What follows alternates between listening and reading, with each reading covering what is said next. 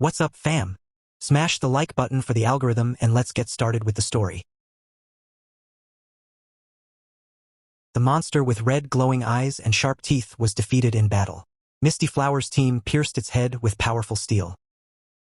The leader of Misty Flower's team bent down on his knees over the monster, and at that moment, his metal sword stabbed firmly into the creature.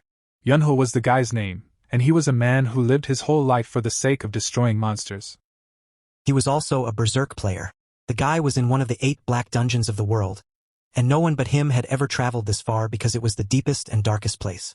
Yunho fought his battles against the greatest monsters that could not be defeated by everyone, but this guy was a persistent player.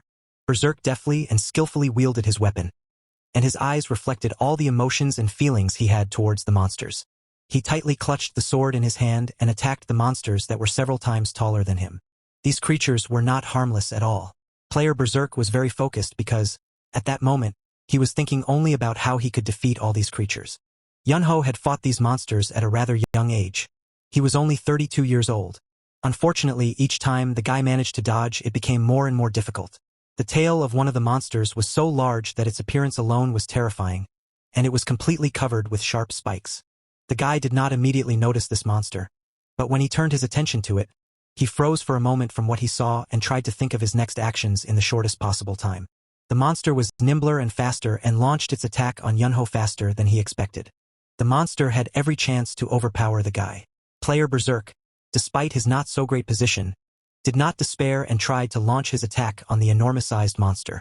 The monster tried to escape from this attack, and with its tail, it destroyed everything around, leaving only ruins. The guy dodged the shards. The monster began to lose hope but did not give up, trying to strike the player again. It opened its mouth and lunged at him. Yunho, unlike the monster, was focused, and with one deft movement of his sword, while using his strength, he sent the creature flying to the other side. The guy had no time to recover and cope with one monster as he saw that another monster, no smaller in size, was already approaching. The look of that one was also terrifying. Its eyes burned bright red, and just the sight of it could not be tolerated by every person, let alone fight it. Yunho reacted quickly and lunged with his weapon at the monster. While the emotions on his face didn't change, there was still anger and rage. He decided to attack the monster with his sword, but the creature was able to grab the weapon with its jaws, clutching its large teeth tightly together. The monster had such a powerful jaw that it could bite the guy's sword with just one firm squeeze without causing any damage to itself. Yunho was stunned by what he saw and tried to figure out what to do next because he wasn't going to give up. He tried to cope with his own strength and all the experience he had gained in other battles, but the monster's power was too great. The Berserk player was thrown off into the distance by the force of the shockwave, and he managed to stay on his feet with great difficulty. The guy did not give up. On the contrary, he was even more excited by this moment and tried to attack the monster again and again until he won. The two rivals were frozen against each other, and neither was going to give in because they had a lot of persistence. The monster couldn't stand it at first and rushed towards the guy, its eyes filled with anger as it tried to destroy the player with all its strength. Yunho saw the monster's determination and realized that he couldn't delay any longer. He used his strength to wield his weapon. The sight from the outside looked very intimidating, and the force of the blows was incredible. Although the guy was much smaller in size, it did not prevent him from attacking. After a short period of time, Player Berserk managed to make such a powerful attack that the monster had no chance, and the guy's sword pierced the creature, sending it to the other world. After defeating the monster, Yunho was finally able to breathe out and catch his breath, but he didn't plan to stop and was going to move on. While fighting all these monsters, he could not pay attention to what was going on around him, and now what he saw amazed him. He could not believe that his entire Misty Flower team had been destroyed. He looked around again and made a decision to himself that none of this mattered, and he wasn't going to back down from his goals. The guy was even more angry about what had happened, and although he was upset about losing his team, he knew that he would have to deal with it all by himself and destroy the main monster alone. Yunho stuck to his goals and plans and went further until he came to a huge iron wall with an image of some creature on it. The leader of the Misty Flower team, though with great difficulty, managed to boil in front of the battle gate that the guy was waiting ahead. He did not know at all what awaited him. Yunho walked inside the room, trying to find anything and mentally trying to understand and make a plan for what he should do next. He was surrounded by darkness, and although it stirred him from within, he knew for sure that he was moving in the right direction and was confident that the most important monster was definitely here. Although Yunho was looking for the creature he wanted, he still didn't expect the eye of the Darkness Master to appear in front of him in a moment. and it was a very terrifying sight. A bright light pierced through the leader of the Misty Flower team, and it wasn't an ordinary light but an attack on the guy by the main monster itself. The force of the blow from the creature was so powerful that Yunho was thrown a great distance by the shockwave. The berserk player tried to regain consciousness, but it was not easy for him because the attack on him was of the greatest strength. The leader of Team Misty Flower was able to recover a bit and sarcastically laughed as he thought about whether this was the end and if he would be defeated and remain in this place forever. The guy realized that this monster was strong and humanity was now too weak to fight him. He thought that going to the other world in this place was not so bad because it was already the deepest level to which no one had yet reached. Yunho was thinking that he still couldn't believe he had been defeated by a monster. But at that moment, a girl was leaning over him, shouting at him not to dare to give up. The guy recognized Li Wan in this girl and couldn't believe his eyes that she was alive and well. She was trying to help him by using her power at the place where Yunho was injured by the monster. The girl used her power to heal him and was not going to give up, but she also demanded the same from the guy. Yunho didn't understand what Li Wan was doing and told her to leave everything as it was and run away immediately because her safety was much more important to him. The girl was very angry with Yunho and told him to stop saying all this immediately because she would not give up and would try her best to help him. Li Wan realized that the guy's wounds were very serious, and she thought it was a miracle that he was still holding on, but she was still sure that she had to do anything to help him. The girl thought about the miracle, and it dawned on her that she herself should create this miracle so that Li Wan would be able to save the leader of the Misty Flower team. The guy woke up and came to his senses, realizing that this was how it ends, what he devoted his whole life to, namely the destruction of monsters. Yunho remembered everything that had happened to him and had no regrets. If it were possible, he would once again devote his life to it, but he was worried that his partner was all alone. The guy couldn't calm down and couldn't stop thinking about it, but there was nothing left for him but to apologize to his partner if he had ever done something wrong. Yunho never liked to get attached to people, but he was worried about the girl because she had just entered adulthood and had been left alone so quickly. He was grateful to Li Wan for seeing the best in him. Li Wan didn't stop and tried to convey to the guy by shouting that she still wouldn't leave him, even if there was a restriction to return in time. The girl was sure that she absolutely did not care about the price that would need to be paid, and at that moment, her hands were clothed with a golden glow. Li Wan knew for sure that she would save him no matter what, and at that moment, something strange and incomprehensible began to happen near them. A moment later, at the place where Yunho and Li Wan were, there was a huge explosion, and absolutely everything was engulfed in a golden glow. The guy and girl were bent over him, asking Yunho to look at them if he was already awake, but all he saw was not a clear image. It was a bit blurry. After a while, the picture in front of him became clearer, but the people in front of him were happy that he was awake. In front of this guy and girl lay a baby in its crib, who, due to its age, could not even talk yet. The people who were apparently the parents of this child were worried that one of them had probably woken him up, but the child didn't understand what was going on because he had gone to the other world. He thought so because Yunho himself was in the body of this child. The guy who was leaning over the crib, pointing at the girl, said to Yunho that it was his mom, and pointing his finger at himself, said that he was his dad and that dad thought the baby must have woken up to look at him.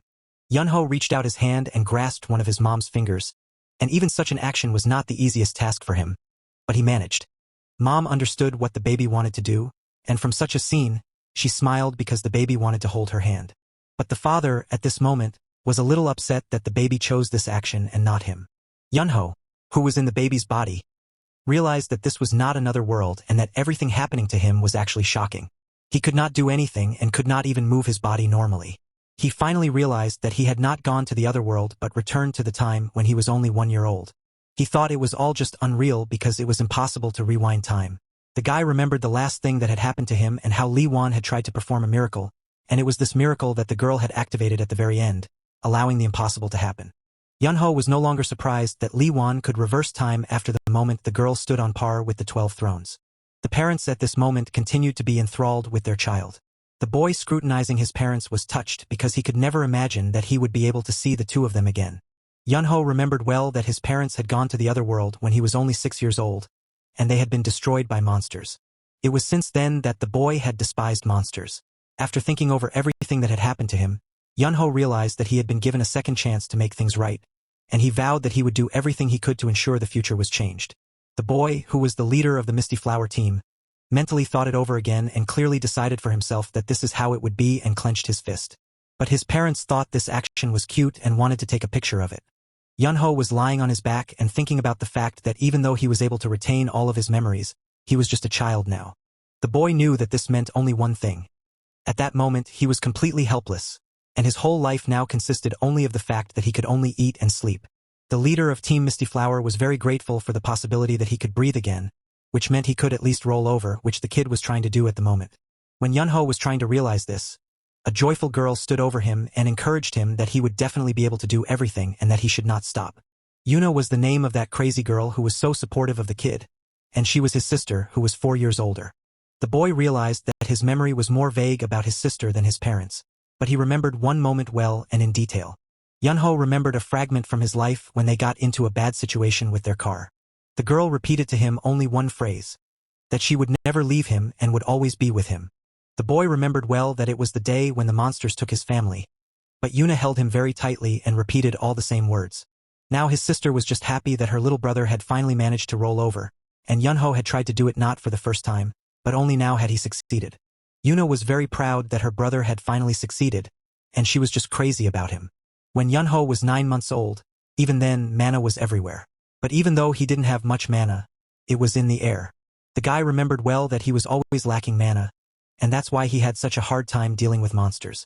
He knew that now he should definitely take the opportunity to collect it while his body would allow him to do so. The little one never stayed alone for a long time, and it was the same now because his sister Yuna came up to him, very curious about what her little brother was doing. While Yunho was busy trying to gather as much mana as possible, he turned his attention to something interesting related to his sister. He noticed that Yuna was just like a sponge infused with an extraordinary amount of mana. Over this, Yuna really thought about it.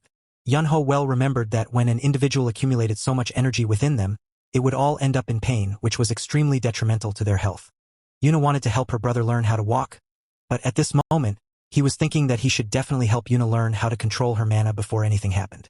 Yuna was already 4 years old and was happy to be able to walk and talk freely, but she still had a lot to do and was happy to spend more time outdoors. The sister took her brother out for a walk, and only this factor alone lifted the girl's mood, because she was still crazy about her brother. Yuna brought her brother Yunho to meet her friends, and the boys were very happy to see her because they were always happy to see her. Yunho was well aware that, unlike him, his sister was very good at communicating with other people and generally found common ground with everyone who lived in their neighborhood. The boy heard the girl address him, and it was already a rarity because the child himself was not very sociable and more silent. Yunho heard the girl asking him why he came here in the first place, and she didn't like it and didn't really want him here. He explained to the girl, whom he called Dren Mini, that he didn't come here of his own accord. He was brought here by his sister. The girl was even more angry because she had repeatedly warned him not to call her that, to which the guy decided it would be just better to agree with her. The children on the playground asked a woman what they would play today, and she advised them that because they were outnumbered today, they should play cops and bandits. The boy didn't understand why he had to spend his time with these kids when he was already 32, and his 4-year-old sister Yuna was so happy to spend all her time with her brother that her smile never left her face because the girl was still crazy about him. Yuna wanted to tell her little brother the rules of the game because he was going to play cops and bandits for the first time. The boy was willing to do much more for the sake of his sister's smile. He was very pleased to see her so happy and cheerful. After playing games with the children, they went home, walking along the streets of the city, and the sun was shining very brightly. At that time, the boy was dissatisfied and resented the fact that after playing cops and bandits, his clothes were all in the mud, at which his sister laughed quietly. Yuna, with a smile on her face, asked her brother if he had fun and found it interesting when he was playing cops and bandits. Yunho thought back on his time and realized that it wasn't worth it to obsess over the cleanliness of his clothes because it was temporary and not important at all. The boys suddenly heard a sound, and it was the growling of a large and vicious dog that did not cease to gallop. Yuna froze in place, and her face showed how frightened the girl was, while her brother was calm and focused. The boys saw in a dark alleyway among the houses a big mean dog that kept growling at them and snarling viciously. The dog's eyes were inflamed, and saliva was continuously dripping from its mouth. Then the guys realized that it was a rabid dog. Yuna, despite her fear, was still determined and with her hand tried to ward off her little brother. The girl was very tense because of her fear, and it was difficult for her to speak without stammering. But she wanted to tell her brother that everything was all right and thus reassure him. Yuna could no longer contain her emotions and hugged her brother tightly, saying that she would always be by his side. The girl was still covering Yunho with herself for fear that the rabid dog might attack at any moment. But then the boy touched her hand. Yunho didn't stand aside anymore and came out from behind his sister's back, surprising Yuna very much. The girl didn't understand what he was going to do. The boy, deciding for himself that it was before he was weak and just trembling in the arms of his sister. But at this moment and in this life, everything was completely different. He remembered his sister telling him that she would always be there for him, and that memory gave him even more confidence. The boy decided to use his mana, and a moment later, his whole body was covered with a blue glow. His sister, who was watching this action, was very surprised. The dog that had been watching the boy intently suddenly pressed its ears to the ground, and it was Yunho who compelled it to do so. Yunho was very focused and mentally ordered the rabid dog to get out of there and leave him and his sister alone. In a moment, the frenzied dog was already running back into a dark alleyway among the houses, and at the same time, the dog whined incessantly. Yunho was still covered in a blue glow, but the silhouette of the mad dog was almost invisible, which meant that the boy had succeeded. The boy was able to accomplish all this and fenced himself and his sister away from the evil rabid dog. Not all given to him so easily, and so he exhaled in relief when it was all over. Yuna stared at her little brother without blinking and thought about how frightened the girl was. The boy tried to reassure his older sister and said that he was perfectly fine, even smiling while looking at Yuna. Yuna pounced on him with a steady stream of questions. She wanted to know how he had done it, if it was his mana, and she demanded that he teach her how to do it. Yunha listened to all these questions and thought that from the outside, it looked very touching and quite expected for his sister. The boy couldn't take any more of these endless questions, so he just agreed and promised that he would teach Yuna. Yuna remembered another point he had thought of earlier, that he was going to help his sister in this matter. As Yuna heard the positive answer from her brother, she was wildly excited and could not contain her emotions, which were all written on her face. The girl took her brother's hand and said that they should have run home a long time ago, or their mom would start to worry about them. Yunha thought about how he always wanted to protect his sister's smile, and then he also remembered that before his body regressed and his entire family was destroyed when he was only 6 years old, the boy realized that it was necessary to prevent all this at any cost, to change the future, and in any case not to allow such a thing to happen. Yunha was determined to achieve his goal and was willing to do absolutely anything for his family, for the sake of his sister's smile. The boys were in the room, and while Yunha was watching his sister, she was trying to use her mana to spin the ula. Yunha told her sister that this was not right and that she needed to put enough power in the right direction so that balance could be maintained. The boy explained to Yuna that she had been born with the gift of preserving large volumes, but unfortunately, she had no talent for control.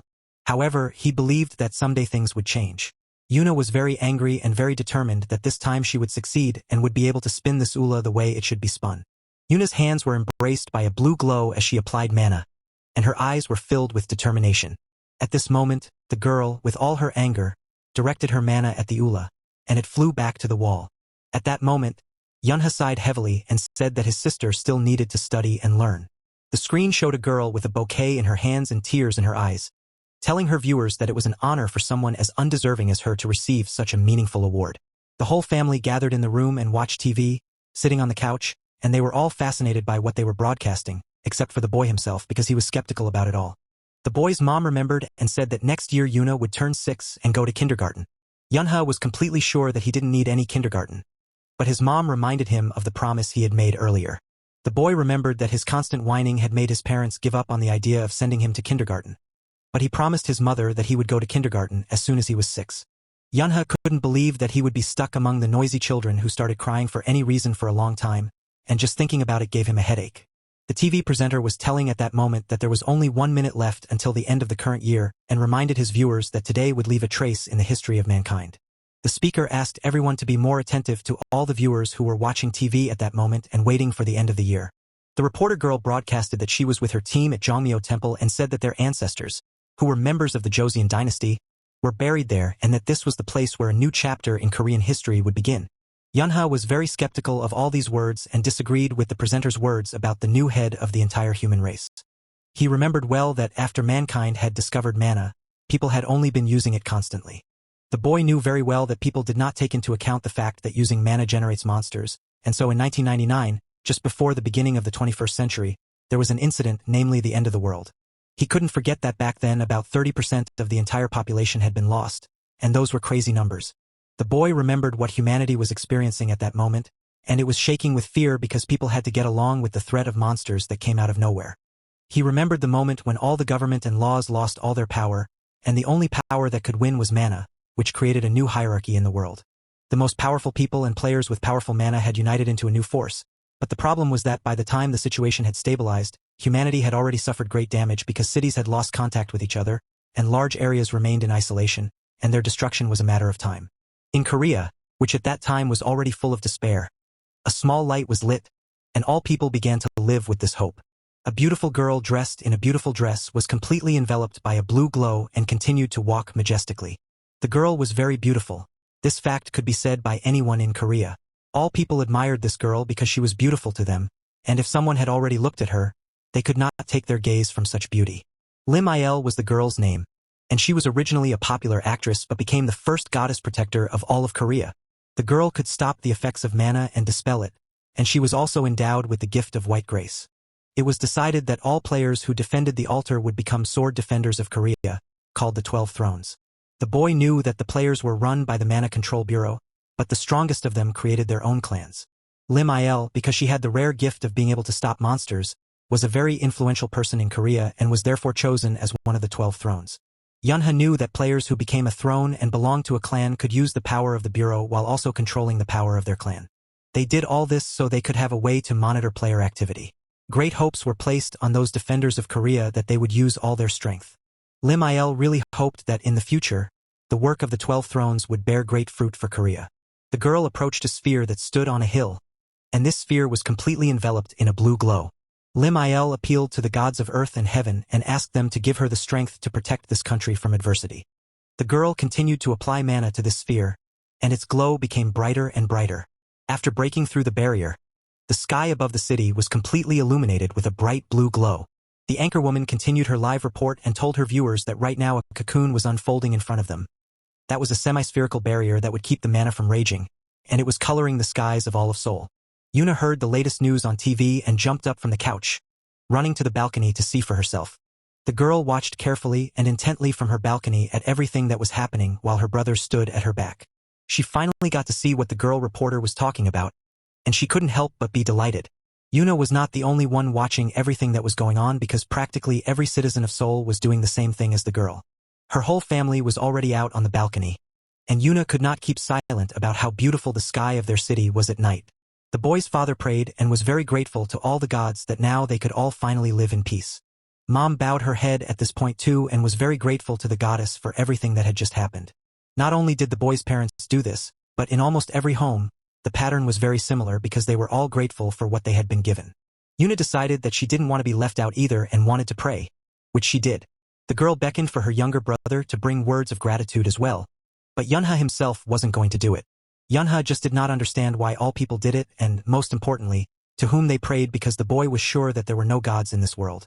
The boy thought so because he remembered that when everything came to an end, the gods were also destroyed. In every house, one could see silhouettes in the windows that never ceased to watch intently all that was happening in the sky above their city. The boy also looked up at the sky and noticed that the skies above the city were beginning to turn black. Yuna, at this time, continued to pray, and the girl asked the gods most of all to let her family live happily. Yunha was touched by what he heard from his sister because family was the most precious thing to him. He did not hold back any longer and began to pray himself, wanting most of all for his family, that they and he together with them would be happy in this life. The boy Yunha was 6 years old, and the very incident that had taken his entire family was getting sadly closer. The boy's parents sent Yuna to a kindergarten called Don, which meant evergreen pine trees, by the time he was 6 years old, as promised. Teacher Tao asked all the children for attention and silence, because he was telling them that a new friend was joining them today. The cheerful teacher Tao asked the boy if perhaps he would like to introduce himself to his new friends. The kindergarten boy only said his name was Yunha and that he was 6 years old. Thinking that was enough, Yunha, already at the very end, looking at all the children who were sitting in front of him, added only that it was a pleasure to meet them. Teacher Tao delicately told the boy that it was very short and that Yunha might want to add something else because the teacher was sure that the children wanted to be friends with the boy. Yunha didn't think he needed children as friends, and as soon as he said that, he heard the voice of someone he didn't expect at all. A girl who was sitting among the other children indignantly started asking what Yunha was doing in this particular kindergarten group. Yunha recognized his acquaintance in the girl who was talking. She was the same Dry Minnie, and the boy wasn't too happy about the fact that she was in this group either. The girl could no longer contain her emotions and jumped up indignantly, saying that she had already asked him not to call her that. Teacher Tao tried to reassure the children that they would still have free time before lunch and asked them to be more friendly to Yunha. The children apparently missed the teacher's words and request and all together rushed to the surprised and frozen boy. Yunha could hear the children's questions from all sides, such as where he lived, whether he wanted to play mother-daughter, or whether he knew how to add and subtract. The teacher looked at them and thought that everything would probably be all right. Yunha could barely escape the endless stream of questions and once again was convinced that he didn't particularly enjoy contact with other children. The boy came across a children's book corner and decided that although these books were for babies, they were an opportunity to pass the time in silence.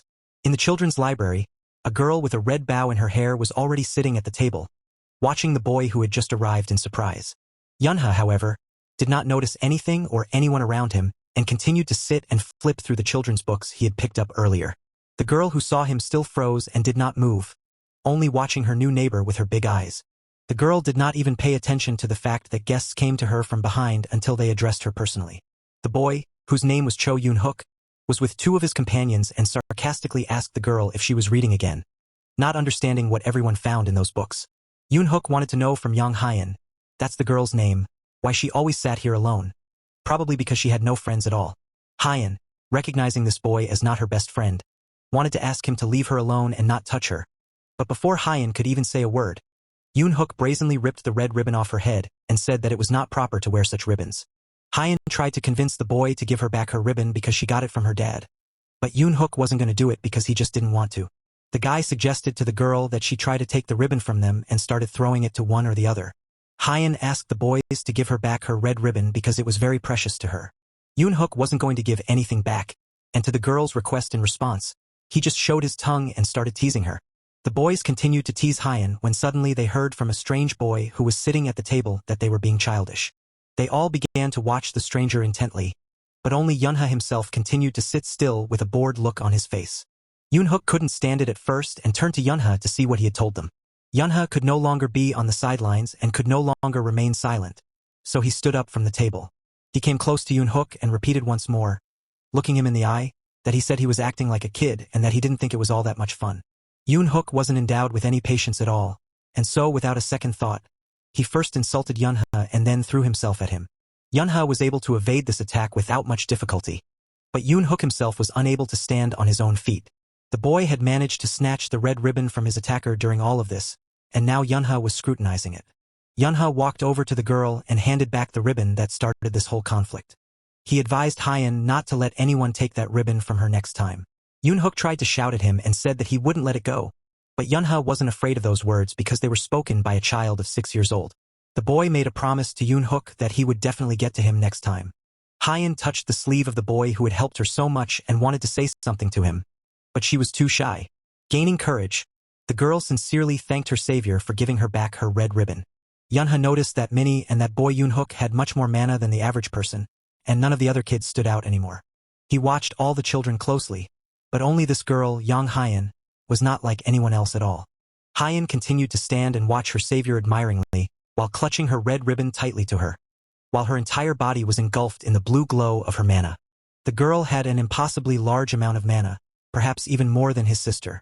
The boy noticed that she was very skillful at controlling it, and so the mana around her was concentrated and not dispersed. Such a child would be one of the 12 thrones in the future, or at least their apprentice. Yunha looked at the girl carefully and realized that he had never heard her name before the regression. And even if she didn't become a player, she would definitely become popular because of so much mana inside her. He couldn't fully explain his actions and reasons, and so he extended his hand and offered Yang Hyan to become friends with him. The girl still apparently did not fully understand what was going on at all and answered him with her consent. Yunha knew that mana was a very great power in this world, and so looking at the girl's potential, he knew very well that it would be good to stay close to her.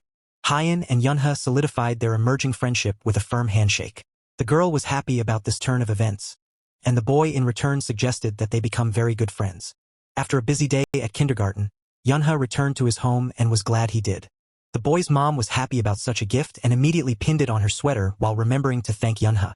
Yunha realized that mom was referring to the paper carnation he had made in kindergarten, and she had taken it out of his backpack herself. The mom didn't forget to thank her daughter Yuna as well and said she thought it was even better than the actual carnation. Yunha noticed the gift from his sister and decided that if this was also a carnation, then apparently Yuna was very bad at it. The sister took the carnation in her hands and said that here she had another one, and it belonged to her brother, to which Yunha replied in agreement. Mom turned to her son with mortification as she realized that Yunha had made as many as 3 carnations, and apparently one of them was for Yuna. Yunha was in a very awkward situation and didn't know what to say to this. And at this moment, his sister was looking at him with adoration. The boy sadly bowed his head and informed his family that he had made another carnation for his grandmother. He remembered that even before the regression, when Parents' Day came up, they used to put these carnations together at school, and he was made to do them with everyone in the class. Even though his parents were long gone, those carnations were at the bottom of his backpack, and his grandmother would find them every time she packed him for school and put them on the nightstand in the hallway, but never on any of the holidays did he give them to her directly. He thought that when he gave them to her, he would immediately lose his longing for his family and his anger at the monsters. The boy did not show his gratitude until his grandmother went to the other world, but in this life, he would do things differently. On May 4th, the government decided to open the forbidden roads so that citizens could unite with their families in other cities in time for Family Month. A large number of players had been hired by the government to be ready for monsters on the roads, but because of the sudden appearance of the Kraken, many people were destroyed. On the way to his grandmother's house, his family was caught by the monster and sent to the other world. Dad suggested the whole family see Grandma because tomorrow the vacation started and there was free time. While the family was discussing this moment, Yunha, on the other hand, became silent and tried to decide what to do next. Yunha knew exactly one thing, that he must stop at all costs and save his family. The whole family gathered in one room and discussed Dad's suggestion that they go to Grandma's. Yunha knew well that they had only one grandmother since his dad was an orphan, and so he only had a grandmother on his mom's side. The boy remembered that before his return and after his family had been destroyed, he had been raised by his grandmother. She supported him when he was unhappy or if he failed, but then his grandmother had gone to the other world.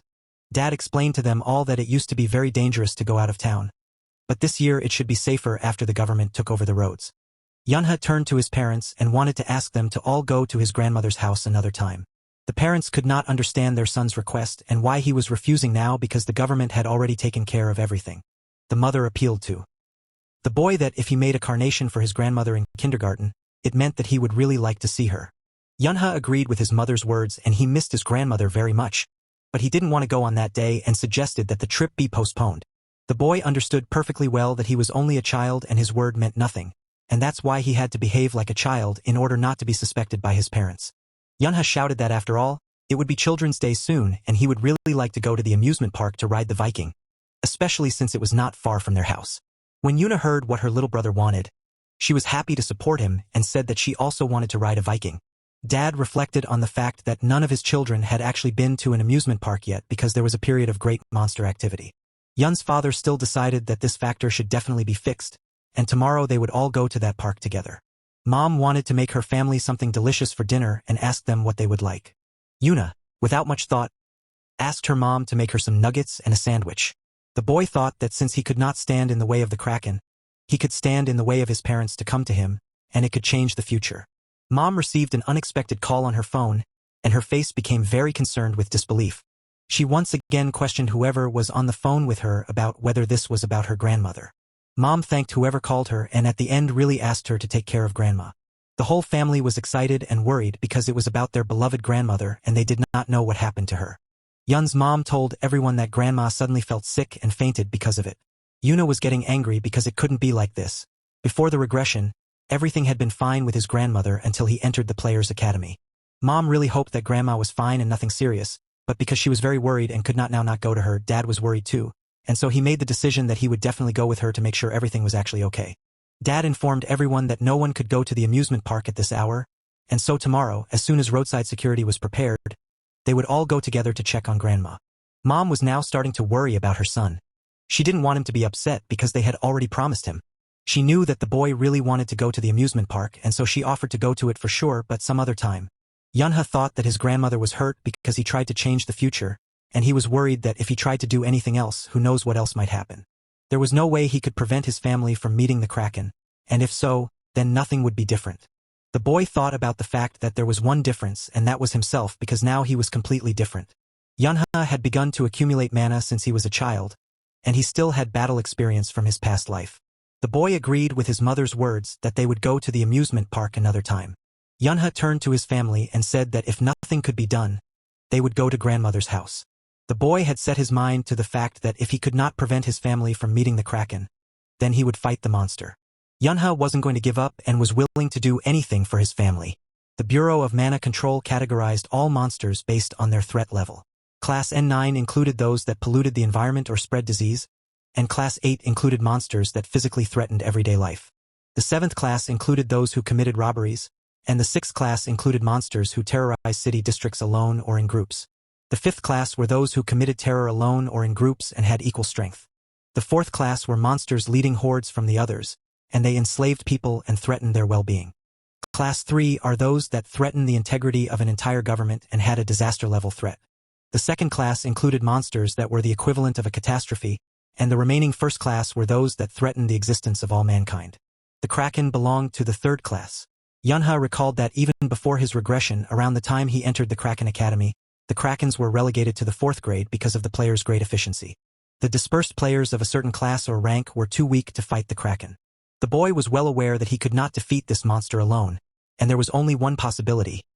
He knew he needed to wait for the 12 thrones to make it through. Yunha realized that all he could do to help was to buy as much time as possible. The boy was preparing for the trip and reasoned that the weapons a child might have are scissors and a box cutter. And that's it. A kitchen knife would be nice, but Mom would notice if it went missing. Yunha thought that even such a flimsy weapon, if he endowed it with mana, could do some damage to the monster. His older sister peeked into the boy's room to see if he was ready to go. Yuna informed Yunha that they were all packed and ready to go to Grandma's and were only waiting for him. The city's roads were full of cars, all because the government had installed extra security. Yun's whole family was in all this traffic. They were traveling to check on their grandmother. The mother turned to her son and advised him to get some rest and sleep because they had a long road ahead of them. Yunho was fine and he informed his mom about it, but his older sister was already sleeping soundly on his shoulder. The boy remembered that the Kraken had appeared on Sanson Bridge just as they were crossing the middle of it. But his family had already passed the middle and Yunha didn't understand why it hadn't shown up yet. Yunha assumed that the Kraken still hadn't shown up yet because something else had changed in the future. The boy really hoped they would be able to at least just make it across that bridge. Moments later, there was a huge explosion on the Sanson Bridge and everything was engulfed in flames. The boy's dad froze in place and his gaze was disheartened at what he saw. Yuna clung tightly to her little brother and was very frightened, but the boy realized that fate could not be changed. The boy thought that this fate was like laughing at his desperate desire to change everything. Yunha finally saw someone who belonged to the 3rd class and was a disaster-level monster, and it was a Kraken. The Kraken's huge tentacles destroyed absolutely everything in their path and spared no one. The Kraken that appeared on the bridge with its tentacles demolished all the cars, turning them into pieces of metal. People got out of their cars and just ran wherever they could to try to escape and survive. All the people didn't understand where the players who were supposed to guard the road were at this difficult moment. The players finally showed up and rushed to the very epicenter of the disaster and intended to provide protection for all people. One of the players suddenly heard a very strange noise above his head, and what he saw horrified him. The huge tentacle collapsed after a moment and destroyed everything underneath it. The family was sitting in the car, watching all the horror that was happening in front of their eyes, and they were very scared. Dad decided that they couldn't stay in the car any longer and they had to get out, but because of the chaos that was going on outside, they all had to be extremely careful. He wanted to convey to his children that if they moved slowly, they could safely escape.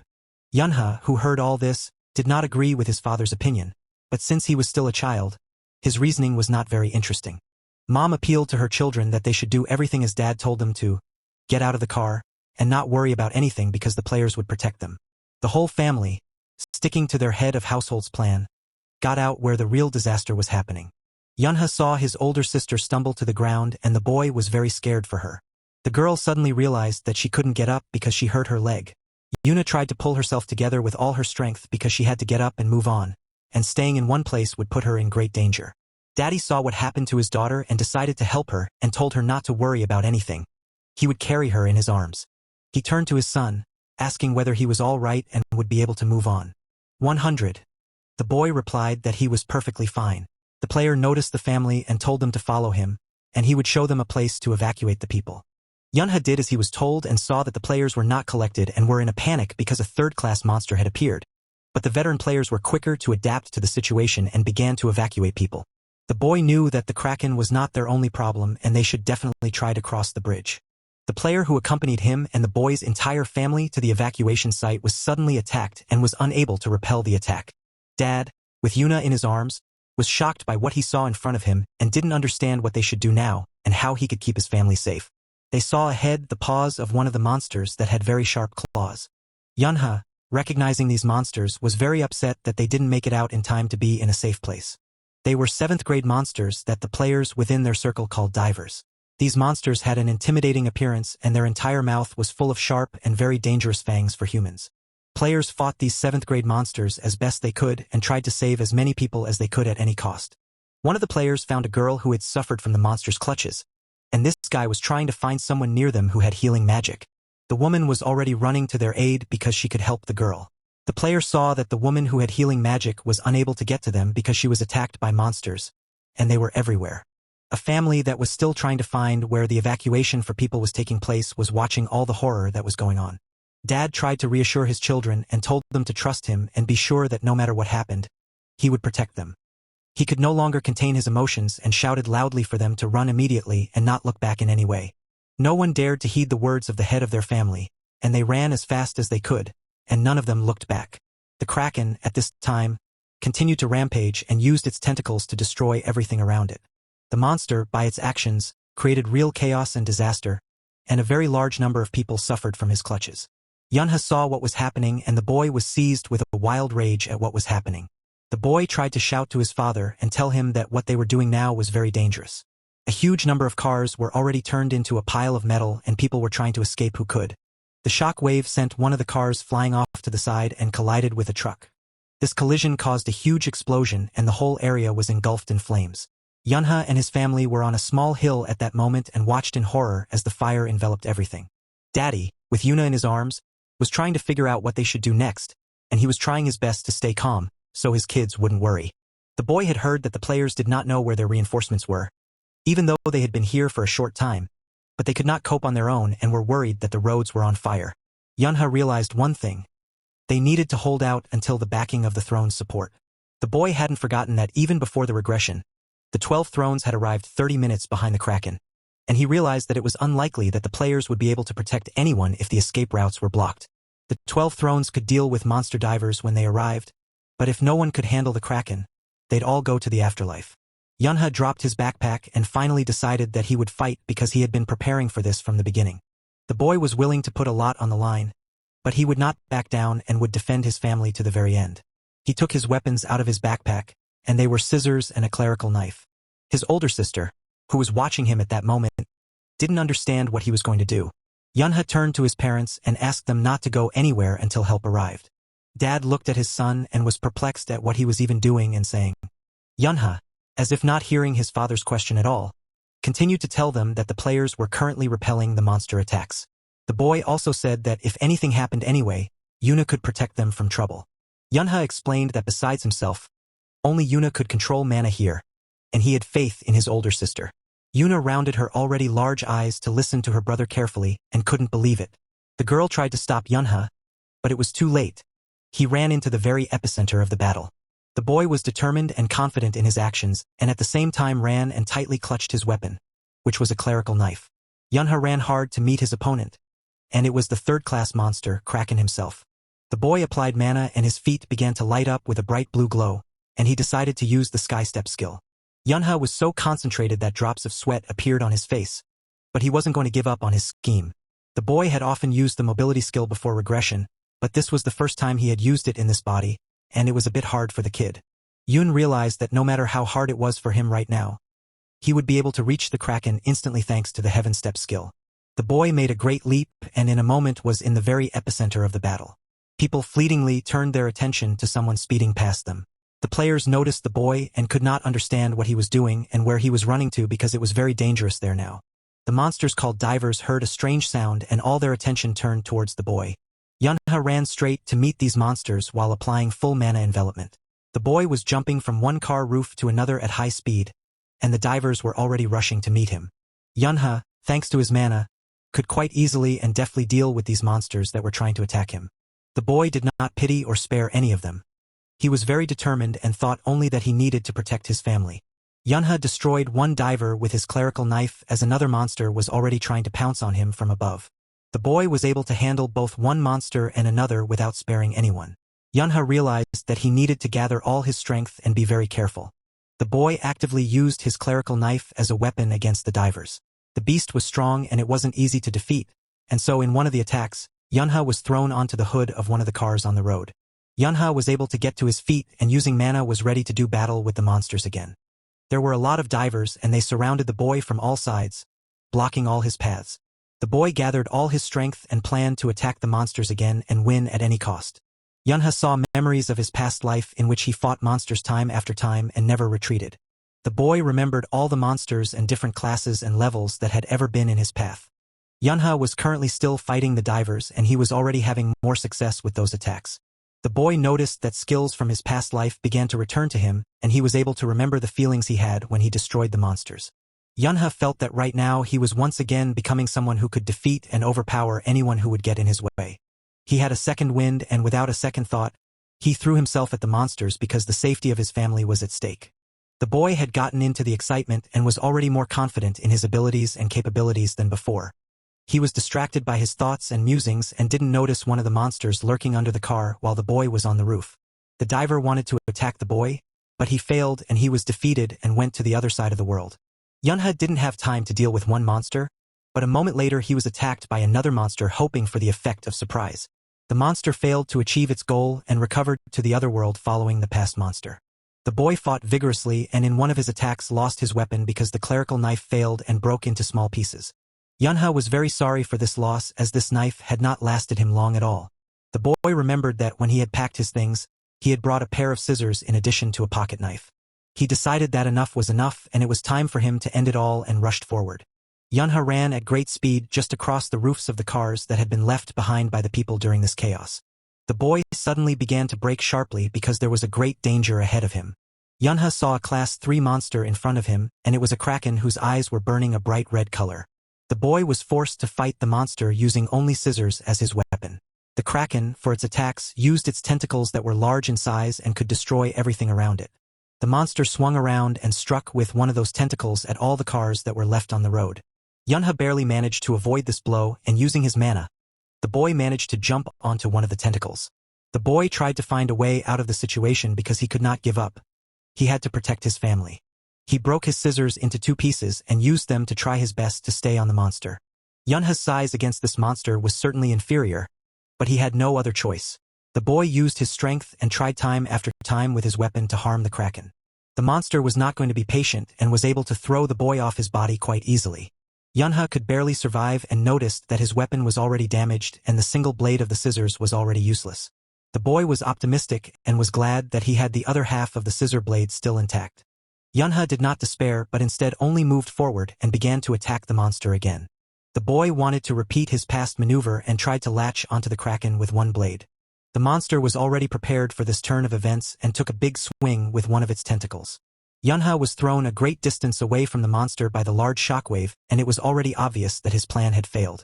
The boy tried with all his might to slow his fall and break his feet against the pavement. Yunha was upset and frustrated at the same time because his mana was about to run out and he didn't know how to proceed. The boy had been on the bridge all this time fighting monsters, and the kraken decided to take advantage of this. The monster wanted to demolish the bridge support with its attacks and then its problem would cease to exist. Yunha saw the whole disaster that was unfolding around him with renewed vigor. The boy realized that this monster was unfortunately just as stubborn and persistent. The whole road around the boy was turning into ruins, and it was getting harder and harder for him to resist. On this asphalt, each time the kraken did not calm down but continued to rampage, destroying everything it could reach. Yunha tried his best to hold on and not fall, and kept trying to think of a new plan for his next actions. Everything that was around had already been destroyed, all the cars from small cars to big trucks. The boy concentrated and tried to summon all of his remaining mana because he needed it. Yunha gathered not only his mana but also his persistence and shouted to the monster that he would now be held accountable for all that he had done. He struck a powerful blow with his weapon on the entire road, and as a consequence, everything that was standing on it was thrown upwards by the shock wave. Yunha's actions created a massive explosion as several cars collided with each other. The boy clutched his scissors tightly in his hand and had no intention of stopping there.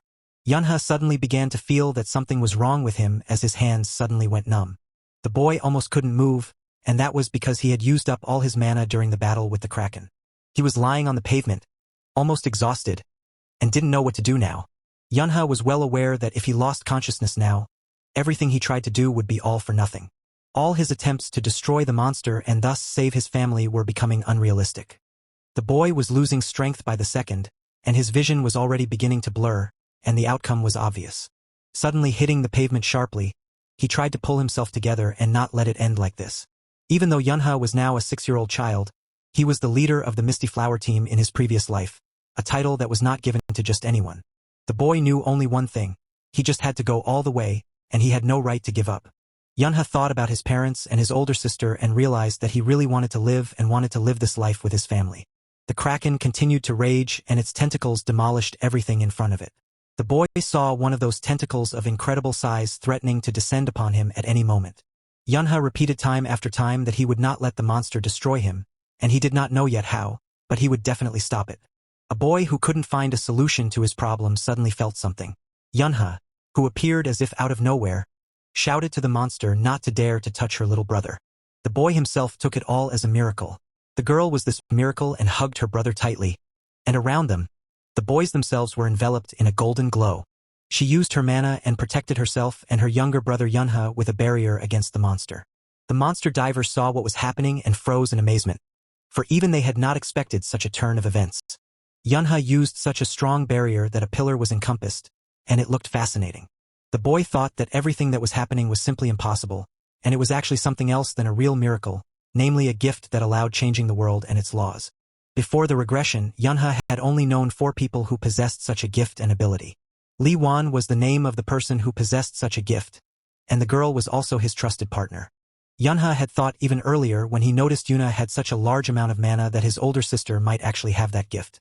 Yuna hugged her brother tightly and told him that everything would definitely be fine now. The boy was surprised to notice that his wounds were beginning to heal, and he found it hard to believe. Yunha also noticed that the light that came from his sister was protecting them from the kraken. The boy began to worry because the use of such a gift never happens without a trace, and those who possess it will have to pay a great price to change the world. Yunha became increasingly worried about his sister and asked the girl if she was all right and if anything hurt. Yuna smiled, looking at her little brother, and tried to reassure him that she was perfectly fine and only a little tired. The girl, after a moment, abruptly lost all her strength from the use of her gift and lost consciousness.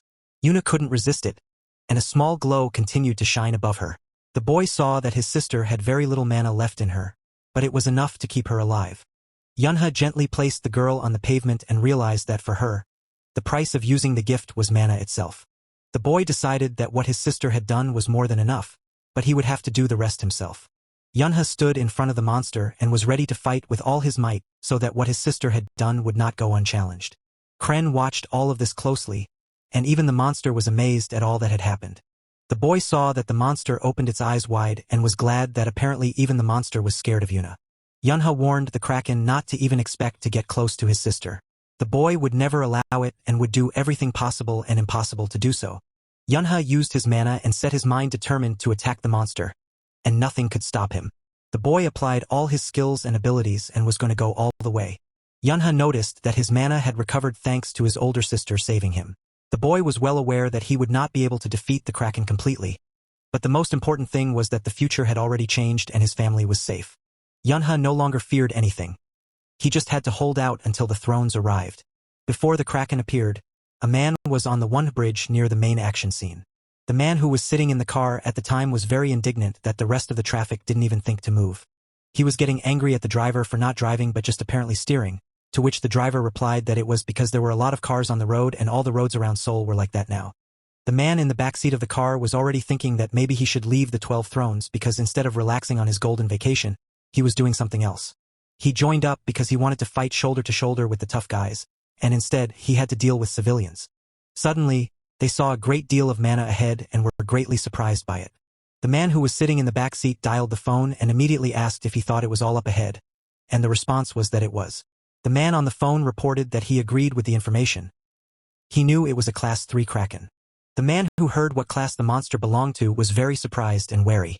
The driver was listening to his passenger talk about how he could have fun when there was a monster raging ahead, and if people saw this reaction, they would be outraged. The person on the phone said that this was all happening on the Songsan Bridge, and that they couldn't resolve the situation while all those players were there. He was also told that they didn't know the exact damage that had already been done but were confident that the man would definitely be able to end all the chaos that was going on. The last thing he was told was that he could be picked up on the road soon. The man, or rather it was the lord of the clan, did not wait for anyone and decided to leave the car on his own.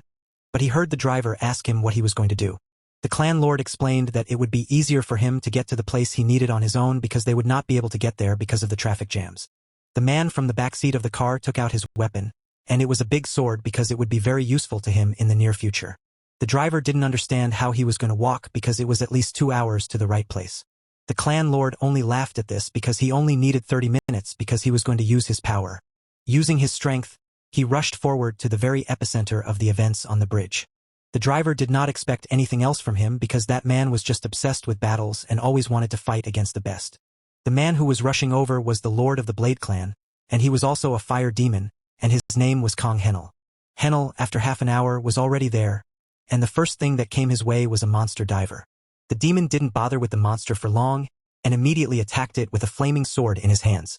The man deftly and quickly coped with the first monster and ran onto the bridge, surprised to see the magic ahead, which was illuminated with a golden color. Henel knew there shouldn't be anyone in this place who was capable of such a thing. The fire demon realized well that all this could only mean one thing: that someone new had appeared on the bridge. A boy whose hands were completely enveloped in mana was fighting a third-grade monster. Henel appeared suddenly and immediately rushed into the epicenter of the battle, using his fire skill, which was aimed at the Kraken. Yunha saw the man and was finally able to breathe out a little, realizing that he wasn't the only one fighting the monster. The boy recognized the man as one of the 12 thrones, and it was the fire demon Kong Henel. The monster's tentacles were engulfed in fire, and the Kraken was no longer able to offer any resistance. It was not at all easy. The monster, trying to save itself, left the scene of battle as it could no longer fight back and hid in the water. The man was endowed with the gift of pyrokinesis, which gave him the ability to freely control fire, hence his nickname, the Fire Demon.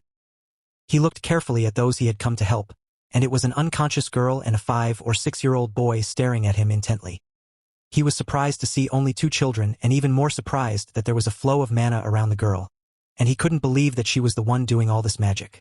The man concluded that because the girl had spent all her mana, she had lost consciousness, and the boy was trying to protect her from the Kraken. The fire demon was already curious to see them when they became players because the children were very strong. Henel saw how wary the boy looked at him and tried to reassure the boy by telling him not to be afraid and that he wouldn't hurt them. The man looked at the boys once more and added to his sentence that at least now he wasn't going to touch them. Yunha looked at the man carefully and wasn't about to trust what he said. Henel informed them that he had a very different goal at the moment, and it was the Kraken, which he was going to get rid of by any means possible. The fire demon advised the boy to stay away because the monster would be coming out of the water soon. The Kraken, which at that moment was at the bottom of the river, was waiting for the right moment to return and fight with renewed vigor. Yunha recalled the moment when he came face to face with a fire demon for the first time in his past life. The boy was wary of the fire demon even then, and the latter informed him that he had heard of him because of his reputation. But Yunha wanted to know what he wanted from him. Henel replied that he just wanted to make sure the guy was as strong as everyone said he was and offered to fight him to test that fact. Yunha saw no point in this battle, and so he simply asked the fire demon to get out of his way. Henel, laughingly, replied that he didn't want or intend to go anywhere and that the guy could only get past him if he fought. Yunha stopped being restrained and, getting into a fighting stance, told the fire demon that he would regret it. Henel reacted instantly and was fully prepared to attack in a moment. The boy, hugging his older sister, looked at the man, remembering all the moments from his past life related to that one. Yunha remembered well the moment when Henel had constantly tried to challenge him to a duel before his return. The boy did not forget that he had never been able to win because he was getting stronger with each battle. Yunha thought he was truly a monster who was born to fight. The Kraken found the right moment to make itself known and surfaced from the water, beginning to attack again. The boys and the man were able to barely stay on the remaining bridge after the monster tried to attack them. Henel saw that the monster was able to destroy the column that supported the bridge, and he was overcome with rage.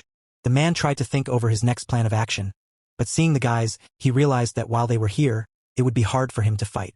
The fire demon spotted a helicopter in the sky above them, from which the silhouette of the Holy Mother could be seen, and it was very timely. The girl in the helicopter shouted that she had asked him many times not to call her that, but she wasn't old and didn't understand what the word mother had to do with it.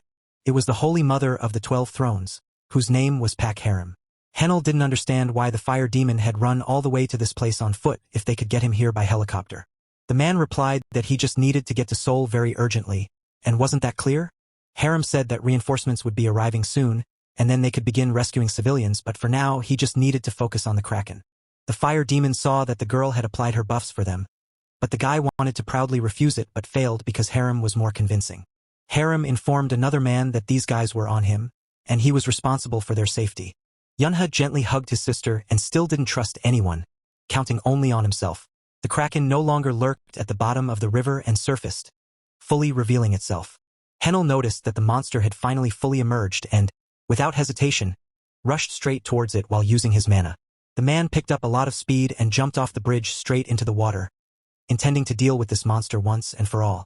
Henel had already resurfaced from the water in a completely different form because he had used his fire skill, and his entire body was completely engulfed in fire. The man, as Yunha had said before, was born to fight, and he even enjoyed it. Henel stood in front of the third-class monster and planned his next actions. The Kraken did not wait but decided to be the first to attack and used its tentacles. The man's gaze was a little wild, and he had no doubt at all that he could overpower this monster. Henel struck the Kraken with his powerful blow, and in a moment, the entire monster was engulfed in that fire and had no chance of surviving. The fire demon, after being able to send the monster to the other world quite easily, began to take on a bit of his former appearance. Henel was already completely his old self and looked with satisfaction at his accomplished work. Yunha watched intently and was glad that the Kraken had finally been defeated. Harem, who had come down from the landed helicopter, ran to the guys to make sure they were okay. The girl tried to calm them down and explained that she would help them now while using healing magic. Harem suddenly noticed something that really struck her because the boys did not have a single scratch on them. The girl thought about whether it was a miracle, and it was the one that was able to heal their wounds. Harem found it all astonishing and never thought she would ever be able to witness a miracle in person. The girl wanted to make sure and examine the boy and the girl more closely, but she was not allowed to do so.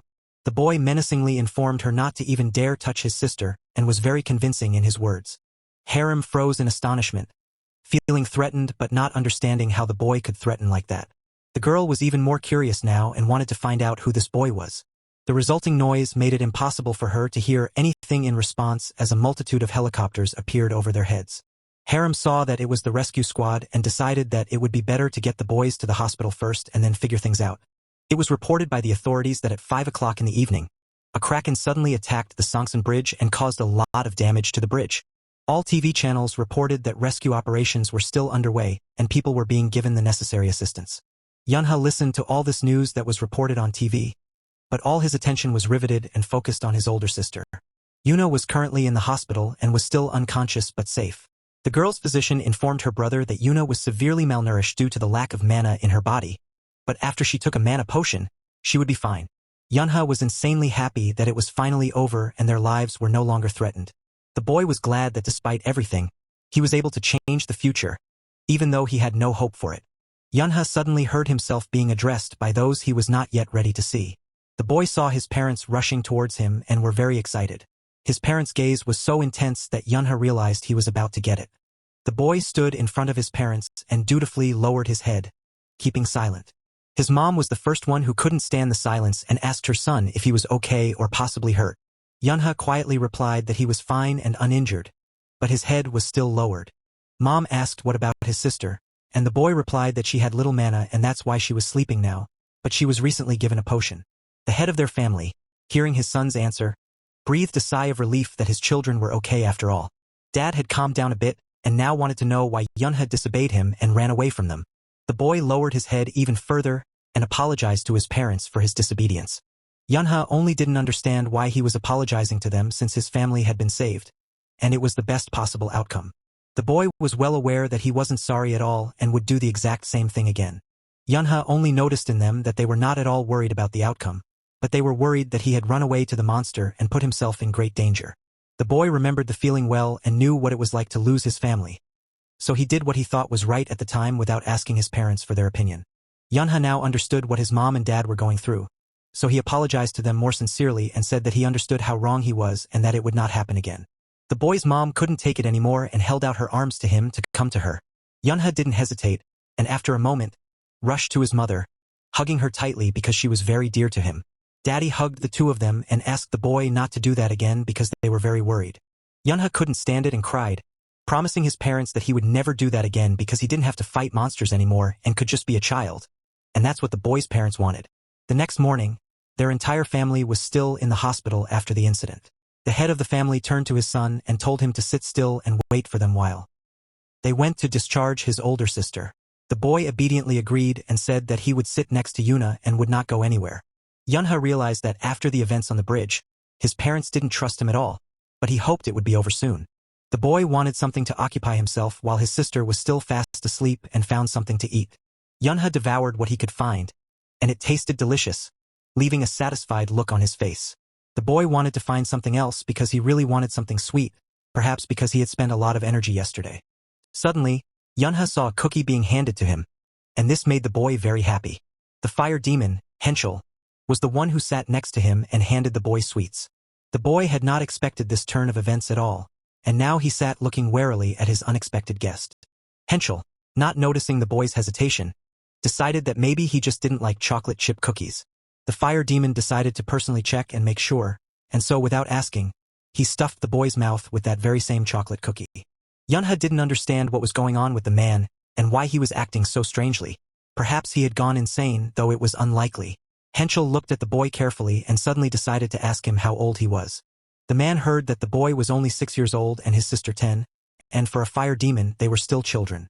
The fire demon wanted to know the name too, but the boy wasn't going to tell him his older sister's name without a good reason. Henschel interrupted the boy and clarified that he did not want to know the girl's name but his own. The fire demon heard that the boy's name was Yunha and suggested that he join the academy, promising to provide him with references from himself. Yunha, listening to the man, was perplexed by the fact that he wanted him to enter the academy and become a player, and when he grew up, fight him. The boy was shocked by this conclusion because the fire demon was already raising people to fight them in the future. Henschel said that, in principle, the boy still had plenty of time to think things over. The man spoke the boy's name again and promised he would be sure to remember it. Henschel left the surprised Yunha and exited the chamber where Harima was waiting for him outside the door. Harima watched as the fire demon was just about to leave and thought that this was definitely the kind of miracle that hadn't happened in Korea in a very long time. The man replied that this fact did not bother him at all, and it only mattered to him whether those guys were strong or not, to which the girl was once again convinced that Henschel was just obsessed with battles. Henschel replied that this was not true and that he was older than her, and since the girl was now in the 12 thrones, she needed to control her speech. The man explained his act by saying that if this miracle was as rare as she herself said it was, then the girl would attract the world's attention the moment they told them about it. Henschel added that the girl could never go back to normal after something like that, and he doubted that was what Harima wanted for Yunha. The man also said that if the girl understood all this, she should just forget about it and suggested that she should go to a cafe with him. Harima, behind the cafe, already mentally pictured different kinds of sweets and goodies. The fire demon explained that his offer was quite normal and adequate. He just wanted something sweet because he had spent a lot of energy. The next day, after the monster attack, the whole family was still able to visit Grandma. My mom excitedly asked her why she was standing outside and not resting in the house since she wasn't feeling well. The grandmother answered that she missed her relatives very much. That's why she decided to meet them, and she also wanted to see her grandchildren. She looked into the car and saw the kids sleeping soundly in the back seat and decided, well, let them rest better. Yunha woke up and didn't understand what was going on. He was also very cramped because his sister was sleeping next to him and hugging him tightly. The boy pushed his sister away and didn't realize that it was really so comfortable for the girl to sleep. Yunha turned his attention to his parents, who were sleeping nearby, especially to his mother, and realized that his sister must have gotten it from her. The boy gently tucked his sister in and still couldn't be happy that she was perfectly fine. Yunha, trying to leave the room quietly so as not to wake anyone up, decided to take a little walk. The boy sat by himself outside in the yard of his grandmother's house and thought about what had happened to him during this whole period. He saw that he had a lot more mana now. Perhaps it was because of his gift. Yunha, before his return, was the possessor of the gift of Berserker.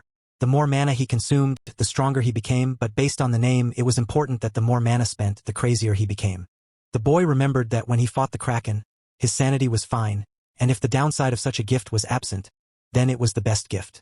Then Yunha suggested that perhaps he was far from knowing everything about berserkers and their abilities. Suddenly, the grandmother leaned over him and asked why he was still awake.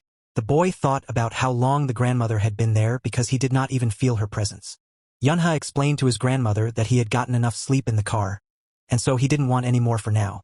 Grandma laughed and told the boy that if he wanted to become an adult, he would have to sleep a lot. Yunha always knew that as soon as he got too deep in his thoughts, Grandma would always be there. The boy knew his grandmother was waiting for him to start talking, and it didn't matter if it was about feelings or just about anything. Yunha decided to ask something completely neutral and asked his grandmother why she was awake. Grandma's answer was very simple and trivial. She doesn't sleep because her grandson, Yunha, doesn't sleep. The boy realized what he used to want very much, and that was to be near his grandmother, no longer as a child.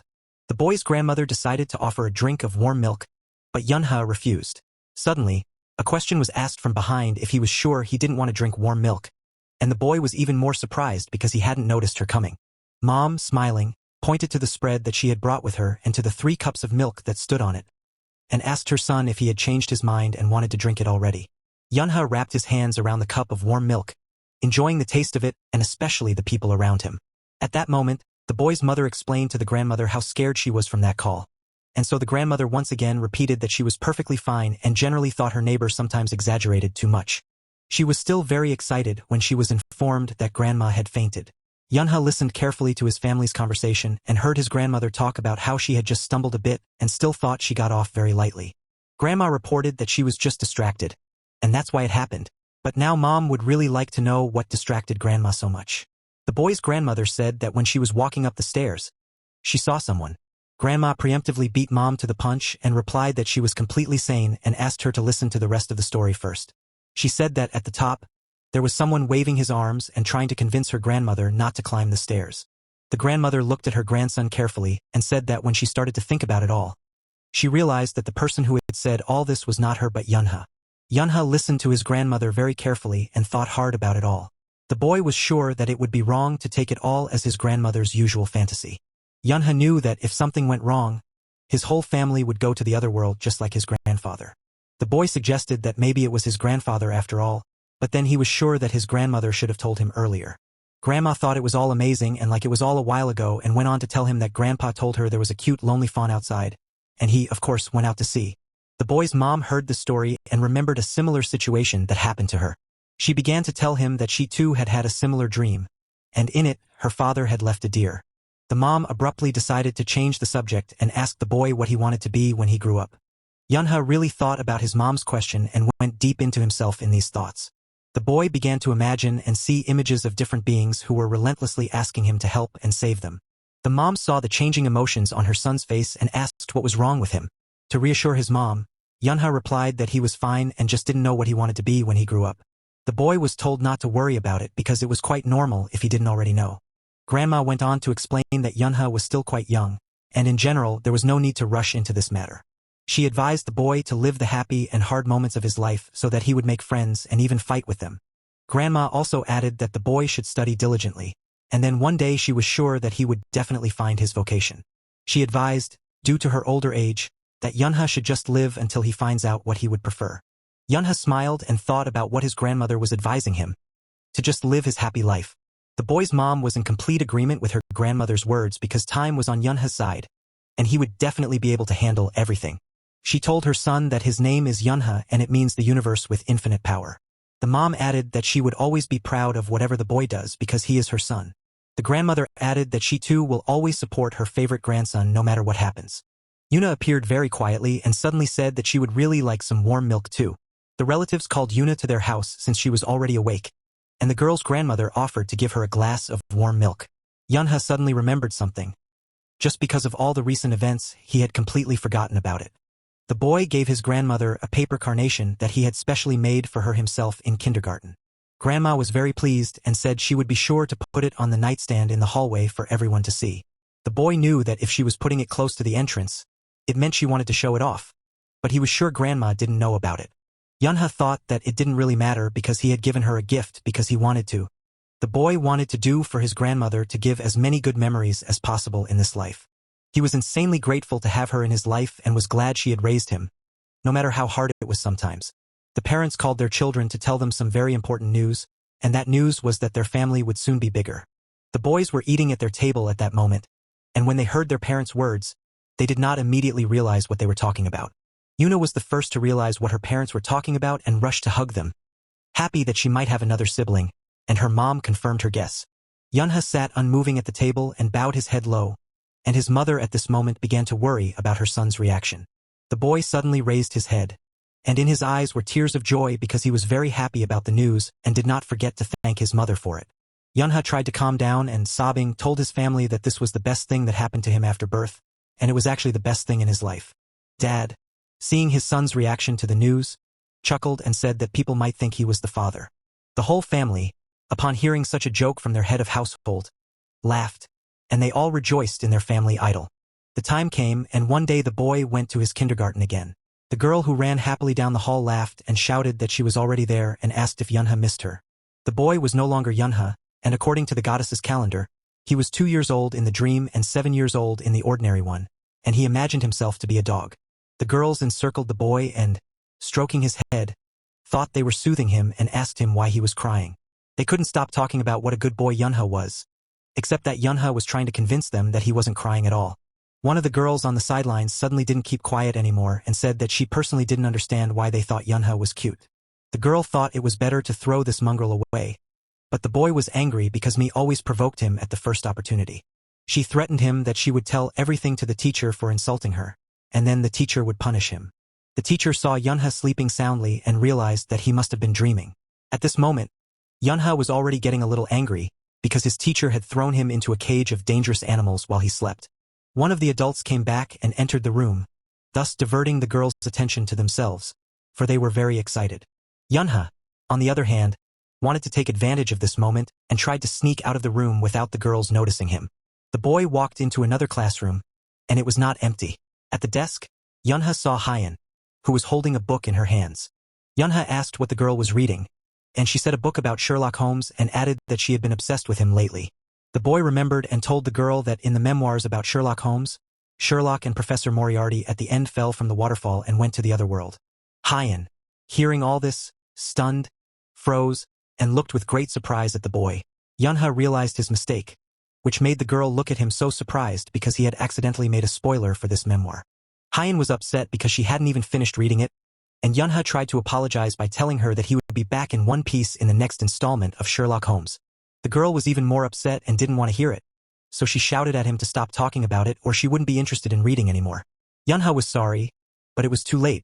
Yunha decided to find another place to rest and went to another room where a group of guys had already gathered and were discussing something very heatedly. The boys formed a circle inside of which two led their duels, and one boy was defeated but indignantly said that everything was not fair and next time his rival would definitely get it from him. Yunha noticed the one he had wanted to get even with for a long time and said loudly for all the guys that he wanted to find out who was the strongest in their group and addressed Yunha personally, saying that he had come at the right time. The guys started to react very strongly and emotionally to all this because they also now wanted to be the strongest in their group. Yunha or Yunho himself thought about what all these guys were watching on TV, so they reacted like this. Yunho confidently drew his childish sword that he wanted to use in this duel and said menacingly that, in his opinion, this city was too small for the two of them. The boy added that everything would be decided here and now and told Yunha to take his weapon.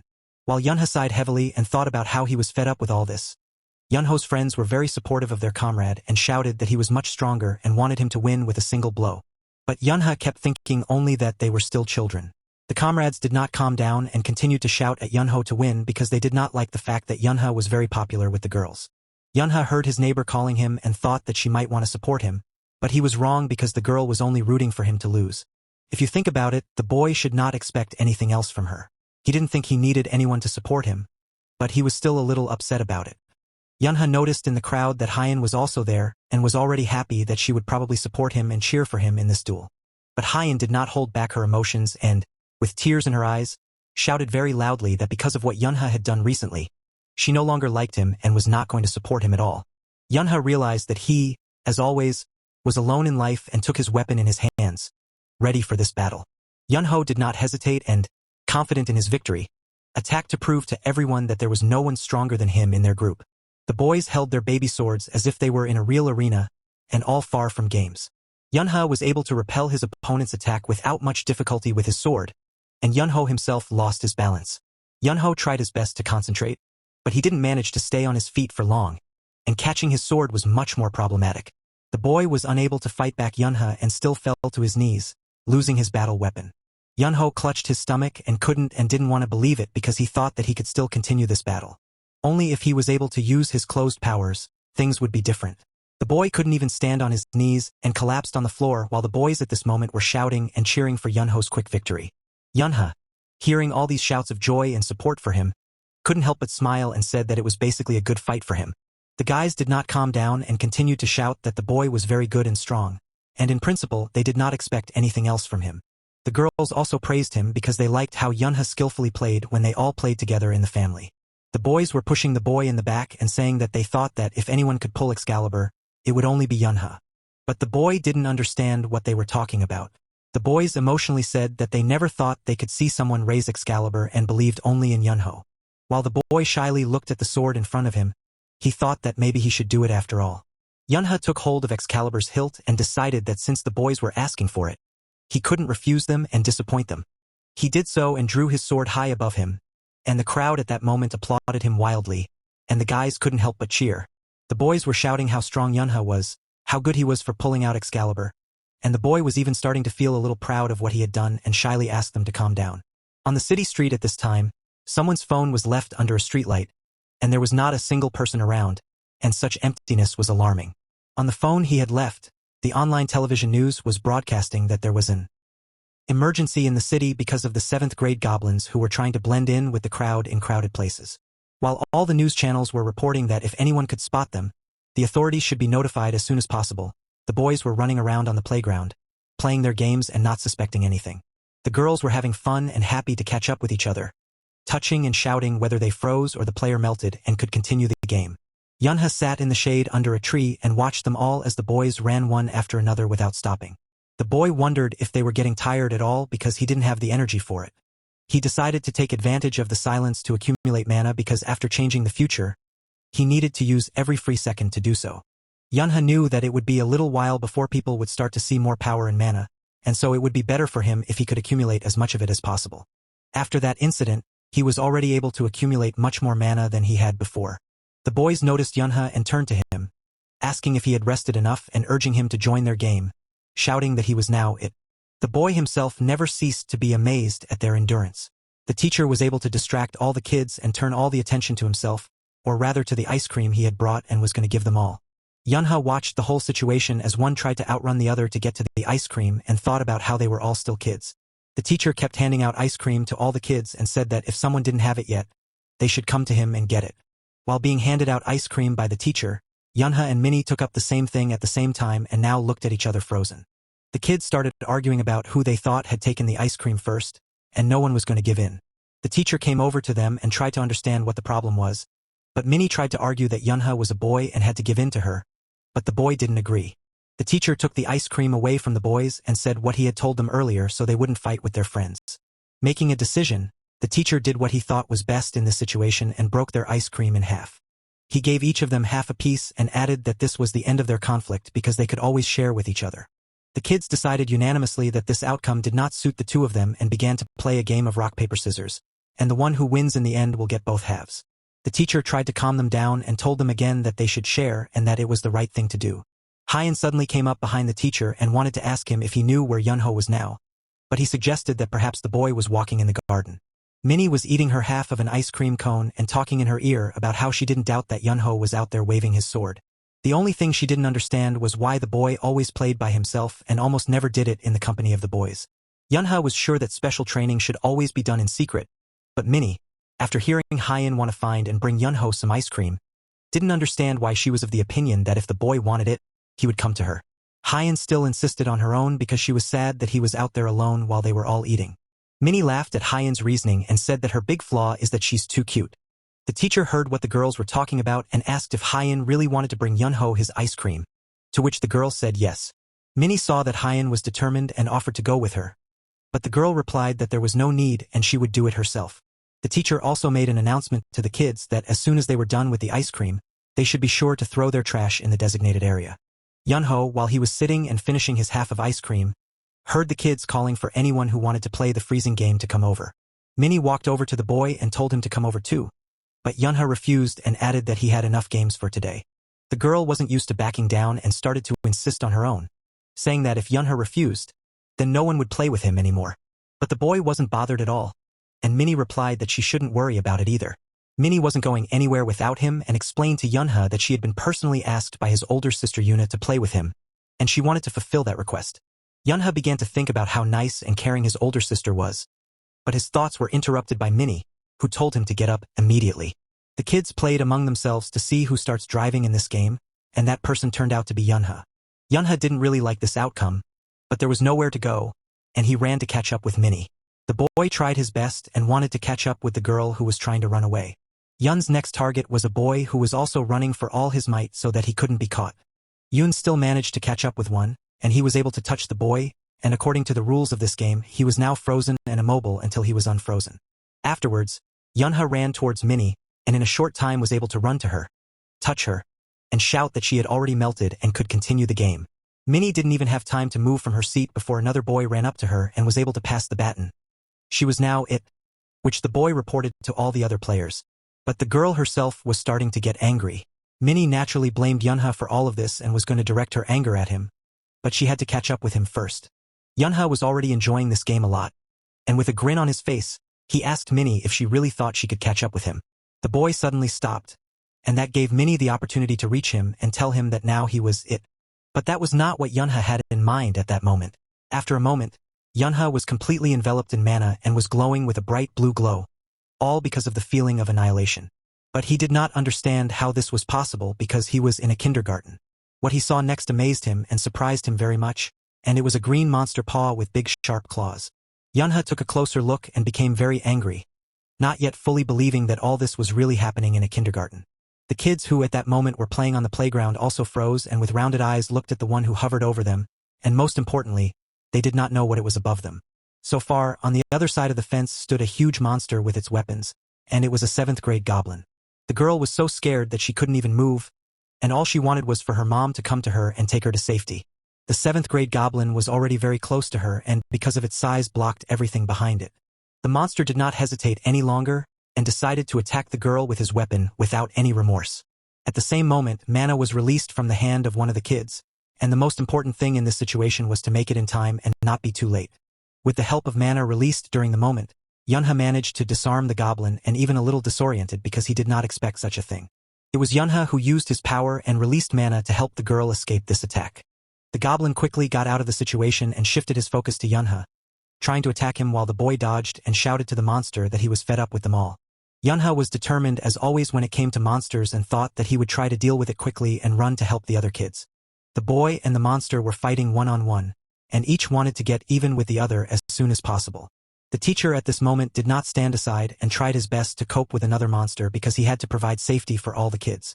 He used the first thing that came to hand as his weapon, which was an ordinary broomstick, and tried to shout to Hyan to just stay in one place. The teacher threw his broom at the goblin, and such a picture actually made Yunha stagger in one place in surprise. Yunha, in a moment, was thrown to the teacher's shoulder, and they tried to carry him as far away as possible, and the same thing the teacher was doing to the girl who was grabbed by the arcing arm. All the teacher told them to do was to hold on as tightly as possible. The teacher tried to save the children, but the goblins themselves did not agree and chased him to destroy all of them. The goblin decided to catch up with them as soon as possible and rushed at them from behind in a leap with his weapon already quite close to the kids. Yunha decided to help the teacher and himself as well and once again applied his power, using mana. The boy tried to concentrate, though it was not easy to do so in a hurry, but he did not intend to give up so easily and quickly in front of the monsters. Yunha was still able to accomplish what he had planned, and thanks to the boy's strength, the monster was pushed as far away from them as possible. The boy breathed a sigh of relief at his success, and it was good that the teacher hadn't noticed any manipulation on his part, but was still running forward to find a place to hide. Yunha had already entered the room on his own feet, but the teacher continued to carry the very frightened girl who was even afraid to open her eyes. The teacher, having finally reached a place where they could all take shelter, fell to the floor and began to complain to the director of the kindergarten, while the girl was trying to calm down from the incident she had seen. Despite his fatigue, he still asked the director what happened to the other children, but the woman assured him that all the others had already been evacuated and were in a relatively safe place. Yunha heard the adults talking about how these were actually 7th grade goblins, of which there were 2, and that they had most likely appeared a few days ago. All this information was passed on to the authorities, and now it was necessary to wait for the players who could sort it all out. The teacher said that he would now go and try to barricade the door with the other teachers. As soon as Minnie found out the important information, She immediately shouted to all the adults that they couldn't find Yunho and Hyan anywhere. The principal and teacher were shocked and worried about the children, and Minnie added that she had seen them in the garden recently and they were going to get ice cream. The teacher, despite his great fear, decided that he would definitely bring the children back. But the principal doubted it and was sure that he would not succeed. What they should do now, they did not know at all, but they were very worried about the children. Some of the boys heard what their teacher, Tao, was going to do and started crying, asking him to stay with them and not go anywhere. But the rest of the kids started crying because they were worried about what would happen to their friends and asked teacher Tao to find them and bring them back. At this time, the boy Yunho was grabbed by the monster's paw while Hyan, who was standing a little aside, was watching them with horror and trembling with fear. Hyan saw that the monster was no longer waiting and was attacking the boy, trying to destroy him, and couldn't stay away. She was able to summon her mana and shouted loudly to the monster to stop. The girl was able to use her strength to throw the monster away from Yunho and rush to him to see if he was all right, and they also needed to decide what to do next. The second goblin was not as far away from the kids as before and looked at them with anger, wanting revenge for his kin. Hyan helped Yunho up, and they both looked at the monster and tried their best to think of something to do. Yunho realized that standing in one place would only make things worse for them, so he grabbed the girl and told her to run as fast as she could. Hyan still couldn't understand what they should do and asked Yunho about it. But he tried to calm the girl's panic and said that the adults would find them and that they needed to hide somewhere before they came. Yunho saw a metal hill ahead in the playground and said that they should try to climb that thing, and then the monster wouldn't be able to get to them. The boy let Hyan go ahead and helped her climb as high as she could and wait for the adults to come to their aid. Yunho heard behind him that the goblin was closer than he thought and told the girl to keep climbing as high as she could. But Hyan realized that he wasn't going to climb with her and was even more scared. The boy decided that he should stay downstairs and hold off the monster until the adults arrived and thus try to protect Hyan from the monsters. Hyan tried to dissuade the boy from this idea and to get in immediately, but Yunho himself was ready to face the monster with his child's sword firmly in his hands. The boy gathered all his anger and was ready for this battle like never before because he realized that there was no one else to do it but him. Yunho at this moment visualized the image of someone he admired and wanted to be like, and it was a fire demon. The boy remembered watching his victory over the Kraken on TV and how amazed he was by it. Yunho rejoiced at the fire demon's victory as if it were his own and considered the man a true hero, wanting to become one as soon as he grew up. The boy took the child's sword more firmly and confidently said that he too would be a hero just like his fire demon idol. The goblin was already furious and wanted only one thing: to deal with Yunho as quickly as possible. Yunho was trying to concentrate and convince himself that everything was fine and he just needed to remember all his training. But the monster was already coming at the boy and trying to attack. The boy closed his eyes tightly and tried to overcome his fear by instilling confidence in himself that he would succeed.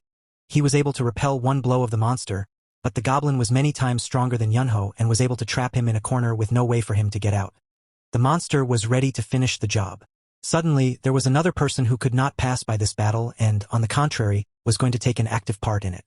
At the same time, he raised another child's sword. Yunho already thought that he was going to go to the next world and could not continue to look at the monster, so he closed his eyes tightly with his hands and clamped them shut.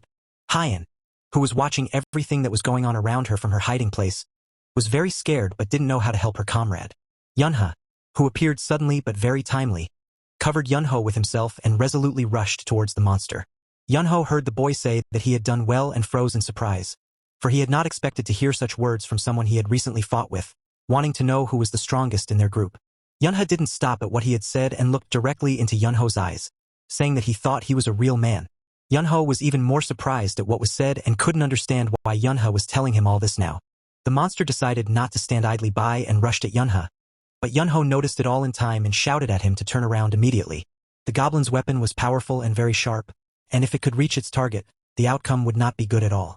Yunha managed to turn around in time and repelled the monster's attack with his sword that had mana attached to it. Yunho stood behind him and couldn't believe that Yunha was capable of such a fight and was so skillful at not only deflecting the monster's attacks but also attacking it. Yunha was still able to defeat the 7th grade goblin in the end, after which a turquoise-colored diamond was left lying on the ground. The boy completely recovered and turned to Yunho, saying with a smile on his face that that was it, and he could finally catch his breath. Yunho didn't hesitate for a second and just rushed over to hug his comrade while admiringly saying that he was a real hero to him. Yunha tried to get away from the embrace, but he couldn't because now Hyan was also rushing towards him and was just as delighted by what she saw. The girl began to cry and tell how scared she was, but she was still not going to open her arms. Yunha remembered walking past the room a little earlier and overhearing a conversation about how the kids couldn't be found and didn't know what would happen to them now. The boy decided that he couldn't stay away and went in search of the boys. When he came to the playground, with the help of Manhwa, he decided to scan everything in the neighborhood.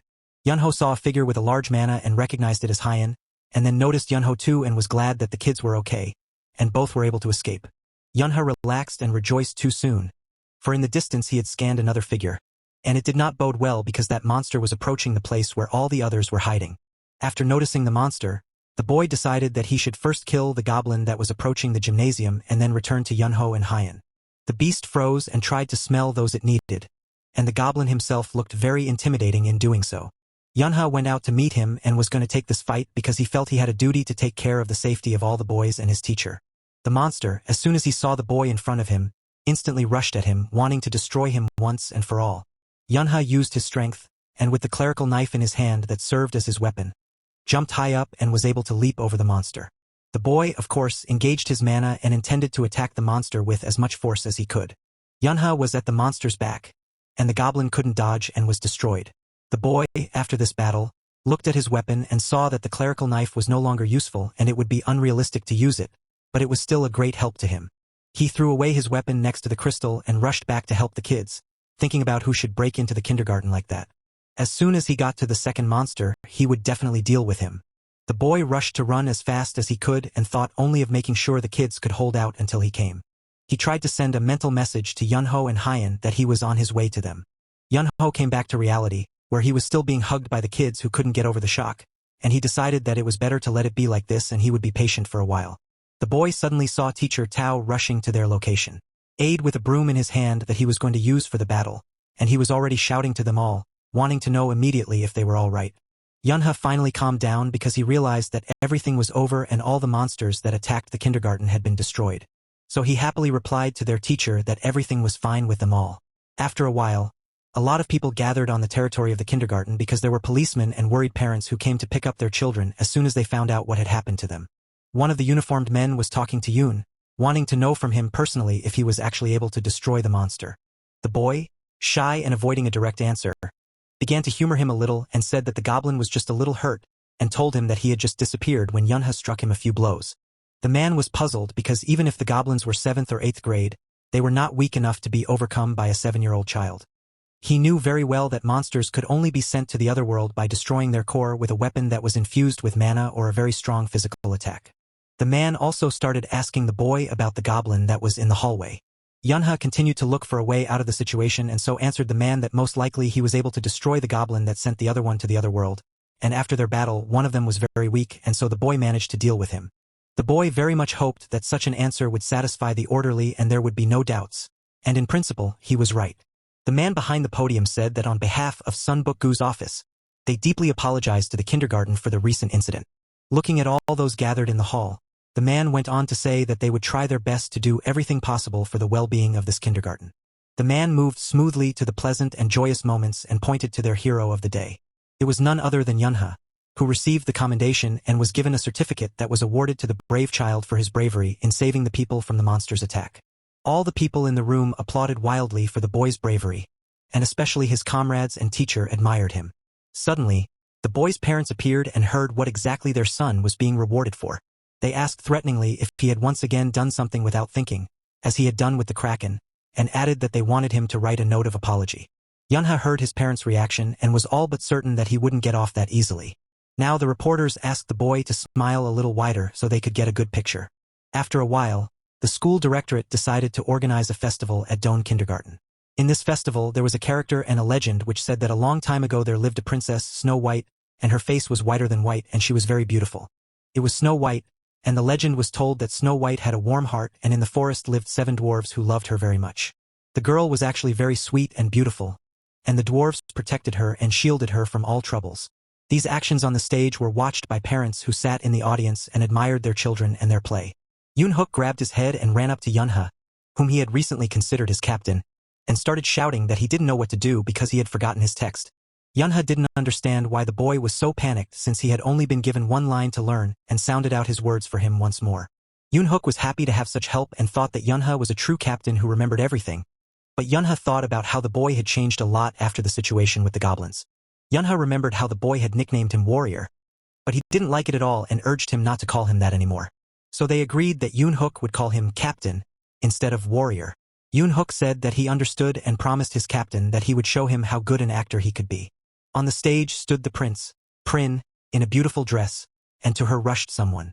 The girl who came on stage turned to the princess to look at this red apple in her hand that looked very appetizing. Princess Snow White took a closer look at this apple and decided that it actually looked very beautiful.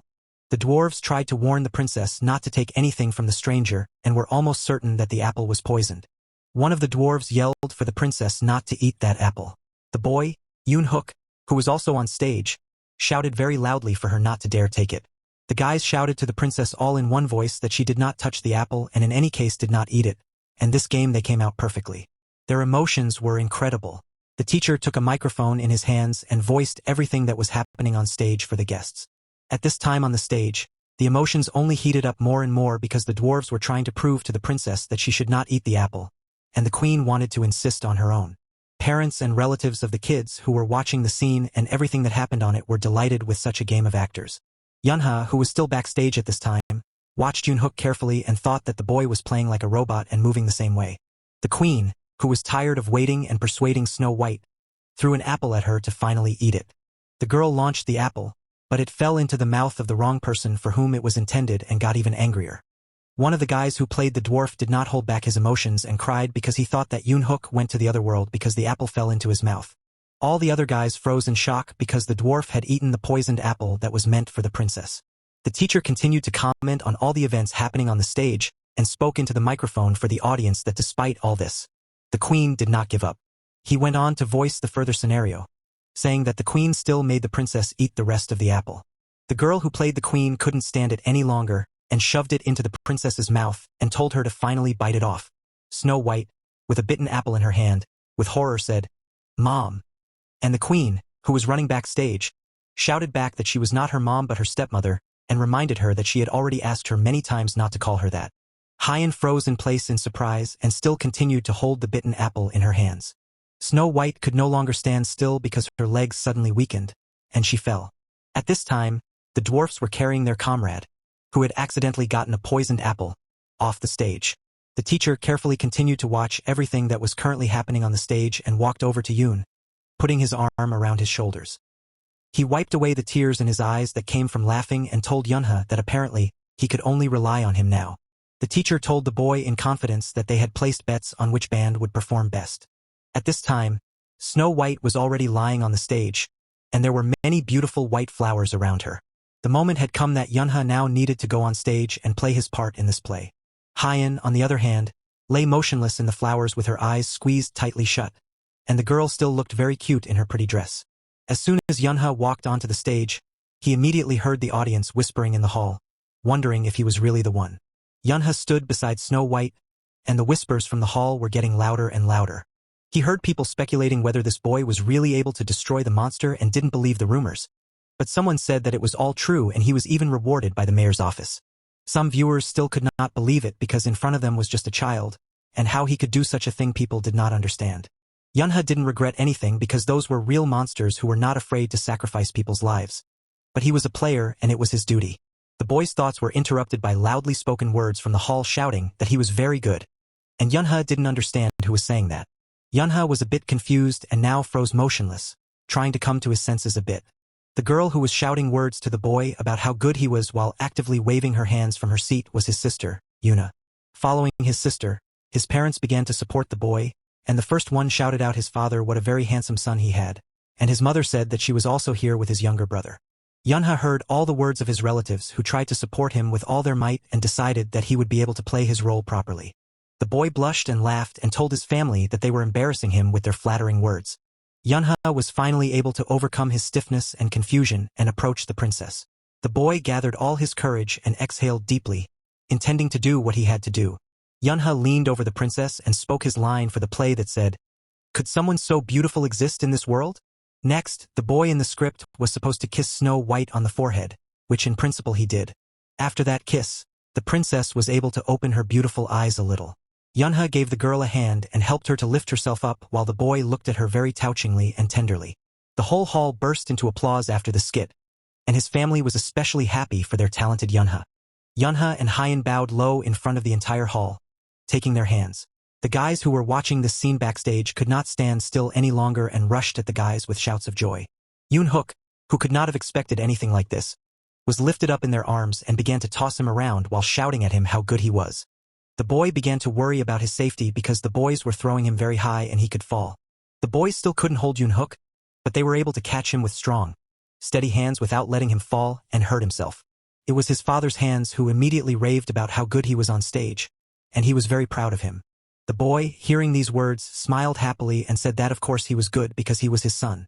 While Dad and the boy were laughing, Mom came up to them and wanted to ask Yunha something. She smilingly looked at her son and asked if he had thought about what he would do when he grew up.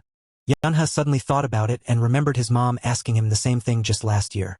The boy had a memory of drinking warm milk in his grandmother's yard and his mother wondering what he wanted to do when he grew up. The boy, with his eyes downcast, did not know the answer to this question. He still did not know what he wanted to do when he grew up, but now as he looked at all of his boys who were enjoying a well-performed play, he realized one thing. Yunha was sure for sure that he just wanted to be happy and didn't want anyone to stop him from being happy. And now the boy is thinking that he has to give his mom an answer to what he wants to be.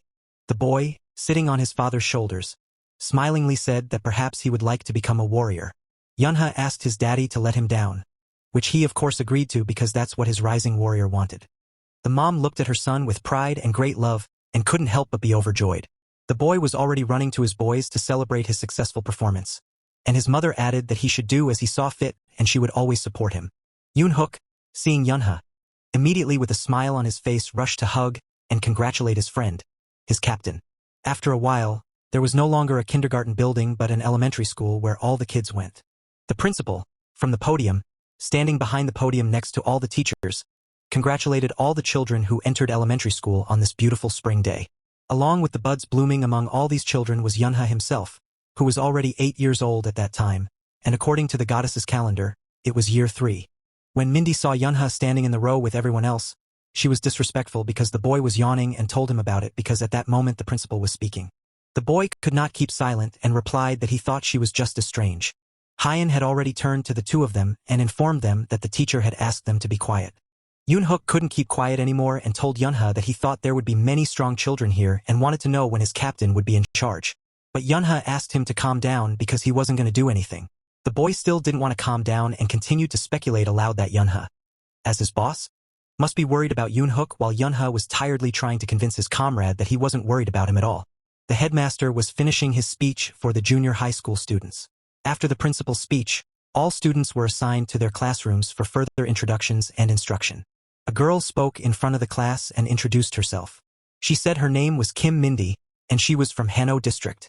The girl told everyone that she went to Doan Kindergarten and she still wants to play and make friends, and she also likes to watch melodramas and listen to music. But listening to her, Yunha did not understand why she had to talk so long. Delicately interrupting Mindy, she was told that today they did not have much time for this and offered to tell the girl about it all another time, and said all this was the class teacher of the first year, boys number 4, Eugene. Mindy had nothing to do but to finish her story and sit down at her desk, making sure to continue another time, to which all the guys exhaled a sigh of relief that they would listen not now. The teacher asked the next student to introduce himself in front of everyone, and it was Yunha who was already standing up from his desk ready to fulfill the teacher's request. The boy, unlike Mindy, decided to tell his name briefly that his name was no Yunha, that he was from Doan Kindergarten, and the last thing he said was that he hoped they would become friends. Teacher Gina, as soon as she realized that this was the end and the boy was not going to tell anything more about himself, began to think about who to ask next to speak and get acquainted. Gina looked in her journal and selected the next child from the whole list, and it was student Yang Hyen, and she also asked the girl to introduce herself. Hyen stood up from her desk, but the girl's head was down low, and it was clearly visible that she was uncomfortable with the whole situation. The girl could not start because she was very shy and embarrassed that the whole class was looking at her so intently. She was only able to say that her name was Yang Hyen, but the girl stopped there and could not continue, no matter how much she wanted to pull herself together and overcome this obstacle inside her. At this moment, Yunha was watching Hyen carefully and became a little worried for the girl, seeing how difficult it was for her to overcome herself, but he hoped that she would definitely be able to cope with everything. Hyen once again tried to pull herself together, and for some reason, she remembered an event that had happened earlier. On the porch, next to the girl stood a man who introduced himself, saying he was Hyen's dad, and he was very pleased to meet his daughter's friends. The kids who all came to visit Hyan happily and with smiles on their faces said hello to her dad. The girls' dad knew that getting to their house was not so easy for the boys, and so he promised them that he would cook them a delicious dinner. While they were waiting, he asked them what they wanted to drink. Yunha, meanwhile, was looking at the girl's dad very carefully, and something was bothering the boy while he was wondering where he could have seen him. The boys were shouting to Hyan's dad about what they wanted to drink. One asked for a chocolate bar, another wanted mango juice, and Hyan herself told her dad she wanted yogurt. The man promised all the boys that he would bring the drinks they wanted and turned to Yunha to see what the boy would like to drink. The boy first asked the man for an espresso for himself, but then came to his senses, smiled, and said he'd better get some banana juice. In front of the guys was set a fancy table on which stood a lot of plates with all sorts of sweets, and the guys themselves looked at it all admiringly. The guys started trying absolutely everything on the table and thought it was all very tasty and excellent. Mindy said that Hyan's dad is a very good cook, to which Yoon Hook looked at her incomprehensibly and didn't understand why she was being clever, to which the girl replied that Hyan was her friend. Yoon Hook decided that Mindy was a gourmet, which he immediately told the girl, but she shouted furiously for him not to call her that. The boy continued to tease and annoy the girl, and he was doing a great job at it while Yunha watched from the sidelines. While Yunha drank his banana juice, he thought about how delicious everything on the table was and how the guys reacted like that. The boy continued to drink his juice, and suddenly, after a moment, his eyes rounded with incomprehension. Yunha was puzzled because he couldn't understand what he had just drunk, but his body was already covered in a blue glow. The boy looked at his glass in surprise and realized that his mana was being restored, and how it happened he could not understand. Yunha was finally able to realize what he had poured into his glass, which surprised him even more because it was a potion. Potions are elixirs that helped almost completely replenish mana in the human body. Players who fight monsters and beasts always carry this elixir with them since it was equal to their life for them. Hyan saw how Yunha had shoved that glass away from him and thought he didn't like his banana juice, but the boy assured her that no, it was perfectly fine and it was delicious. Yunha asked the girl a question because he really wanted to know what her dad's name was, but Hyan herself thought that such a question sounded strange.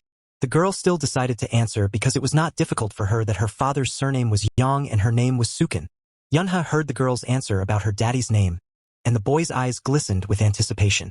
The boy rushed over to Hyan and suggested that they become very close friends.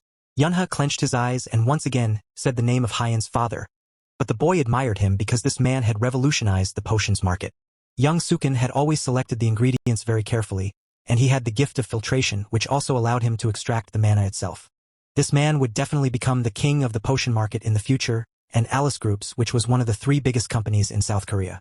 Yunha thought about the fact that he had never heard of this man having a daughter before, and it was incomprehensible to the boy. He finally realized the reason why he didn't know or hear anything.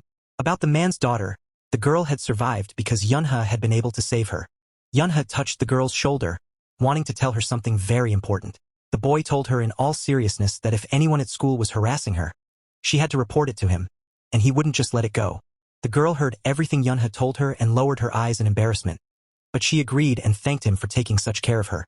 Hyan remembered all of this, and after coming back to reality, she clasped her hands tighter and had the courage to tell her story in front of the class.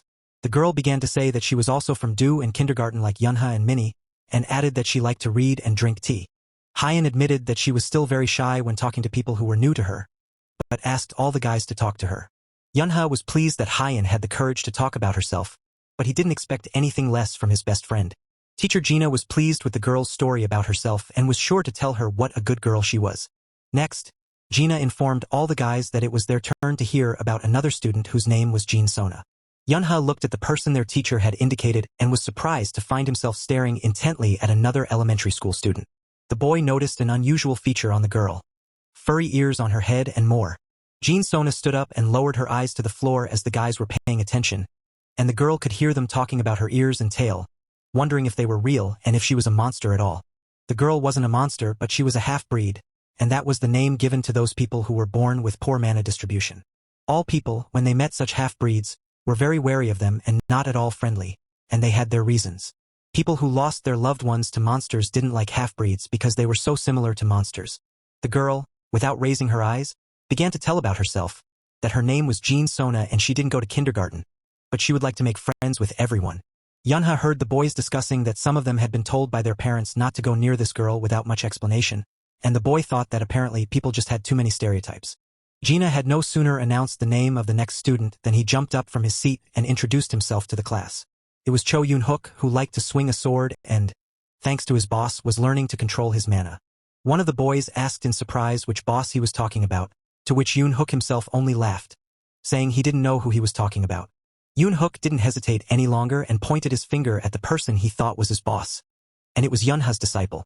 He warned at once that Yunha was the most important and very strong in the class and immediately warned the boy not to even think about anything. Yoon-hook did not calm down and started shouting very emotionally and loudly to the whole class about what the best boss he had was, while the teacher was trying to calm down her student. Teacher Gina thought about the words she had just heard from Yoon-hook and made a decision for herself. She told Yoon-hook to stay after school and bring his parents because she needed to talk to them about something. Because of that, the boy was getting nervous because he hadn't done anything wrong. Yunha, after class, as his teacher told him to sit and wait for his parents, found it all very tiring. Yoon-hook was shouting all over the school and kept shouting that his boss was the best. But Yoon-hook was sent to the teacher's room, and the boy got angry and decided that from now on, training for Yoon-hook would not be as easy as before. After a while in the dining hall, Yunha thought about the fact that the mana tests for the first-year students were finally over. According to the results of these tests, Yoon-hook and Sona were definitely above the average level, but Hyen's mana was not even measurable. The teachers thought it was a mistake, so they placed her in the average level as well. Yunha thought about the fact that everything had gone without precedent, and that was the most important thing, so he could eat normally. But at this moment, his classmate Yoon-hook was already calling him to his table, shouting throughout the dining hall for the captain to go to him. Yoon-hook wanted to play his captain somehow, so he said he would bring more food for them. Minnie said in Yoon-hook's wake that this was the third time he was coming and that his cook would soon remember him. But the boy himself was already standing near the food distribution and didn't understand how the cook knew his name. The girl decided to be concerned and asked Yunha if he had eaten enough and added that she was thinking of going out and getting some more. The boy smiled and told Minnie that he wasn't surprised at all because he thought the girl was a glutton. While there was an argument between the guys because the girl was proving that she was not a glutton but just took less food from the other tables, the guys started talking about who had appeared in the dining room. The same guys kept whispering that the girl did have a tail, and they couldn't understand why people like that girl were allowed to enter their elementary school. The guys started talking louder and louder and asked each other not to make eye contact with that girl. Jean Sona was walking with her tray of food among the rows, and she could hear very well what all the guys were talking about. Sona stopped near one of the tables since the one seat behind it was unoccupied. The girls who were sitting at the table looked at Sona in surprise and did not understand what she wanted from them and why she stopped near them. Jean Sona plucked up her courage and quietly asked the girls if she could sit next to them and eat lunch. One of the girls proudly held her head up arrogantly and said that no, she would not allow her to sit at their table and eat lunch next to them. The guys who were watching all of this from the sidelines annoyingly said that out of all the possibilities, Sona decided to go to the table where Jean Sona and her company were sitting. At that moment, this same Jean Sona didn't understand and asked Jean Sona what she was thinking, who she thought she was, and what she was counting on when she approached them and wanted to sit at their table. Jean Sona's friends supported her and advised Sona to know her place, and it was definitely not near them. They generally advised her to pay attention to her appearance and what she was wearing. The girls did not hesitate to discuss Sona's clothes, and in general, they thought it would be better if she never came here and stayed where she was. Jean Sona was very confused and embarrassed, and so all she could squeeze out were words of apology for disturbing them. Minnie couldn't keep silent anymore and angrily asked why Jean Sona was acting like that, and if she was rich, she thought she could do anything. She didn't understand how she could be so mean and high-handed. Yoon-hook thought about how cruel that girl was. Even he staggered at such cruelty to a strange girl and muttered the same thing to his captain. The boy pointed at the girl who couldn't bear the insults and cried, while Yunha himself at that moment remembered something from his past life. Yunha remembered the time when he was an adult captain and destroyed monsters in his past life, and back then he knew for sure that not all half-breeds were good. In front of Yunha sat at that moment one of such representatives who told the captain that he probably thought that the poorer a man was, the further he withdrew from society and the kinder his heart became, but only that it was not true. The half-breed added that of course there are good people among them, and there may even be good children, but the bad ones still outnumbered them. The man gave advice from himself to the captain that he shouldn't treat them any better simply because they were half-breeds, and if he cared so much about them, the man felt it should be stopped immediately. Yunha turned to ask the man whose name was Jean Pan why he thought he was so kind, but Pan himself tried to explain that he wasn't talking about that at all. The captain suggested that perhaps Pan thought him weak and defiantly began to draw his sword, which was already endowed with mana. Jean Pan was frightened by what he saw and tried to justify himself to the captain that he didn't think he was weak at all, but Yunha went on to say that he had come to his tent in the middle of the night and was trying to harass him. Yunha clearly and confidently told the man to get out of here and that he should go to the sentinel immediately if he still didn't want to get any from him. After some time in the Abyss dungeon, Pan had already fought one monster and successfully managed to defeat it. The man breathed out a sigh of relief after that battle because that monster was quite strong compared to the ones that were here. No sooner had Pan finally gotten away from one fight than he was already being attacked by another monster. The man still couldn't react fast enough and missed this attack. The monster that attacked the man had long tentacles with spikes that were very dangerous. Pan saw a monster in front of him in its full height, which with its size was intimidating, and tried his best to come to his senses, but he did not succeed. Suddenly, the captain came to the man's aid and rushed to the attack with his sword. Yunha approached Pan intent on protecting him from the monster no matter what it cost him. The captain gathered all his strength and began to attack the monster, and it succeeded. Only the monster was even more enraged by this and lunged at Yunha with all his might, trying to reach him. Yunha reacted instantly, and that saved him. The man thought it was a good time to use his mana. The captain, for all his battles with monsters, used his weapon, and it was a sword that served him faithfully. Using the same sword, Yunha managed to successfully attack the monster again. The monster tried to fight back as best it could, but it was very difficult for him to fight the strong captain. Yunha concentrated on his mana and made a very strong attack on the monster, and this strike was the finishing blow. The captain, having successfully finished his battle, with all his might ran to Pan, who at that moment was lying unmoving. Yunha tried to give at least some help to the man to manage to save him.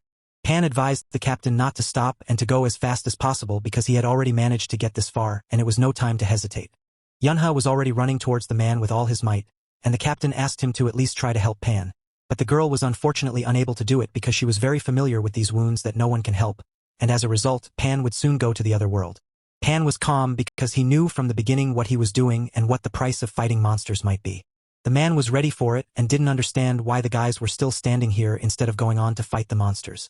Yunha had to accept this whole situation, and he waited for the last words from Pan. Pan reminded the man of their conversation when he said that not all half-breeds were kind and that they shouldn't be treated better just because they were half-breeds.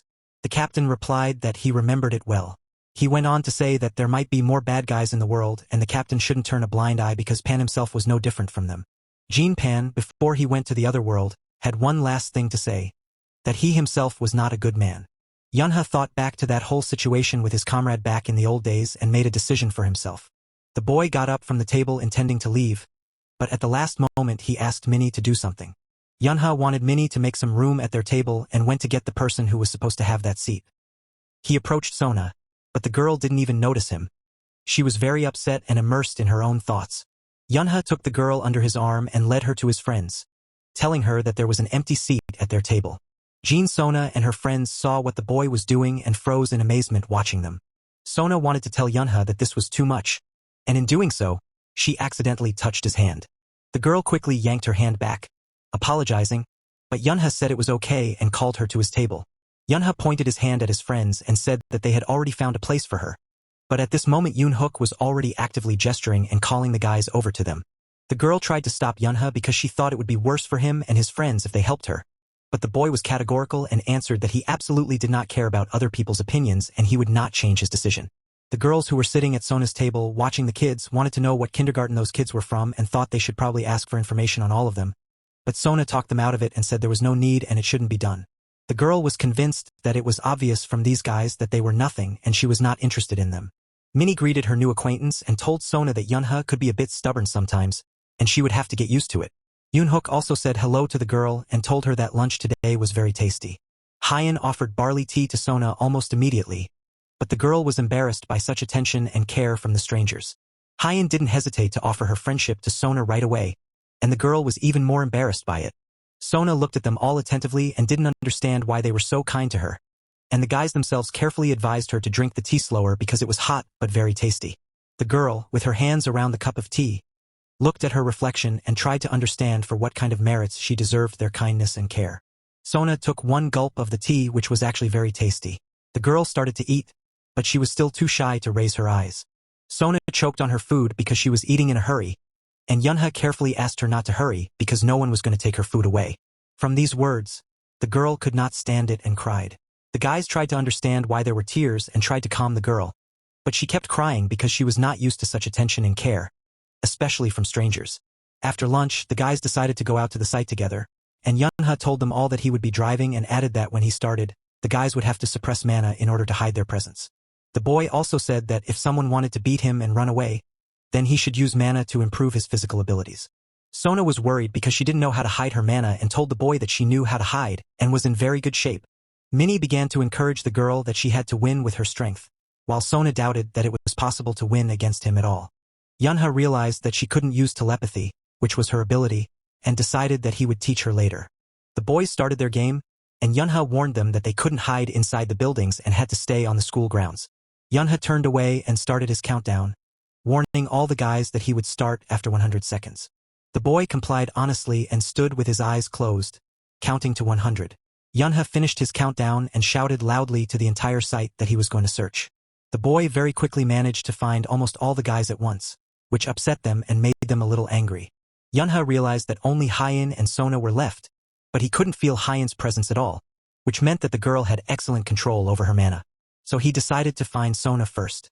As soon as he decided he was going to look for Sona first, his luck ran out. The boy was sure that behind the bushes he would find a girl, but this is where his luck ended because the girl was no longer there.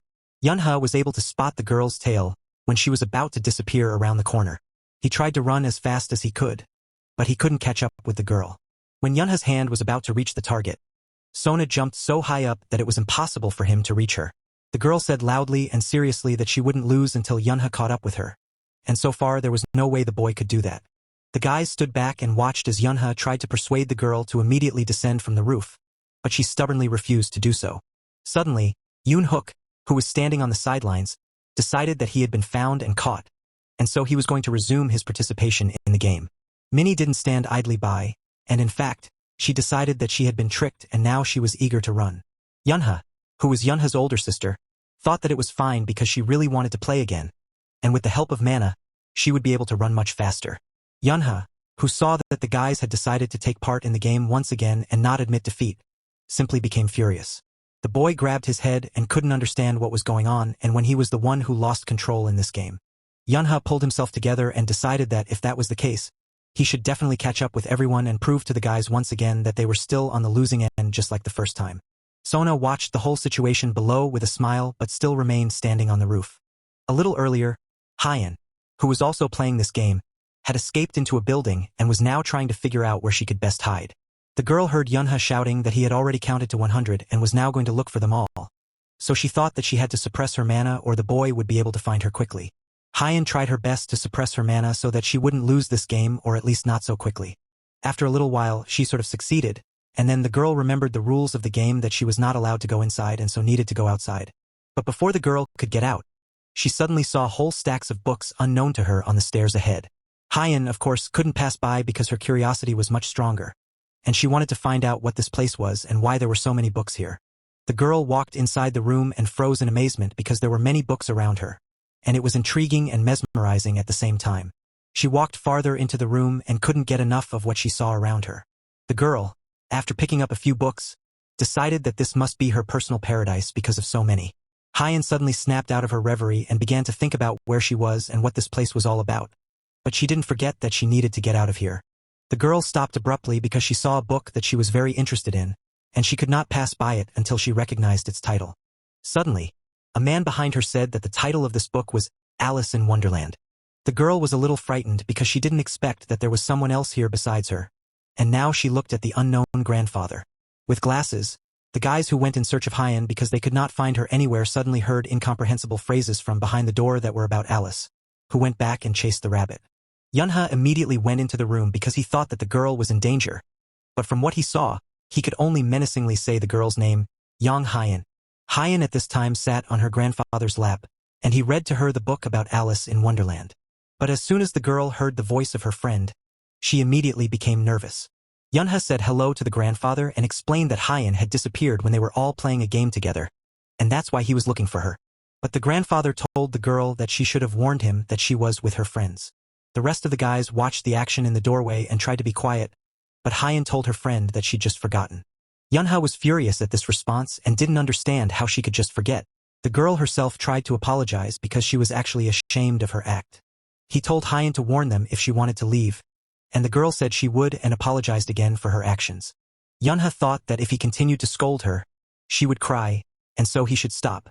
Yunha also apologized to his grandfather for interrupting him, but his grandfather replied that it was nothing bad and that he was bored until Hyan came to visit him. The grandfather told the girl to visit him again because it was nice to have a friend who loves books as well, and from what Hyan heard, she was very happy. Hyan emotionally said that she would visit him tomorrow because she wanted to finish reading the book she had found. But Yunha tried to take her home because it was already late. When the boys were on their way out, Grandpa suddenly asked them to wait. Grandpa suddenly decided to offer the boys a ride home. A black premium car was already waiting outside the school, and it looked very solid. Grandpa told all the guys that whoever wanted a ride home in this car should get in the back seat. Some of the guys ran to take their seats in the car without thinking, while Yunha watched from the sidelines and didn't understand who this grandfather was. Yunha, Hyan, and Sona took their seats and talked enthusiastically about what a great car it was and how soft it was for them to sit in. Grandpa took his seat in the car and told his driver to go. Yunha, as well as his older sister Yuna, refused Grandpa's offer to give them a ride home, so they stayed outside to watch the car drive away from them. Yunha thought about the fact that he had never ridden in such a car before. The boy realized that at that moment he was very jealous of his friends who drove away in that car. In the school, there was light in the windows because there were classes for students, but the weather was rainy and overcast outside. Yunha, on the other hand, sat at his desk and watched the rain drumming on the windowsill. At this moment, the boy was distracted from his dreams by the fact that he heard from the teacher his name and that he would be enrolled in some candidates. But he didn't understand what it was about. Yunha looked more closely at the blackboard on which the teacher had already written the election of the class president. And now the boy was even more surprised. The boy could not restrain his curiosity, and so raising his hand, he immediately asked the teacher why his name was written down. Minnie, sitting next to him, said that she didn't understand why his name was on the ballot because she had been told that Yunha wanted to be elected class president. The girl did not hesitate to point at the one who was sitting in the next row of their school class. Yunu was smilingly looking at the one he was basically thinking of, and it was a very pleased Yoon-hook. The boy raised his hand proudly, confirming that yes, he was the one who had recommended his captain. He was 100% sure that it was the captain who should be president, while Yunha himself thought about the fact that Yuku should no longer expect mercy from him. Yunha interrupted his teacher to inform him that he was declining his candidacy and did not wish to become the president of their class. The boy tried to explain his refusal by saying that he didn't think he was suitable, but the teacher said that he had already been chosen by Yoon-hook and she didn't think he should ignore it. Teacher Gina added that all children have limitless potential. Yunha didn't know who to get back at, so he asked his roommate Minnie why she hadn't told him anything about it before, except that the girl claimed that she had and no one had asked him to throw a tantrum. The teacher informed the whole class that Yunha was the only presidential candidate so far and wanted to know from the other kids if anyone else wanted to volunteer for this semester. Of all the kids, only one girl, Sina, responded by raising her hand up and thus attracted the teacher's attention. Yunha and the guys watched carefully what Sina was doing and were a bit surprised. Sina looked back and looked directly at the guys and said that she wanted to run for office. Yunha was already looking at her wearily and directly sensed that the girl was already up to something. In a big box, there were a lot of burgers that attracted the attention of all the guys. Sina informed all the guys that they could dismantle and added that her dad bought all those burgers. All the guys were happily piling on the treats, happy to have burgers for lunch today while repeating how great Sina is and that she's the best. Sina's girlfriends handed out treats to all the kids and told everyone that Sina said if she was president, she would buy them all burgers once a month and that's why the girls advised them to choose Sina. Yunha and his friends were watching it all from the sidelines, and so far none of them were in a hurry to run out and treat themselves. Suddenly, one of Yunha's classmates still held out a burger, but the boy didn't react in any way. That classmate was Sina herself, and she wanted to give Yunha a treat because she noticed that the boy kept staying out of it all. On every burger package that the girl handed out, it was written that she was thankful for every precious vote, and it was a kind of marketing move. Yunha, however, was not going to give in to such publicity and simply replied that he didn't want and wasn't going to eat that burger. The boy decided he wasn't really enjoying this interaction and so turned around and walked away from the girl. Yunha heard Sina continue to promise the boy something in return if she became president, and he was surprised that she was still a child, but she was already behaving like that. Yoon-hook still resisted and didn't take the treat, basically like all of Yunha's friends who refused the burgers. Yunha watched his friends and was proud that they were his friends who didn't give in but instead stood tall with their heads held high. The boy looked once again at the whole situation and decided to himself that well, let it be so. It was warm spring weather outside, and the entire elementary school was heading outdoors. The kids gathered in front of their teacher, ready to go on their spring field trip. Gina tried to shout to all the kids and let them know that she was about to do roll call, and when she called out a name, that person should raise their hand. The teacher asked for help from her president and vice president to help her make the roll call of all the children faster. The first name the teacher called was Sina, and she was the president of class number 4. The next one was Vice President Yunha, also a 4th grade student, but the fact that he held a position below Sina did not please the boy at all. The teacher continued onward with the roll call among all of her students. The children thoroughly enjoyed following their teacher Gina on the hike. Gina enjoyed telling her students about the different sights that came their way. After a short walk, it was time for lunch, and they broke into small groups and spread out their plaids and started eating the food they had brought with them from home. Yunha opened his lunchbox and was surprised to see that, "I love you," was written on top with ketchup. And that was the message his older sister Yuna had left him. The girls in his class read what was written on his lunch and exclaimed that it was wonderful and looked very appetizing, while the boy wondered when Yuna had time to write it. Minnie couldn't keep silent either and said that such an act from his sister who loved him was very nice. Yunha asked the girl to show him what kind of dinner she was having. Yunha inside Minnie's lunchbox saw foods that were neatly stacked and surely delicious. Hyen showed her lunch to the girls, and in response, they did not keep silent because they thought it was very beautiful. She had a whole work of art in her lunchbox. Especially cute was a teddy bear made out of food. Yuna remembered Hyen's dad as the one who loved and could create masterpieces in the kitchen and thought that everything was predictable. But Yoon Hook interrupted everyone and decided to loudly announce that for him, a bowl of noodles was the best food for the excursion. The guys were surprised at Yoon Hook's words and what kind of bowl of noodles he was talking about, and if he hadn't collected anything for himself. Yoon Hook told the guys that he didn't pack anything for himself because his mom told him that noodles were the best food for the excursion. The guys looked at Yoon Hook doubtfully and didn't know what to say to him or if they should answer him at all. Minnie felt sorry for Yoon Hook that his mother didn't bother to pack him a lunch, but Yunha supported his friend and added that he agreed with him because noodles were the best. Yunha thought to himself that he would have to reduce the amount of hard training in the forest. A frightened man tried his best to escape from those who were chasing him. As he ran off, trying to find a place to hide, he thought about what it was that was chasing him. He couldn't understand where the monsters came from in this area, and because he wasn't paying attention, he caught his foot on a stick. The man tried to keep his balance but could not and fell to the ground, hitting the ground hard. He tried to get up, but the blow was so strong that he could only crawl because the desire to survive was stronger. In front of him, a moment later, he saw the big furry black paw of the monster. The man was stared at by huge wolf-like creatures with red glowing eyes and jaws full of sharp teeth. The man took a closer look and was even more frightened because the 7th grade monsters in front of him were called hounds. He tried to call for help, but it was useless, and a 6th grade hellhound was already looming over him. The man realized that it seemed more and more unrealistic to save himself, and he did not know what to do next. The hounds didn't hesitate any longer and in a matter of minutes pounced on the man in an attempt to take him down and destroy him, which they eventually succeeded in doing. The monster leader's jaws were coal black, and his fangs could take out anything without sparing anyone. He wanted to subdue everyone, so he let out a mental command for them all to stop where they were and wait for further orders. The entire pack obeyed their leader, and in the same instant, their bodies were engulfed in a blue glow. All the riders froze in place at attention and waited for their ringleader's next order and prepared to comply. The ringleader conveyed mentally to all the racers that they were now allowed to run after him onward to the furtherance of their goal. The Hell Racers were running with great speed and trying to get as fast as possible to their goal, which was in the south. At this time, Yunha and his companions were laughing, remembering different stories and devouring each of their meals and suspecting nothing. All the guys had previously pulled out clue papers and started looking for surprises all over the area, and Yunha's friends were going to do the same, except that his companions were not very lucky because their papers were empty, and the boy himself did not give it any importance, considering this occupation not the best. Yoon Hook, when he heard that some of the boys had managed to find what was hidden, decided that he too was obliged to find the treasure, and at that moment his captain tried to calm him down and explained that Yoon Hook was no pirate to look for treasure.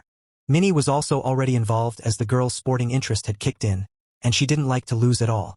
The girls Hyen and Sona also wanted to get to work on finding their treasure as soon as possible, and only one Yunha categorically didn't want to participate and was going to leave. Minnie prevented the boy's escape and stopped him, saying that he had to go with them too. All of the boys were busy looking for something to do, and only Yunha was thinking about how much he wanted to go home because this was no longer a picnic but a hike. Yunha kept thinking that it would be better if they went to Koken Palace, which was much closer. Yunha was flooded with memories that brought him little joy because the Yijjangu area was just beyond this mountain. All the guys suddenly stopped because they heard an incomprehensible rustle that was near them. Sona froze fearfully, not knowing what it was, and the same emotions were experienced by Minnie. Yunha interrupted the girls' whispering and listened more closely, trying to figure out what had them all so wary. The The noise along the road of the monster's huge paws was exactly what caused the noise that was heard by all the guys. Hyen saw something ahead that she didn't expect and wasn't prepared for, and it scared the girl very much. A monster with red glowing eyes emerged from behind the trees and headed towards the boys. The monster looked with its fangs and claws on its paws very intimidating. Yunha was very angry when he could see who was coming at them and remembered an event that had happened in his past life. It was the incident of seeing the flowers on Mount Buchan when Seoul was protected by the cocoon. The monsters that flooded Ijongbu somehow managed to break through the cocoon and head south, and it was a tragic accident with many casualties. The guys were in great danger because they were the same monsters who were ruthless and very strong. The monster's mouth was full of sharp teeth from which saliva flowed, and the creature's gaze was insane. Minnie froze with horror in her eyes and could not even move because the fear paralyzed her, and she did not know what to do. The monster didn't hesitate any longer and jumped up to attack and completely destroy everyone he saw in front of him. Minnie caught on something and, unable to keep her balance, fell to the ground and now looked even more defenseless. The monster was almost at its target, and the monster was separated from the girl by mere seconds. Minnie already thought that she was about to go to the other side of the world and closed her eyes tightly and covered herself with her hand to try to delay the moment at least a little. Yunha came to the girl's aid and attacked the monster at the last moment and knocked it down with his foot. The boy, with his strong punch, was able to knock down and fell the monster, and it was very unexpected for the monster itself. Yunha activated his mana, wanted to attack the monster, and was immediately completely enveloped by the blue glow. The boy was going to attack with his weapon, and the first thing that came to hand was his lunchbox fork. Yunha was focused and ruthless, and all he wanted to do was to deal with the monster as quickly as possible before it could harm any of his comrades. They watched their friend's actions and were surprised because they didn't expect Yunha to be able to do such a thing. Yunha had managed to slay the monster and send it to the other world and now stood watching as the fire engulfed the monster whole. The boy, without even turning to face Minnie, asked if she was all right. The girl, though shocked, answered him that she was fine thanks to his help. In further actions, Yoon-hook turned to his captain, thinking it would be more appropriate to ask him about it. But when Yoon-hook asked him what he wanted to know, the boy answered honestly that he didn't know how to put it into words. The boy was worried about his friend because it wasn't the same captain he knew, and that's exactly what Yoon-hook spouted. Yunha realized that his friend had noticed the changes that had happened to him because of his emotions and memories, but he still tried to assure him that he was fine, just a little nervous. He knew that when he destroys monsters, he becomes an invincible player who hates monsters and ends up losing his mind in battle with them. Yunha knew he shouldn't have shown his comrade this side of him, but to control himself at times like this is very difficult and almost impossible. The boy decided for himself that in the future he would try to make more efforts to make this side not so brightly visible and noticeable for others. Yoon-hook asked his captain what they should do now, but Yuna was ahead of Minnie and said that it was not worth asking because they should run away as soon as possible. Yunha agreed with that.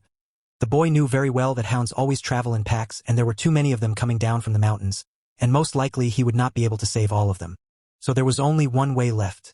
Yunha couldn't find any other way out, so he finally decided for himself and asked the guys to listen to him.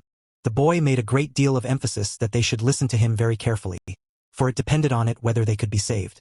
At this time, the students in their class unsuspectingly continued to search further for their hidden treasure. Spreading his napkin on a rock, one of the students decided he would take a break in this spot.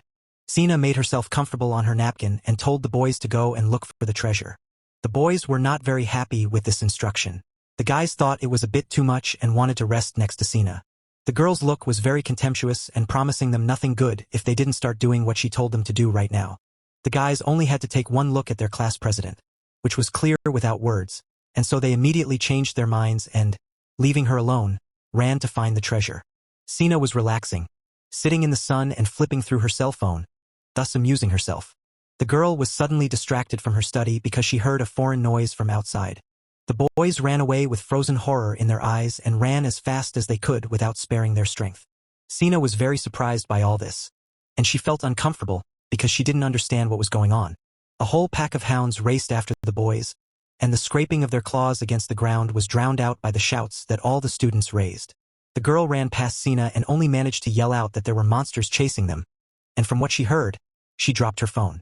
One of the hounds was focused on Sina and intended to destroy the girl without hesitation. Sina was begging for someone to come to her aid, and at this point the monster was almost there.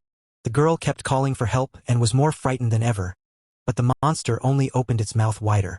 Sina had no hope of being saved, and because she could no longer look at the monster in front of her, she closed her eyes tightly. At the last moment, a shot was fired at the monster, and it was the bullet that hit the monster that saved the girl. The monster was destroyed, but the boy who was struggling on the ground.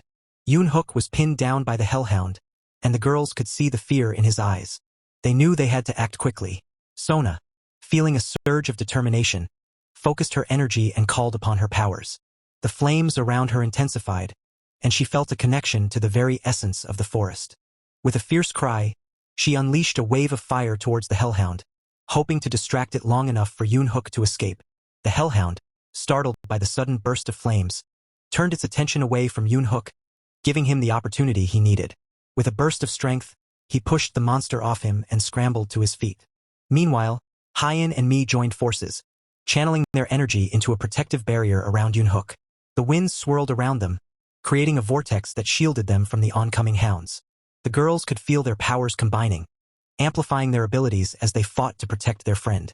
Yoon-hook, now standing and fueled by the support of his friends, felt a renewed sense of courage. He activated his mana once more, ready to face the hellhound and the other monsters that surrounded them. With a determined look, he charged forward, his stick raised high, ready to strike. The battle raged on, with Yoon-hook and his friends fighting side by side against the relentless horde of monsters. They moved as one, each supporting the other, their bond strengthening with every blow they landed. As the chaos unfolded, Yunha, who had been battling his own set of monsters, caught sight of the commotion in the clearing. He recognized the familiar figures of his friends and felt a surge of pride and determination. He knew he had to join them. With a powerful leap, Yunha soared through the air, landing beside Yoon-hook just as he delivered a decisive blow to one of the hounds. Together, they fought back against the onslaught, their combined strength pushing the monsters back. The tide of the battle began to turn as the friends fought with everything they had. The hounds, realizing they were outmatched, started to retreat, but Yunha and Yoon-hook pressed on, determined to drive them away for good. In the end, the clearing was left in ruins, the remnants of the battle scattered around them. The friends stood together, breathing heavily but victorious. They had faced their fears and fought for each other, proving that their bond was stronger than any monster they could encounter. As they regrouped, they knew that this was just the beginning of their journey. They had each other, and together, they could face whatever challenges lay ahead. Out how he was and if he needed help. Yunha, despite all his injuries, was the first to apologize to the girls for having to see all of this and for being scared. For sure, the guys were distracted by what they saw a moment later, and it was a girl who was coming straight down from above them. The girl approached the guys, but they could not relax and were unsure if she was a threat to them, so they huddled closer together. In front of the guys stood a girl from the 12 thrones who possessed divine wind, and her name was Shin Soyeon. She asked the guys to close their eyes for a second and promised them that now these monsters would get what they deserved and would regret coming here at all. Yunha, on the other hand, was still fighting alone against the entire pack of hounds, and now only a small ring of fire separated him from the monsters. The boy had a little time to recover and decided to get a thermos from his backpack, which was filled with Miggy's potion. Yunha decided that if he was still here, he should drink it because there might not be a better time.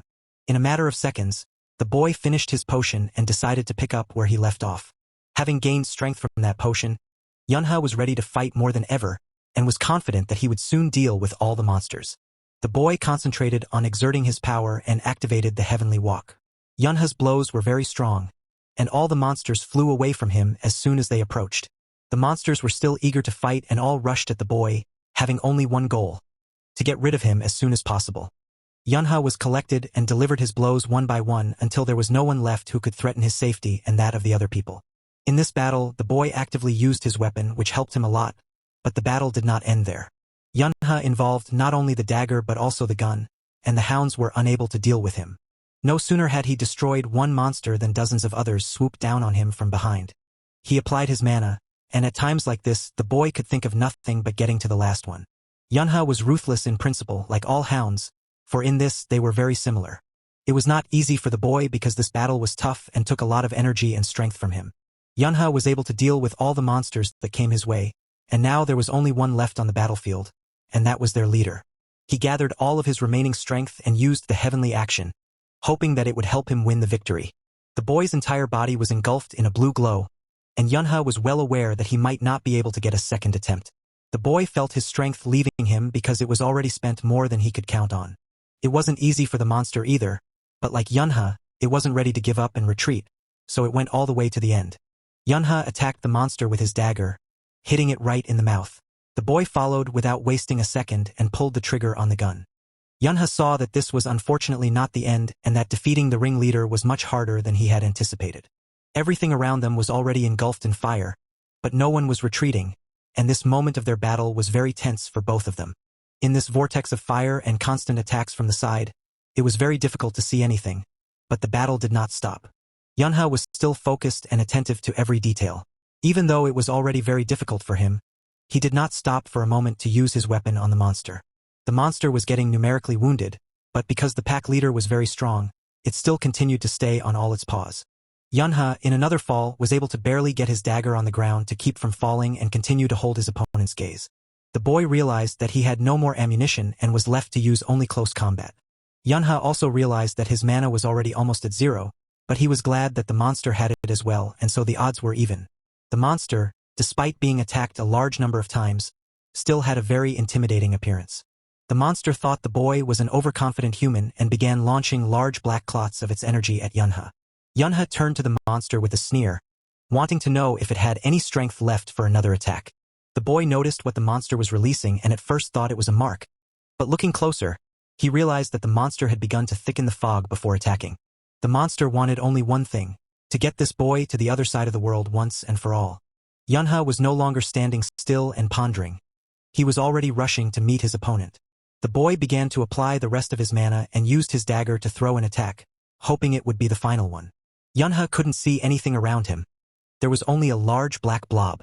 The boy was trying to figure out what it was and, for reassurance, held his breath for a moment, thinking maybe it was some kind of poison, but then realized it wasn't. Yunha decided that if it wasn't poison, then he shouldn't delay any longer and should just get it over with. The boy acted only on instinct, and even now he realized that it was madness. Despite the best efforts of the monster, which was releasing fire, he continued to burst through it. Yunha did not see anything around him and walked forward towards his goal when he suddenly realized that his mana was gone and that he had completely used up all of it. The boy struggled to survive the fall, but now he could only hope.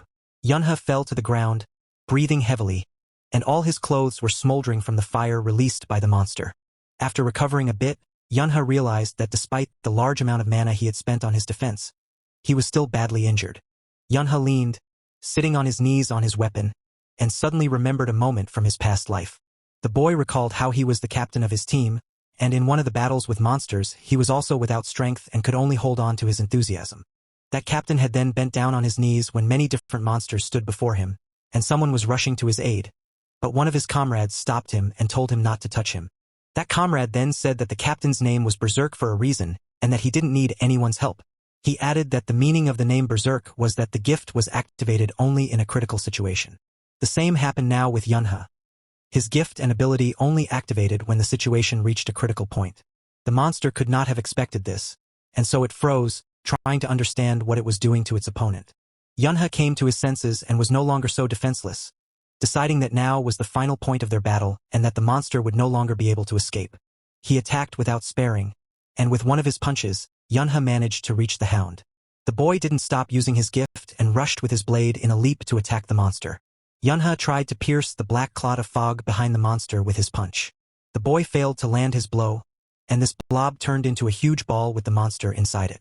Yunha, looking at this transformation, decided that the monster was thus hiding from him. He glanced at his dagger, which he had decided to continue to use in this battle, thinking that this blob of mist was not so strong that he couldn't break through it.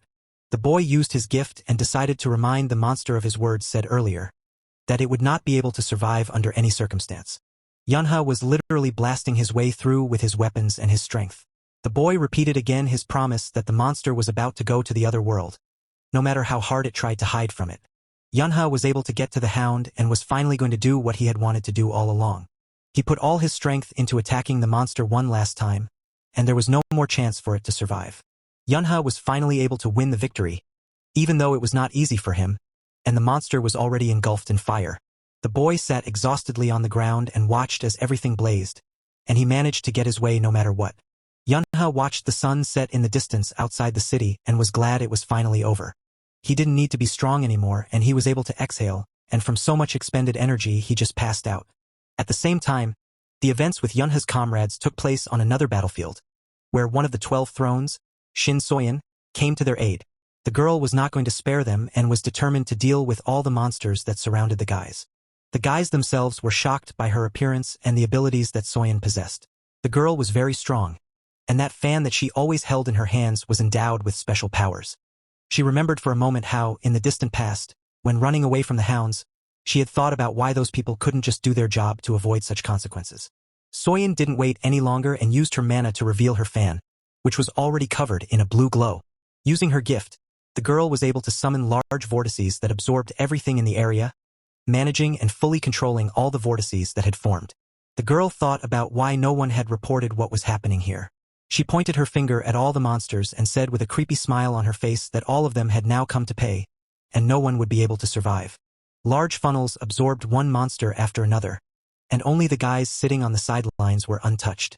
Soyeon actually spared no one and sent all the monsters to the other world, and she did it all very quickly. The girl was endowed with a special power against which it was basically impossible to resist. Finishing her work to perfection, the girl closed her fan with a light movement. Soyeon was so engrossed in the massacre of monsters that she even forgot about the existence of the children around her. Coming down on her little whirlwind looked simply amazing.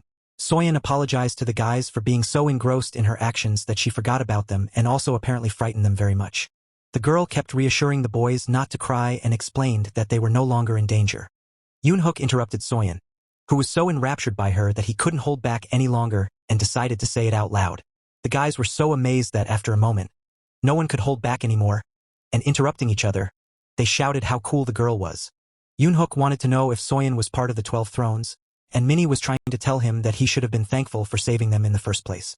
The boy was so amazed that he could meet personally one of the best players that he could not completely control himself and his emotions. The girl carefully watched all the guys and decided to herself that they must have lost their minds a little because of fear, as they all looked not very good. Soyeon decided that she should immediately check them all for internal wounds and used her abilities. What the girl saw in Hyeon surprised her greatly because there was a large amount of mana around her. Hyeon, from such attention that was showered on her, was very surprised. Soyeon rushed to hug the girl, and now all the guys were very surprised. The girl didn't hesitate and immediately decided to ask Hyeon about possibly wanting to become a player. Yoonhook suddenly wedged himself between them and shouted indignantly that he was the one who should become a player.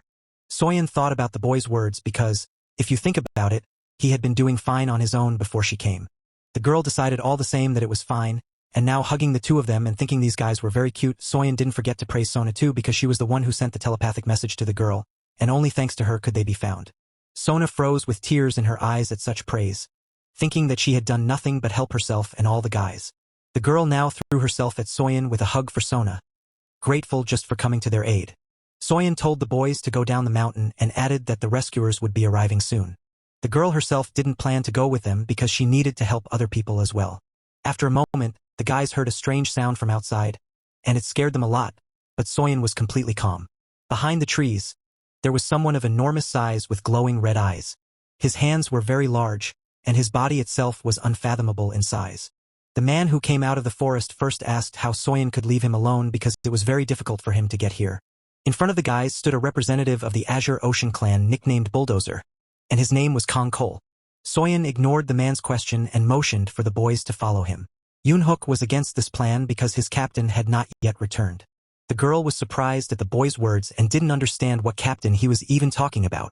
Yunha, who was still unconscious, continued to lie in the same place, and in his memories, there was a fragment from the past where he was reproachfully reprimanded for taking care of himself in the tent. The girl was trying to convey to the guy that if it wasn't for her, Yunha would have already been sent to the other world an unknown number of times. They tried to explain to the guy that not only was he seriously injured, but he had also injured himself in order not to lose consciousness, and it was not normal. The captain, with indifference, said only that who cares what he does with his body, and the girl was very angry with these words because she was the one who treated his body. He couldn't understand why the girl was swearing like that, and Yunha was trying to convey that if she was watching over this body, then she had every right to resent its condition. The guy decided that it would be easier to just apologize than to prove something to her, and the girl thought that such apologies were no good. If he was even a little bit really ashamed, it was better to let him give her time on the weekend. The guys kept arguing, and each tried to convince the other that he was right and no other way. Yunha struggled but opened his eyes and tried to recreate all the events that had happened to him. The boy looked around and realized that he woke up in the hospital, but he didn't know how he got here. Yunha was examining his body, surprised to find no wounds on them, and at that time a visitor came knocking. The boy was very surprised because he had no idea who had come to see him. Yunha looked at the man who entered his chamber with great surprise. So appeared before the boy in all her glory and asked him if he was all right. While Yunha replied that he seemed to be fine, his thoughts were occupied with the fact that the 12 Thrones player himself had come to see him, and he really wanted to know what she already knew. Soyeon said that as soon as she found the boy, she took him to the hospital. Yunha thought that the girl should never find out that he was the one who fought the monsters. The girl said her name was Shin Soyeon, but the boy could call her Soyeon Nuna, to which Yunha couldn't help but laugh. But he had to be careful what he said. Yunha suddenly jumped up and asked the girl how long he had been lying there and what was wrong with his friends. The girl calmed him down and said that his friends were safe and that he had been there for about 6 hours. Soyeon revealed that Sona and Hyeon were very worried about Yunha's condition and added that she had taken care and called his family, and they were on their way to the hospital. The boy was very happy to hear that his friends were all right, but he had no idea what he would tell his parents. Soyeon said she needed to find out something, but to do so, the boy had to answer all her questions honestly. The girl recalled the moments that Yunha had experienced not too long ago, how he was surrounded by destroyed monsters, and so Soyeon wanted to know who had sent those monsters to the other world. The boy adhered to the version that he did not remember anything at all and said that he tried to run away, and that's probably why he was there. Yunha's theory was that someone had probably saved him when he lost consciousness. Soyeon listened attentively to the boy's story about his experiences, but she did not understand what had happened to the monsters and who had destroyed them. The girl didn't really believe Yunha's version of the story and told him that she thought it was the boy who had sent all the monsters to the other world. Yunha turned on his childish naivety and explained to the girl that there was no way he could have dealt with all those monsters by himself. Soyeon said she thought of him after she was able to see his abilities, and it was also a big factor that Yunha had already received the Brave Child Award last year. The boy insisted that it was all just a coincidence. The girl was persistent and did not believe in such a coincidence that the boy, by sheer coincidence, was able to straighten out the hounds. Yunha was adamant that it wasn't him, and then Soyeon asked what he would say about the fact that his fingerprints were found on the stele. The boy looked at the girl and realized that if he made another excuse, it would look too ridiculous. He realized that Soyeon already knew that he was the one who destroyed the monsters, and unfortunately, there was nothing he could do about it. Yunha looked at the girl carefully and decided that the right thing to do would be to try to negotiate with her. Soyeon thought it was pointless to negotiate with the boy, but Yunha was persistent and persuasive, so he informed her that he could share important information with her. Yunha mouthed that he wouldn't just tell her anything because it would be part of the contract. Soyeon heard all the words said by the boy and realized that he was no longer trying to justify himself. The girl didn't know what Yunha could tell her that was so valuable and what he wanted in return. The boy surprised her with his answer because he didn't want anything special from her in return, and he wasn't going to ask for it. The girl didn't believe it at first, but Yunha told her again that he didn't need anything from her in return. The boy just wanted to live a normal life in his town like a kid his age should. The girl was already leaving the hospital late at night after a long conversation with Yunha. Soyeon went outside, where she was already met by the driver near the car, and he bowed low to the girl. The girl got into the car and told the man to take a closer look at the ICE's Dangun company. She recalled Yunha's story once more and added that it was the ICE's who should be looked at more closely, and they also needed to check all the relationships between them and the Azure Ocean clan leader. The girl warned the boy that she didn't like and wouldn't tolerate it if it all turned out to be some kind of joke. Soyeon was still wondering if Yunha would take responsibility for everything he said. Yunha was as calm as ever and assured the girl that if they found nothing, he would join their clan. Soyeon heard everything and tried to explain to the boy that the Azure Ocean could not be accessed by every person. She met Yunha, who still remained calm, and asked if Soyeon wasn't already sure that he was the one who had killed all those hounds. Soyeon didn't like this arrangement because she thought that this agreement only benefited the boy. Yunha argued that she could either make sure her husband was faithful or she would have a valuable shot. She told the driver to check the heirs of Dangun's company but advised him to focus on the female side. She also asked him to look for any suspicious connections to her husband and to update the report on the monster classes in Gangnam. Soyeon said to update the report because Yunha had advised her to do so, since they were involved in the stabilization of the Gangnam area and should beware of new monsters.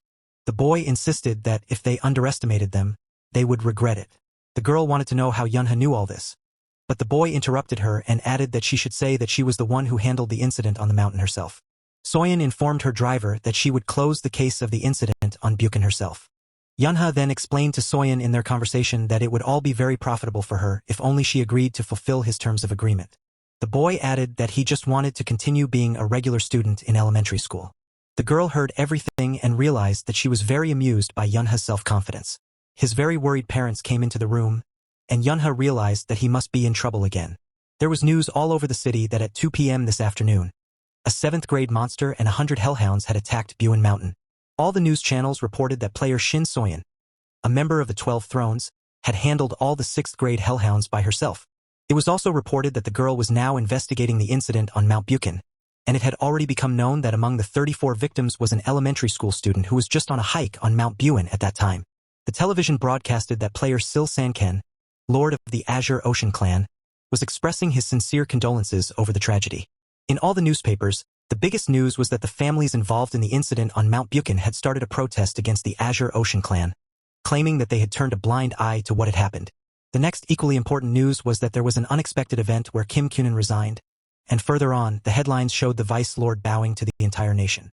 The news did not end there, and it was written in all newspapers that Vice Lord Kunin was found in his house, where according to preliminary data, he came to an extreme decision. Further events at the school with the students took place a few months later. Student Sona was being congratulated by everyone that day on her upcoming 8th birthday. Sona was very impressed and didn't understand how they knew that today was her birthday. Minnie replied that it was simple because she was their friend and they couldn't help but know for that day.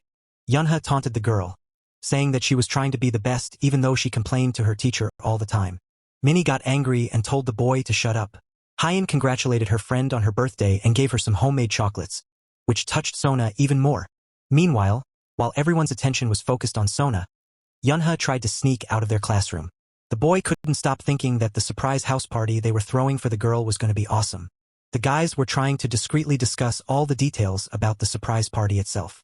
Sona paid attention to their strange whispering and wanted to know what was going on, but the guys kept silent, saying that everything was fine and the girl just imagined it. Yunha was someone who couldn't keep secrets and so just ran out of the classroom at full speed and shouted that she didn't need to know any of this. Minnie tried to divert the girl's attention and said the first thing that came to her mind, which was that the morning gathering had just started. Sona looked at all the guys and thought their behavior at that moment was very strange and not understandable to her. All the guys gathered in the house, and they managed to get Sona inside. As soon as she crossed the threshold of the house, she immediately heard congratulations and the explosion of clappers. The kids all shouted the words, "Surprise," very friendly and loudly, and carried her presents. Sona could not hold back her tears because of her emotions and was very touched, even though she knew that her companions were secretly planning something for her. A very beautiful cake suddenly appeared in front of the girl's eyes, and she was jokingly told that she would cry later, and now it was not to that. Minnie told the girl that she had to blow out the candles, make a wish and cut the cake, so she had a lot to do. Sona closed her eyes to make her wish before blowing out the candles. The guys were having a really great time, and Sona was excited about her birthday. Minnie was worried if Yunha was okay because SAA had threatened the worker to make sure his father came to the party. Yunha realized what he was talking about and remembered that KK's company was the 7th in all of South Korea. The main spheres of influence of this company were electricity, architecture, and advertising. They didn't have much influence on the medical industry, and Yongsoken also merged medical companies to monopolize the potion market. Yunha unexpectedly tapped Minnie lightly to make the girl immediately remove such a silly expression from her face. The boy reasoned that if Minnie was KK's direct heir, then her last name should be Kim, but his last name was Jin, and so it was clearly not him. Yunha added for her to stop worrying and just eat. Minnie was angry at the boy because she was very nervous, and Yunha told her to just calm down, so she told him to do what he wanted and left to eat the birthday cake. Yunha took a portion of cake for himself as well and thought about how things had gotten a little complicated but seemed to stay fine. The boy looked at his family and realized that it didn't matter to him whether it was KK Pharmaceuticals or KK Company, because it wouldn't make a difference. Yunha knew for sure that if any of them were to disturb his family, he would destroy each one without a second thought. Yoon-hook was preparing for the competition and assured his captain that today he would show what he had learned all this time. Yunha advised him not to stumble as Yoon-hook ran away, shouting that he would be okay and do his best for the team. Yunha thought about how much confidence he had in him. Suddenly, Yunha felt something, and it was some kind of tension. The boy was trying to figure out what it was. The boy in front of him saw his classmates, and this tension was coming from them. But what it all meant, Yunha didn't realize yet. The boy asked for an explanation from the boys, and they revealed that the teacher said he would buy them nuggets and pizza if they won. The teacher at the same time counted out her money and tried to convince herself that everything would be fine. But then she realized that it was simply impossible to feed these guys. The start of the relay race was near, and all participants were given the command to get ready. Yoon-hoo, with all the competitors, was already at the start, and the boy couldn't stop thinking only about how surprised everyone would be at his speed. Before the boys could react, Yoon-hoo was already well ahead of them all, and only a column of smoke from beneath his feet remained behind the boy. Yoon-hook's comrades cheered for their classmate and supported him as best they could. Minnie shouted out Yoon-hook's name very loudly, and Yun-ha was wondering what to do with him. At this time, Yoon-hook wanted to show off to his captain to see how fast he was so he could reach the finish line first. The boy suddenly felt that something was wrong with him, and his body became too heavy, making it harder and harder to move. Yoon-hook collapsed to the ground, exhausted just a few meters before the finish line. Yun-ha saw what was happening to his classmate and was not particularly surprised. Yoon-hook was suddenly picked up in the girl's arms, and she told him to hold on while the boy himself couldn't handle the fact that the sky above him was spinning very hard. Yun-ha knew that it would be that Yoon-hook would overdo it, and so the boy decided that he would definitely need to work on his temper and teach him to keep his composure. After a while, the boy rejoiced at the victory of his sister, who came first in the 100-meter race and became the first among the 5th graders. Yun-ha was very proud of Yuna's achievement and wished her good luck in the next event. Minnie, looking at this whole picture of Yuni and his sister, realized that he was not Mom's son but Nuna's little brother. Sona came running in tired and told her friends that Yuna was very fast, and Yun-ha was proud of his sister. The girl reproachfully asked Yuni why he was rooting for his sister and not their team, but the boy claimed that he wasn't and was just thinking about dinner. Minnie added that she saw him looking only at his sister the whole time, and Yun-ha decided to divert the girls' attention by asking how Hyeon was doing. The girls decided that they would let this situation go now, and in the distance they spotted Hyeon running. Hyeon ran very happy and rejoiced that she was able to find the ones she was looking for. The girl ran up to Yun's neighbors. It was the couple Juliet and Bruno, and asked them for help. Hyeon grabbed Juliet's hand and said that they should run as fast as possible, and she would explain everything on the way.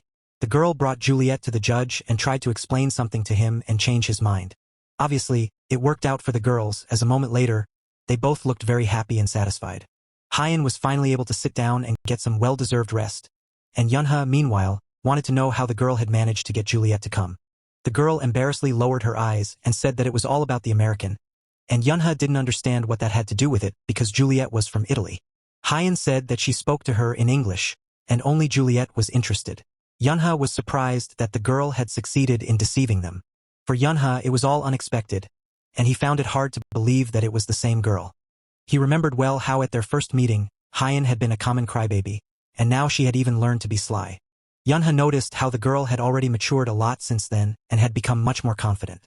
Yoon-hook, who still couldn't come to his senses, realized that this was how he felt after taking the potion. It was announced over the loudspeaker that the gathering of everyone would take place in the afternoon, and Yun-ha at this time hoped that Yoon-hook could become at least half of what Hyeon had become. The boys settled down to finally taste their well-deserved and long-awaited lunch. Yun-ha gave the girls fruit and snacks and added that his mother had asked him to give them some. The girls were grateful for such a treat. The boy quietly asked Hyeon who the woman was next to her. Yun-ha was very puzzled because he had seen her somewhere before, but he couldn't remember where.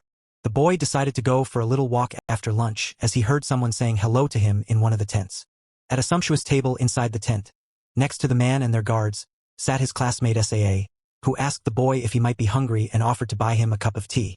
Yun-ha completely ignored her suggestion and went on his way while Saa jumped out at the same time and tried to stop the boy. Sina pointed her finger to her daddy about Yun-ha and that he was the one she had been talking about recently. A man of formidable appearance who was the CEO of KK Pharmaceuticals, and his name was Jin Yen. Yoon realized that it was this boy who was bullying his daughter and wanted to know what Yan's father was doing. Yun-ha exhaled tiredly and realized that Sina had already managed to snitch to her father. The boy didn't hesitate to tell the man that, in his opinion, both father and daughter talked too much with just a small pharmaceutical company. Jin Yen was very angry at such words from the boy and swung around, wanting to teach Yun-ha a lesson and thus point out his place. The man didn't understand how this young man could talk about his lovely daughter, much less himself. The man wanted to know how such a young lad dared to allow himself to express himself like that. Yun-ha, looking at this man and the guards that were always by his side, thought that he acted as if he was the president. The boy didn't allow himself to be touched and, as if mockingly, asked Jin Yen if he was already scared. The man was furious at the boy's words and was now determined to teach him a lesson. Yun-ha remained completely calm and unwavering to all of these actions of the man. Suddenly, after a moment, the boy saw someone he didn't expect to see at all. To the boy's aid came his father, who decided to stand up for his own and punish the offender. The man managed to overpower Sina's father and threateningly told him how dare he raise his hand against his son. The boy didn't understand what he was hanging himself for, but Dad was very worried about who and wanted to know if he was okay. Jin Yen was still sitting on the ground, puzzled because he couldn't understand how someone so homeless could do such a thing. The man immediately gave orders to his guards to take Yunha's daddy and punish him. Yunha was angry that he was going to solve everything by himself, and in the end, his father was already involved. The boy was certain that if Jin Yen dared to do anything to his father, he would destroy him. Yunha looked at the guards approaching them and began to worry, but his father reassured him that he would be fine. Jin Yen was outraged and wanted to immediately find out who this man was that he allowed himself to behave like this with him. The man remained completely calm and turned to Jin Yen with a question. Yun's father wanted to know if he took off his glasses and tucked his hair back if he would be able to recognize him. The man in front of him froze in wild horror that he could still recognize who it was standing in front of him now. Yunha's dad stood confidently, and he was also the head of the department in Sirius.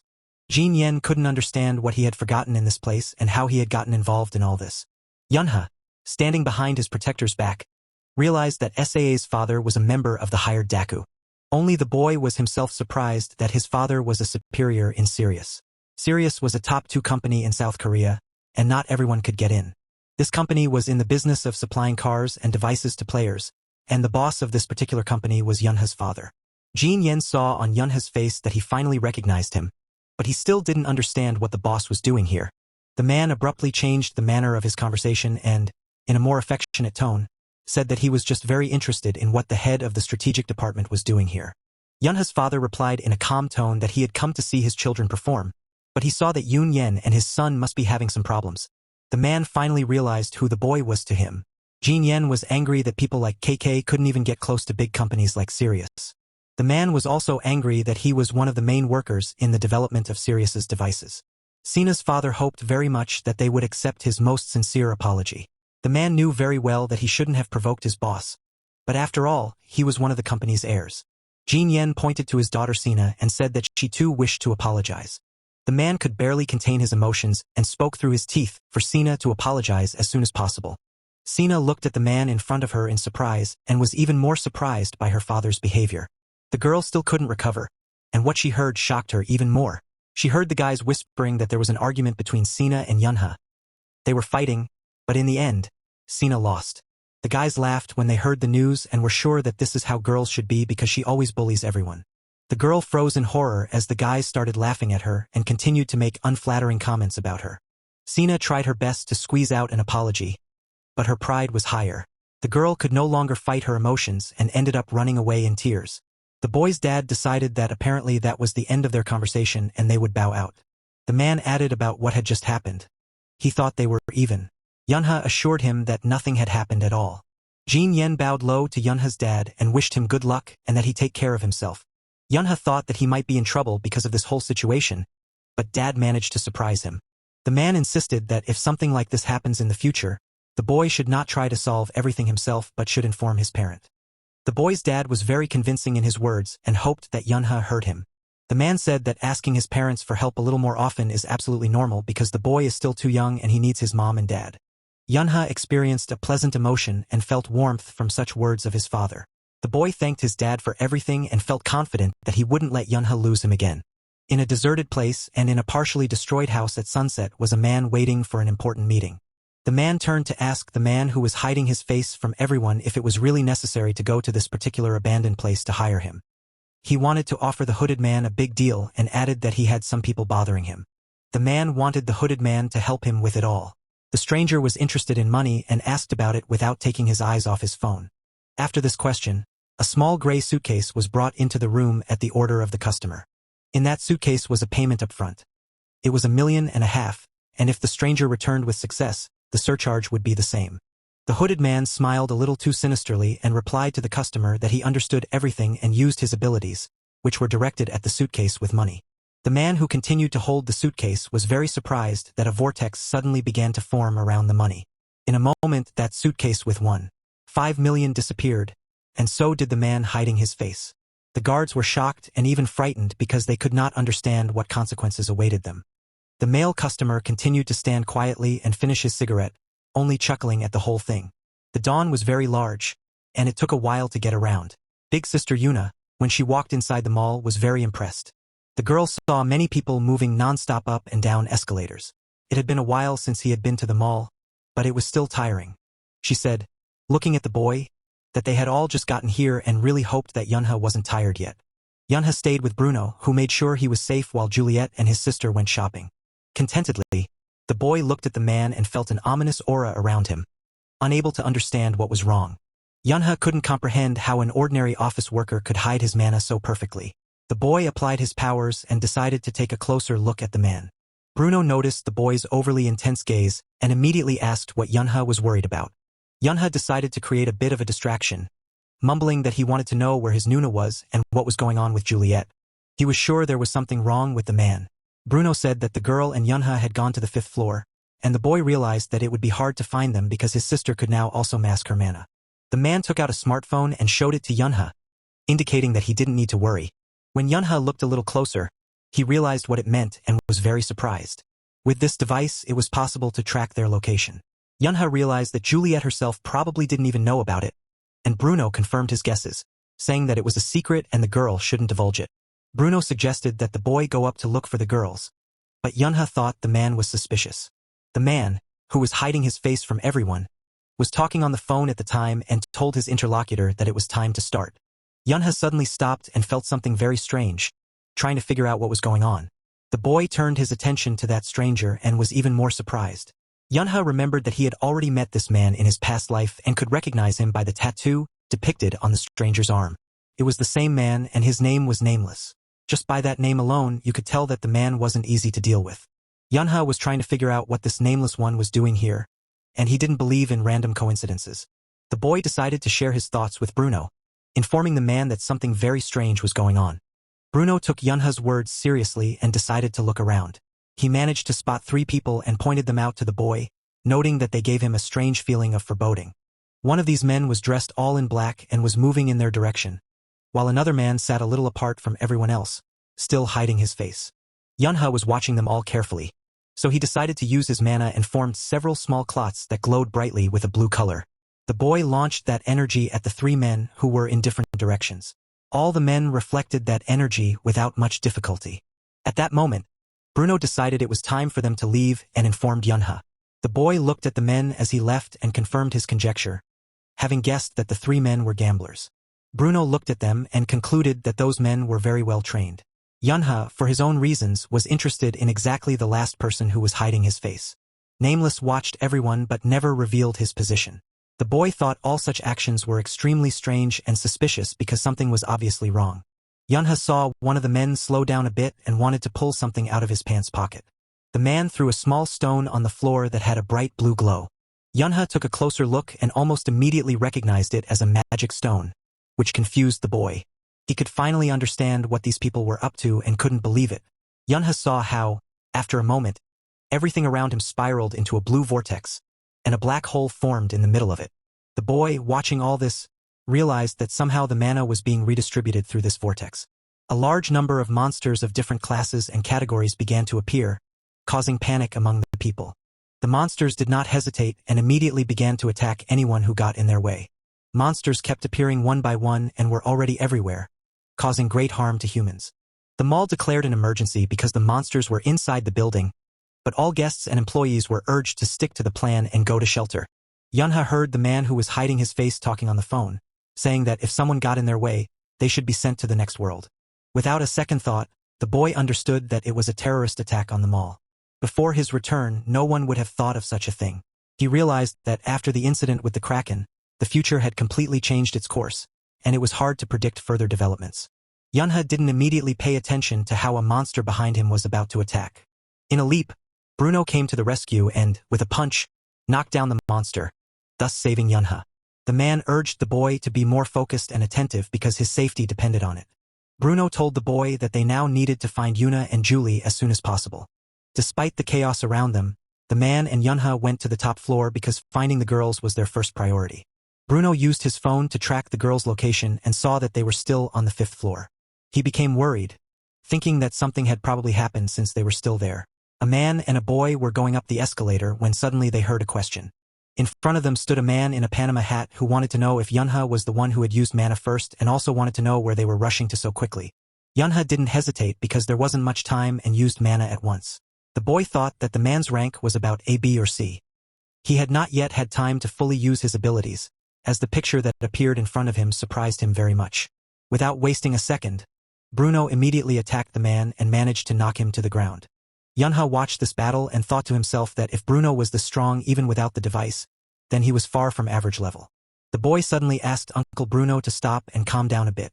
Yunha explained that there was no way they could send him to the other world, and he also thought Bruno should stop because if he destroyed him it would be too easy. Yunha remembered how many complaints he had heard before his return because he simply didn't know who this nameless one really was. The boy was about to go up the escalator when he saw Bruno leaning over the man and doing something. Bruno wanted to shut the offender down, but he couldn't because modern children are very curious. A couple of minutes ago, Yunha and Julie had also heard that an emergency had been declared because monsters were inside the building. The guests and employees were urged to go to a safe place. The girls heard the screaming and panic of the people and couldn't fully understand what was going on and whether the mana had redistributed. Yuna tried to get her emotions under control and calm down because she had to see how many monsters there were. First, the girl found 3 monsters behind the wall to their left, but that was unfortunately not all of them. Yuna saw that there were 2 monsters on the other side of the room and another monster in the center of the room. The girl was glad that there were only 6 of them and realized that she would have to run to avoid meeting them all. The girl tried to be brave and told her aunt not to worry because she could protect them both. Juliet didn't even give Yuna a chance to speak and shouted a warning about the danger from behind. The monster was already almost at the target, planning to destroy the girl in a matter of seconds. Juliet, without wasting a moment, grabbed the girl's arm to pull her away. The girl was able to save Yuna and prevented the monster from harming her, but she put herself in harm's way. Yuna was very worried about Aunt Juliet, fearing that she might get hurt because of her. But after a few seconds, her aunt amazed the girl. Julie, at this point, used the hanger as her weapon and applied her abilities using mana. The girl was very agile and was able to attack the monster and take it down in a matter of minutes. Yuna was surprised, for she had never known or suspected anything like this about her aunt. At this moment, apparently still under the effects of the recent battle, Aunt Juliet was looking at the broken rack with which she had attacked the monster a few minutes ago, thinking about whether she would have to pay for it. While Yuna was trying to realize the fact that Aunt Julie was a player, she told the girl that they needed to evacuate immediately. Bruno and Yunha would be waiting for them. The other 3 monsters didn't waste any time and rushed towards the girls, intending to get even with them. Juliet was going to protect Yuna at all costs, but she needed a plan to do so. The girl didn't stand still any longer and grabbed Yuna's hand, saying that they should run away now and as soon as possible. Julie stopped for a moment to apply mana and defend herself against the monsters, but the girl had underestimated the monsters a bit, and they were a lot faster than she had anticipated. Juliet knew that at this rate, her mana would quickly run out, so she tried to find something nearby that could be used as a weapon. Yuna tried to run away and spotted an escalator ahead, immediately informing her aunt about it. Juliet tried to yell at the girl to run to the escalator and go down it. Suddenly, she noticed one of the monsters trying to attack Yuna, but there was no way she could let that happen. Yuna froze with fear and couldn't budge while remembering a fragment of her past. The girl recalled how she and her younger brother Yunha fought against the Kraken, and it wasn't easy. Yuna convinced herself that she wasn't afraid of anything anymore, and using her strength, she ran, pushing past the monster with a powerful kick. There was no way the monster could have expected such a turn of events from the girl, and this surprise was visible to the naked eye. Yuna thus managed to push the monster right over the railing, and it was very spectacular. The girl was now finally able to exhale a little and realize what was going on around her. But because of a bad landing, Yuna twisted her leg, and it was very painful. Juliet was able to get there just in time to pick up the girl, so she wouldn't hit the floor. The girl was very scared for Yuna and asked her if she was okay. As soon as she heard Yuna say that she was okay, she sighed in relief. But they could not afford to rest for long because they were surrounded by monsters on all sides. Juliet had a crazy idea. She wanted them to jump onto the escalator ahead of them, and Yunha supported her. They didn't wait long, and as soon as they applied their mana, they put their plan into action and jumped. The height was decent, but since the girls were very brave, it did not stop them, and even the monsters looked at them in surprise. Yuna and Juliet managed to land successfully without hurting themselves. The girls decided to go down as soon as possible, but the monsters were not going to let them go so easily and followed them. As Julie ran, she thought about the fact that without the device, it would be very difficult for her to defeat the monsters, and she needed something she could swing. One of the monsters had almost caught up with Juliet and was about to kill her. As soon as possible, Julie grabbed the first thing she could get her hands on, which was a metal rack. The girl swung the bar with all her might at the monster, trying to overpower it. The monster, not expecting such a blow, lost its balance and rolled down the stairs. Thanks to her strength, Juliet was able to defeat all the monsters that were blocking their way on the escalator. Yuna admired the girl and thought she was the best. Women's cosmetics were scattered on the floor because of the fuss and hurry. Yunha was just collecting this cosmetics and planned to use it as his weapon to attack his opponent with it. The man struggled but still managed to fend off the kind of weapon the boy had thrown at him. Getting angrier, the man lunged at Yunha and tried to harm him. Yunha wasn't that easy to deal with and was able to stand up for himself, not only dodging the attack but also striking back. The boy brought his case to an end and informed Bruno at once. But the latter had already disposed of everyone, so they decided to go up. Yunha suddenly asked to wait because he thought they could see the girls from this spot.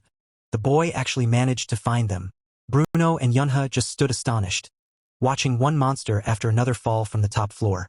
They could not immediately believe their eyes that someone could deal with monsters so skillfully and quickly. After they were able to see that they were the same girls who were destroying the monsters, they realized that they were both perfectly fine. Yunha decided that he and Bruno should take their weapons and go up. The man also wondered if they needed protection. The boy was sure that this weapon would be enough and showed the sword he had found. Bruno didn't immediately realize what was happening to Yunha because he became very focused and looked away very carefully. The man's attention was caught too, and his expression became as serious as the boy's. They stared intently at the man with the tattoo on his arm, who was still hiding his face from everyone. Bruno suspected that this was the one in charge, and the boy agreed with him. Yunha asked the man to watch the girls. The boy had long ago decided for himself that he would take care of this character who hides his face. The two male bandits suddenly saw someone and couldn't help but be happy that they were lucky and that their fun was still going on. On their way, they met Juliet and Yuna, who were frightened and clinging closer to Aunt Julie. The men planned to leave as soon as possible before they were caught. But meeting the girls on their way changed their plans a bit. They decided to have a little fun first, thus revealing their whole selves. Juliet found such actions of the men disgusting, but Yuna only shrank more from fear at the words she heard. The girl asked Yuna to hide somewhere for a while, and then she would surely find her. Yuna was against this plan and wanted to stay close to her because she could also fight and help her aunt. But Julie was persistent, thinking it was dangerous to stay close to her and that it would be better to hide. The man who heard the girls' dialogue laughed because they didn't plan to let anyone go, including Yuna. Yuna heard another man's voice behind her, confirming that they would not let anyone go. Juliet didn't waste any more time and rushed to attack whoever was communicating with Yuna at that moment. A gunshot suddenly sounded, scaring the girls even more, especially Yuna. This action prevented Juliet from attacking his partner with his weapon. His partner was a little stunned and indignant at such a loud pistol shot. Juliet was already furious and reprimanded her abuser that he shouldn't have done it.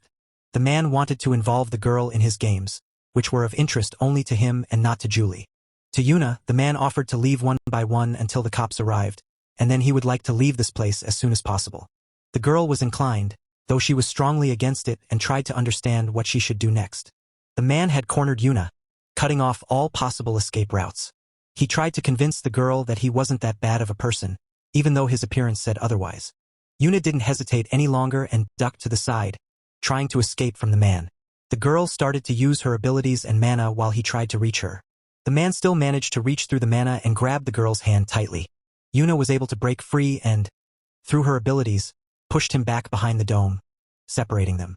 The man was very surprised by what he saw and tried to understand how a girl at such a young age could have so much mana. He decided to use a different tactic, using his weapon to break through Yuna's protective dome.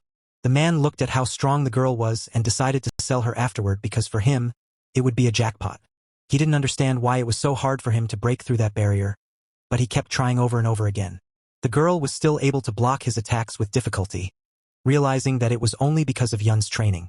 The man was frustrated and angry at the same time because he realized that at this rate, he would not succeed. Yuna couldn't believe her eyes because she had managed to keep herself safe.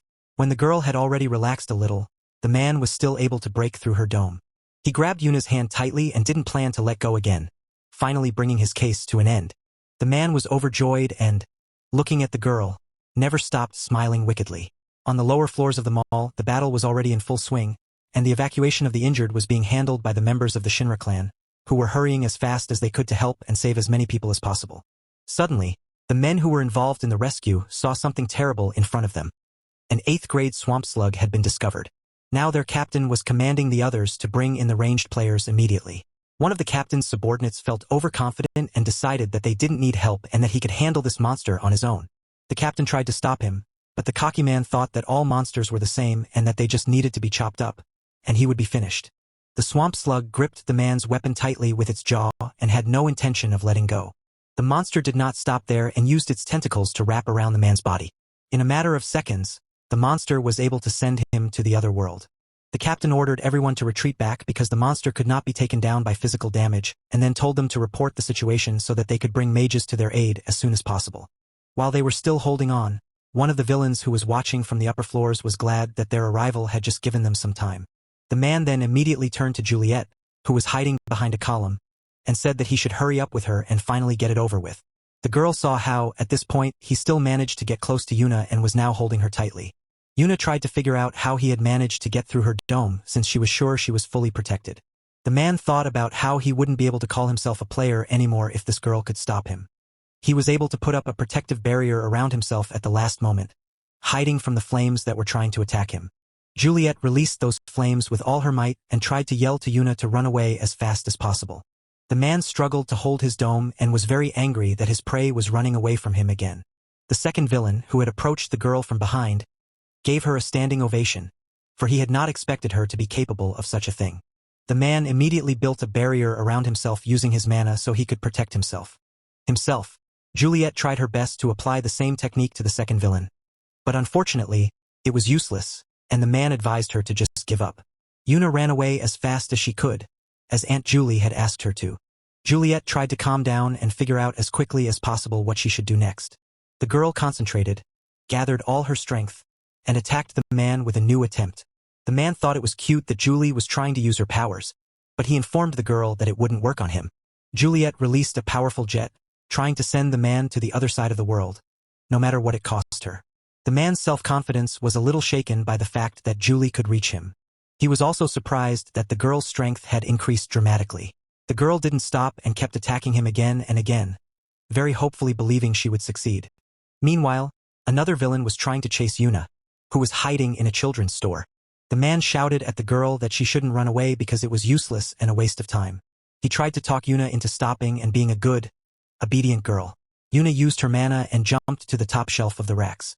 Thanks to her abilities, the girl started throwing all the boxes she could find on the shelf at the man. The man managed to react in time and set up a protective dome, thus saving himself from all the boxes that the girl threw at him. He could not fully believe that she was serious. Yuna was pissing him off with her actions and suddenly decided to jump off the top shelf. The man was starting to get excited that finally, she was coming right at him, and he could get even with her. But the girl was not going to give up so easily and used her power against him. Yuna attacked with all her might and really hoped that she could defeat her enemy. The man was angry but continued to hold his protective barrier and began to think that it was probably time to end these games. Yuna applied the attack very concentratedly, trying to find the man's weaknesses. Each blow the girl threw at her opponent was harder and harder, and she couldn't afford to lose. The battle was very tense because no one was going to concede, and both believed they should come out the winner.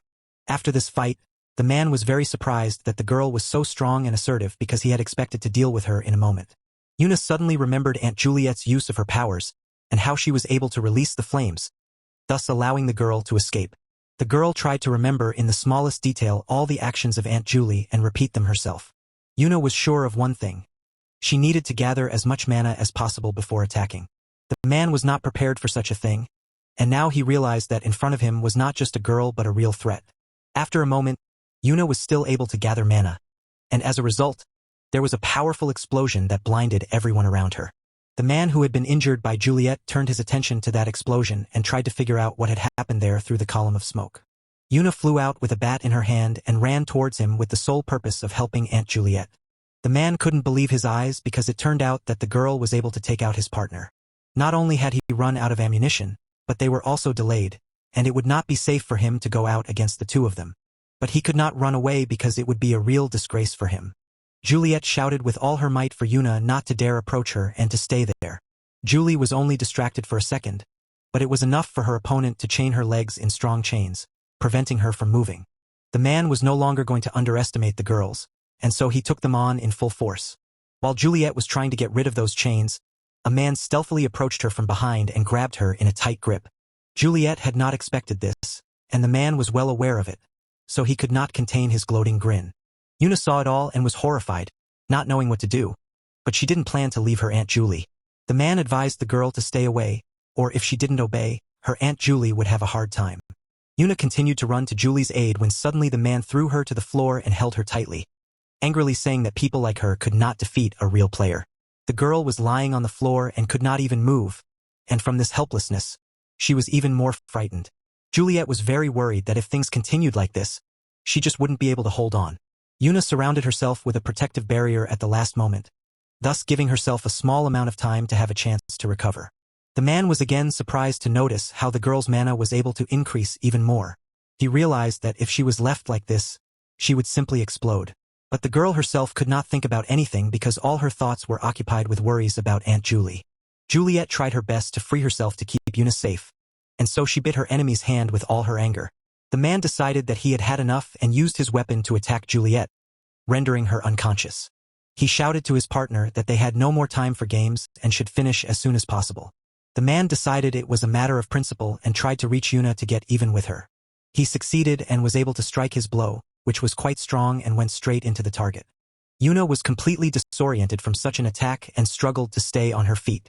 The girl still couldn't, and through the fog, she could hear a conversation between the men in which one insisted that she should be left behind, and the other regretted it because Yuna was quite pretty for him and she had plenty of mana. Yuna had already passed out, but her mind kept thinking that if she had been a little stronger, things might have turned out differently.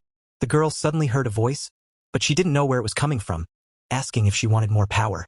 The girl couldn't believe what she had heard, that someone could really give her more power.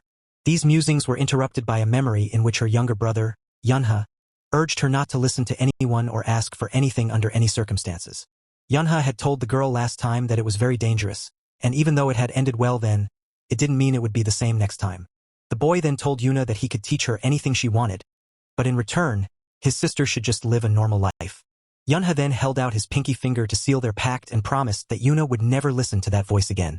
The girl agreed without any hesitation and promised her brother that she would keep her word. Yuna mentally apologized to Yunha and, back in the present, was certain she wanted to be able to protect others. The girl thought of her family and friends and wanted to be able to provide them with security with her own hands. Yuna was determined that she just needed the strength because she needed to protect her Aunt Julie. At this point, the man was surprised that the girl was rising again. He no longer wanted to give the possibility that Yuna had come to her senses and decided at that very moment to send the girl to sleep while using his force. Yuna repeated and asked for only one thing. She asked to get more power for herself. The next moment, something happened that no one could have expected. A precise and strong attack in the form of a man's hand flew at the offender. The man who saved Yuna and punished her abuser turned out to be her uncle Bruno, who showed up right at the right moment. Bruno, having put his jacket on the girl, was now going to get even with the second offender. The man praised the girl, saying that she did a great job and made it through this time so honorably. Bruno added that now Yuna could exhale and relax because now it was his turn to take care of them. The man with Juliet on his shoulder, who was still unconscious, was not very happy about the appearance of this protector. Uncle Bruno did not waste another minute and rushed to the attack, determined to get even for all those moments he had caused to his beloved girls. The man took the injured girl from the hands of the villain and had high hopes that his Julie would be okay. Bruno tried to bring the girl back to consciousness, but unfortunately, he had no luck. The offender at this time wanted to get to his weapon unobtrusively and get even with the man. He had managed to pick up a weapon and was now running hard at Bruno to launch his attack. Uncle Bruno's counterpunch not only stopped the villain but completely incapacitated him. The villain tried to escape and even called for help, but Bruno was ruthless and was going to punish the man for all that he had done to Julia and Yuna. Uncle Bruno approached the man and said before destroying him that no one and nothing could help him. The last thing the man heard from Bruno was that one must always pay for one's actions, and he was no exception. A few days before the terrorist attack on the mall, in a cabin in the woods, a man struggled to convince his interlocutors that he had done everything possible that was asked of him and now couldn't understand what else was wanted of him. The man who tried to persuade him was Kim Kwan, and he was not going to give up but persistently proved that he was not at fault. When the man realized that the outcome was already decided for him, he desperately grabbed his weapon and was about to attack the man who had never shown his face to anyone. Kim T. One was going to send his interlocutor to the other world and then do the same to Sang Hun. But just before he could begin his battle, the man was immediately defeated by the hooded man, who applied a gift that distorts his opponent's perception. The man who was hiding his face overpowered the man without much difficulty and mouthed that the man was talking too much. The man used the rope, thus covering his tracks and distorting the events that happened there, and at the end added a message from the lord of his clan. The message said that his family would be looked after and that he should not worry about his wife, as she would be taken care of too. The man was thanked for his hard work up to that point and said goodbye. These were all the words Kim Kwan heard before he went to the grave. In all the newspapers was the most sensational news that Vice Lord Kim Kwan was found in his house, and the investigation suggested that he had come to such an extreme decision on his own. At the Dawn Mall, the men were gathered at the distribution warehouse, and one of the men received a call from the captain informing him that the Shinhwa clan had already entered, adding that they were not allowed to cross paths with them. The hooded man spoke to his interlocutor about how those were faster than expected and now they needed to leave, thinking it was pointless. Suddenly, his attention was caught by a child who was behind him, and turning around, the man looked at him carefully. There was no way the man could have expected this, but there was actually a boy standing behind him, and that boy was Yunha. Yunha considered and informed the man on the counter that it was very timely that he was able to spot him. The man was now trying to figure out who this boy was and, more importantly, how long he had been standing there and what he had been able to hear. Another man approaching them realized that the hooded man didn't know the boy but couldn't understand why he was looking at Yunha so intently. He decided that the best solution was to get rid of the boy, and that was it. The man who came up immediately turned to the boy and said that he should not have followed anyone like that, adding that otherwise something very bad could happen. But he should have thought of that a little earlier. Yunha didn't want to listen to him anymore, and so in an instant, he attacked the man with his weapon, and he was destroyed. The rest of the team, who were watching from the sidelines, were shocked. The boy looked around and realized that he probably shouldn't have sent the man to the grave like that. The whole team jumped to their feet and was about to get even with the boy for their partner, but the hooded man managed to stop them and added that this wasn't just a kid as it seemed at first glance. Yunha scoffed at them all, for they all began to shake as soon as the boy spoke to them in their language, and he did not understand why they were so afraid of a child who held a small weapon in his hands. The boy continued to taunt them and again mouthed that they were scared of the kid. After all, the boys were first shocked and then angry and lunged at the boy, intending to get even with him. Immediately, Yunha used mana to apply heavenly steps and was able to overpower their entire team in a matter of seconds. The boy turned to the hooded man and didn't understand why he was standing there. Yunha warned him that if he didn't approach him, he would come to him. The man looked at this picture and couldn't believe his eyes, thinking that it was impossible because the boy had destroyed all players above rank B in just a second. The man who hid his face realized that he couldn't fight the boy in the open. He speculated that perhaps Yunha was preparing to be a player of thrones, but even if that was the case, he still wouldn't be able to sense him. They didn't waste any more time talking or thinking and rushed to attack each other. The boy threw his blows one after another without giving the man a chance to do anything. Yunha looked at the man and realized that now he didn't think that the nameless man was such a big problem for him. The boy added that the only reason people still remembered the man was that he had always been an outcast. Nameless became furious at such words from the boy and was going to punish him for it. Each of the two applied mana and used their strength, and the man tried his best to attack the boy, but it was unsuccessful. Nameless couldn't understand how the child managed to dodge all of his attacks so deftly. The boy told the man that he was very familiar with the feeling and thought the man was useless without his gift. Yunha was able to get very close to the nameless one, and making his jump, he was almost at the target. The boy's attack was successful, and with his weapon, he was able to dispatch the nameless one to the other world in a moment. A large number of people had gathered in the building and were trying to clean up the mess. Nuna arrived at the scene and said that the place was a mess, and Yunha asked her to cover for him. Son was willing to cover for Yunha but mentioned that he would then be owed a debt, and the boy was agreeable to such a condition. She wanted to know when the debt would be repaid, but Yunha assured her that he would do her a favor someday. The boy wanted Son to help him with the unnamed boy, and when the girl was already on her way to the man, Yunha decided to stop her. The boy wanted to start by taking off the man's glasses himself because he was always very interested in what he was hiding under them. Son agreed and stood back, waiting for Yunha to remove the glasses from her ring finger. What they saw amazed them both, for the sight was horrible and not for the faint of heart. The boy voiced his thoughts that he felt like he was looking at a flounder. Suddenly, Yun's attention was caught by the people who leisurely entered this room. Juliet came in holding her wounded arm, and next to her stood Uncle Bruno and his older sister Yuna, who was already actively waving to her brother. Yunha, seeing them all healthy and virtually unharmed, began to smile broadly in relief. The boy could no longer contain his emotions and ran to meet his sister Yuna. At this time, all the channels were reporting that today, on December 17th at 3 o'clock in the afternoon, At the Dawn Mall, a terrorist attack was committed by a group of mercenary and monster players. The organizer was a man known as Nameless.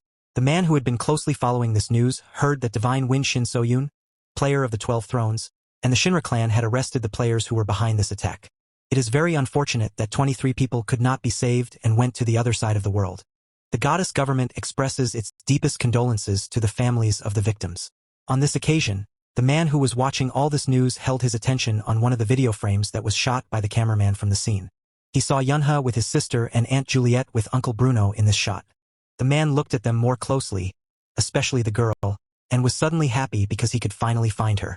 A girl set up a barrier inconspicuous to other ordinary people in one of the cafes in the city. This was all quite similar to the greatest magician in Korea, So-yoon, who was at this moment sitting at the table with Yunha. The girl emphasized that this was the first time the boy had ever decided to meet her. Yunha wanted to start by thanking her for her help, and he had something else for her. So-yoon was intrigued and wanted to know what happened that the boy decided to have their private meeting. While the girl drank her lemonade, Yunha said what interested him, namely that this was the first time the government had announced the execution of Nameless. The boy wanted to know who hired them, but So-yoon apologized and said she couldn't share that information with him. The boy wanted to know what had happened to Don's company, so he asked her. So-yoon revealed that President Liu Yuni has returned and all the heirs have stopped work and are fully focused on the public. The girl decided that this was the end of their conversation and told Yunha that she had to go, as she still had a lot to learn. The boy didn't want to delay her any longer and agreed, thinking to himself that the future of Don's company had changed. When Yunha was alone, the man who was serving drinks came up to him and said that other children would be here soon and offered him to stay and play with them. The boy didn't mind the offer. While Yunha waited on the children, he pondered the fact that before his return, the three sons had started a battle for the inheritance, and as a result of the struggle for the inheritance, the eldest son was able to sit on the throne and rule the company. Yunha recalled how his family had survived the Kraken attack and had not forgotten the miracle his sister had performed. The events that had happened in kindergarten and the minimal casualties from the Buchanan incident added to the memories the boy related to these memories. The failure of the terrorist attack on Dawn Mall and how the future of the legacy at Don's company had changed all this could only mean one thing. That the future had already changed, and this time everything would work out differently. Yunha couldn't help but be happy about it. The whole Uni family was eating at the same table when his sister Yuna decided to announce something very important. The girl had the courage to tell her parents that she wanted to become a gambler. Yunha didn't expect that. The boy looked at his sister in surprise and hoped that he had either heard it all or Yuna had just made a bad joke. Yunha wondered and couldn't believe if this was all happening because the future had changed. Suddenly, unexpectedly for the whole family, the boy thumped his hand loudly on the table and announced that he was strongly against it. The boy did not calm down and began to express his opinion that it was very dangerous to be a player, and in general, he thought that this kind of activity would not suit Yuna. Yuna disagreed with her brother and told him that no one would know about it if she didn't at least try it. The girl made a strong argument that she had talent and that Yunha himself had said so. Yunha explained that he was doing it so that the girl wouldn't get mana depletion and could live a long, healthy life. Yuna was determined and didn't care what her brother had to say because she still wanted to become a player. The boy convinced Yuna that she shouldn't do it because gamblers are honored, but it's far from luxury and riches. It's completely different. The girl was sure she wanted to be the kind of person who could help others. Yunha once again tried to explain to Yuna that she no longer wanted to stand uselessly behind the backs of others. Their mother held their little brother in her arms and told him to let Yuna do as she wanted. The child cried because of his brothers and sisters' screams. Yunha's mom said that his little brother's crying right now was his fault, and she tried to calm him down. The boy did not understand why his parents were so calm about Yuna's decision and whether they did not realize the seriousness of the player's activities. His mom replied that she was well aware of how dangerous it was and what the consequences could be. She was of the opinion that since Yuna had already decided everything for herself, she wanted the girl to do it, and she and Dad would always support her. Yunha didn't approve of his parents' reaction like this, but from the looks of it, he wouldn't be able to influence their opinion. In the office for the meeting, Seo Yen-hong was asked to narrate a summary of the latest news for everyone. The man told everyone that the terrorist attack on Dawn was for a reason, and there was definite confirmation that it was planned from inside the company. The story went on to say that the Dawn company was currently divided between President Yuni and his three sons. The main suspects were the middle son and the eldest son, while the youngest son had too little power according to them. Bunzen was known for his violent nature, and in principle many people thought that he would inherit the company because he was the eldest. But on the other hand, the middle son, Yunin, had very good personal qualities and was also a capable manager. The woman at the head of the table tiredly stated that the blundering Bunzen had initiated a terrorist attack on a shopping center that was in Yen's jurisdiction. A grown man who was also sitting at the table asked if the president himself knew about all this. The woman replied that of course, the president was already aware of everything, and that is why he had returned from house arrest. The man who had initially started to bring everyone up to speed on the situation drew attention back to himself and asked everyone present to look at the information on the projector because, unfortunately, this was not their only problem. He told everyone that Bunzen had brought not only the Nameless Ones but most likely it was the Azure Ocean clan. Some men hearing this information could not contain their emotions and thought it was too much. He explained that 92 hounds had been neutralized on Mount. The Azure Ocean clan had taken 7 mana stones, but they had only offered 3 for sale, so the terrorist attack had been caused by summoning hounds using the stones. There was a suggestion that perhaps the Azure Ocean clan was just waiting for the demand for mana stones to increase. But the man found a contradiction here as well because 7th grade mana stones were easy to find. The woman really wanted to know what the chance was that the Azure Ocean used mana stones to attack. The man said that he had previously scrutinized all the information on the number of mana stones allowed on the market by the Shinra clan, and the likelihood of their involvement was 0. The older man made it a point to emphasize that it was somehow just a theory and no proof as such, but still, everyone should realize that such a version has the right to exist and it should be taken into account. The man proceeded to bring everyone present at this meeting up to date on all the events. The woman suddenly decided to report that this April it was revealed that Jill Sangan was having an affair with the Dangun Eyes. And when Soyoung found out about it, she was furious. It was obvious to everyone what Sangan was thinking. As soon as the focus on Dangun fell, they would immediately focus on Dangun. The woman explained to everyone present that this was the reason she had called everyone. Now there was speculation about whether this was the beginning of a real battle between them, and everyone was wary of the consequences. One of the men feared that the Azure Ocean clan had a divine wind, but the other assured him that Azure Ocean was not alone in having a throne under them and that they had a Lightning King, which was not a bad thing either. But there were doubts about their advantage because the Lightning King was still too young, even though the guy was gifted, but for him, the battle against Soyeon would be very difficult. The woman got up from the table and informed everyone that unfortunately, they could not take part in this battle, but she knew for sure that they couldn't just leave the Azure Ocean clan behind. The woman destroyed all the information that was on the piece of paper and said that they would support Yunin as DA's successor. They should all start a meeting so that they can discuss countermeasures to be able to contain the Azure Ocean clan. The boys had already advanced to 2nd grade, and all of this was happening in Heavenly's 4th year. Yunha looked at all the guys and realized that they were all in the same class again and didn't know whether to be happy about it or not. Yet Mi also noticed that they were in the same class again, and Sona told everyone that she was very worried about it and worried that they would be in different classes. Yunha was very happy that Sena was in 1st grade, and it was a relief that he wouldn't have to be in contact with her. He hoped that they would get through the year in peace. The boys' thoughts were interrupted by Yoon Hook, who persisted in trying to get his captain's attention. He pointed to the guys off to the side who had been staring at them for far too long and intently. Yoon Hook was about to attack the ones he thought couldn't look properly, but Yunha stopped his friend and asked him not to complicate things. When Yunha himself looked at the guys, they pretended that they weren't interested in anything or anyone. Mi wanted to know for herself if they were really going to ignore this misunderstanding, and Yoon Hook was already raring to find out. Yunha didn't understand what the girl was even talking about, and then she explained that very quickly rumors spread that his father had successfully attacked Sena's father, President KK Medicine, and now because of that the whole school was afraid of the boy. The boy couldn't understand why he and his father had become villains because of that situation. Sona was very worried about Yunha and asked him if he was sure he was going to be okay. The boy was fine and thought about how comfortable it would be that no one would touch them. Yoon Hook was very emotional, reporting that he had been practicing on the captain's advice and regularly drinking the juice that Jan's father makes. Yunha, on the other hand, remembered that he had told me and Se to also drink this juice to get mana. The boy suddenly realized that in addition to the mana itself, his friends had also become taller, and now he was the shortest of them all. Yunha decided for himself that from now on he would also have a drink regularly, and his thoughts were interrupted by a classmate who informed everyone that their new teacher was approaching the class. As Yoon Hook ran off to his seat, Yunha himself watched very carefully who entered their classroom. In front of the entire class stood a man named I'm Dun, and it was the man who would be their class teacher this school year. The man had a very presentable appearance and was scrutinizing the entire class with his gaze. Yunha was focused and attentive because the teacher's mana flow was clearly not that of a normal person, and it was all very suspicious. The boy wanted to know who he was. Grandfather was sitting in his favorite chair in the library holding a book that the girl Hyen really liked. A man came up to him with a report in his hands. The man reported that the issue with the parents of the students who insisted on expelling half-human Jean Siona had been resolved as requested. Grandfather thought it was a job well done. The report also revealed that KK Medicine tried to get into the class arrangement to separate the children involved. But the promise was kept, and Yunha was enrolled in the same class as the rest of the kids.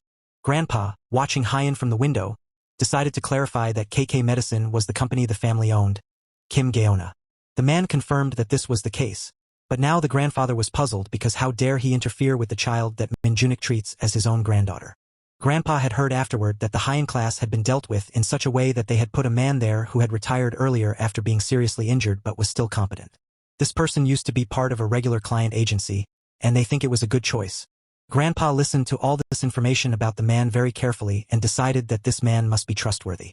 Grandpa remembered earlier asking Hyen who she would like to study with in 2nd grade. The girl answered at once because she would like to continue studying with her friends in the same class. But her father said that it was quite problematic. Then the grandfather promised that he would fulfill her request.